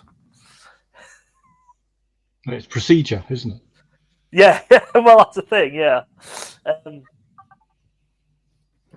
And then after the procedure, numbers appear. They're good. They're right. They're all right. And then those numbers reach a government organisation who then demands more. So that's not enough. Do it again. So you need backup of a paper trail. No, someone like me. Well, technically my wife's cousin. They were page boy and like little bridesmaid when we got married. But the bloke now who was page boy for me when I got married, he's an analyst for some massive pharmaceutical company, and he's on probably 6 figures a year. And I just think, he's meant like it's crazy. He done maths at university where he was like having to prove numbers. I know someone maths at university is a different kettle of fish to maths at school. Yeah. I knew someone who worked with us for work experience because we knew his dad and everything, so we got him in as work experience. I thought I was good at maths, and I spoke to someone from university, and the stuff they're talking about may as well have come from another planet. Well, Rob for his dissertation had to prove zero. Had to prove zero for his dissertation. And I was just like, one exists or two. It's incredibly hard. He had to prove zero, and I was like, "Yeah, I can prove zero." There you go. And I just drew a zero piece of paper. There you go. There it exists. Look at it exists. He's like, "No, you've got it." And I was like, "No, in mathematics, it's not." I would just say, do you know what? Thank you very much for the 3 years of university education. I'm now going to leave. I'm not going to worry about the fact that I haven't qualified because what you just asked me is batshit crazy. Yeah. When he said he had to prove zero for his dissertation, I was like, right, drop a zero on a piece of paper. There you go. That's zero. You know what I mean? It exists. That doesn't prove anything. It's like proving a planet exists or something, and drawing a picture of a planet doesn't prove fuck all, does it? How dare you insult fucking Neil's efforts there to prove fucking zero exists? It's worked very hard on that. Right, it's bedtime. I need to be up in hours. Yeah, Junie's got. Is Junie waiting for you there, Andrew? Because she's just said time for a bit. She is looking forward to seeing me naked momentarily. Thank you, everybody, for joining us in the chat tonight. Thank you to our guests, Neil, Phil, Ross. Did we have anyone else that I've missed? I think that was it. If I missed someone else, then. And all the other people. Yeah. I'll see you next Friday for another fun-filled episode of Drinking with Andrew, where Phil will once again send us to sleep. Yeah, I'll attempt to talk about coins and be banned. See you later on. Bye, all. See you.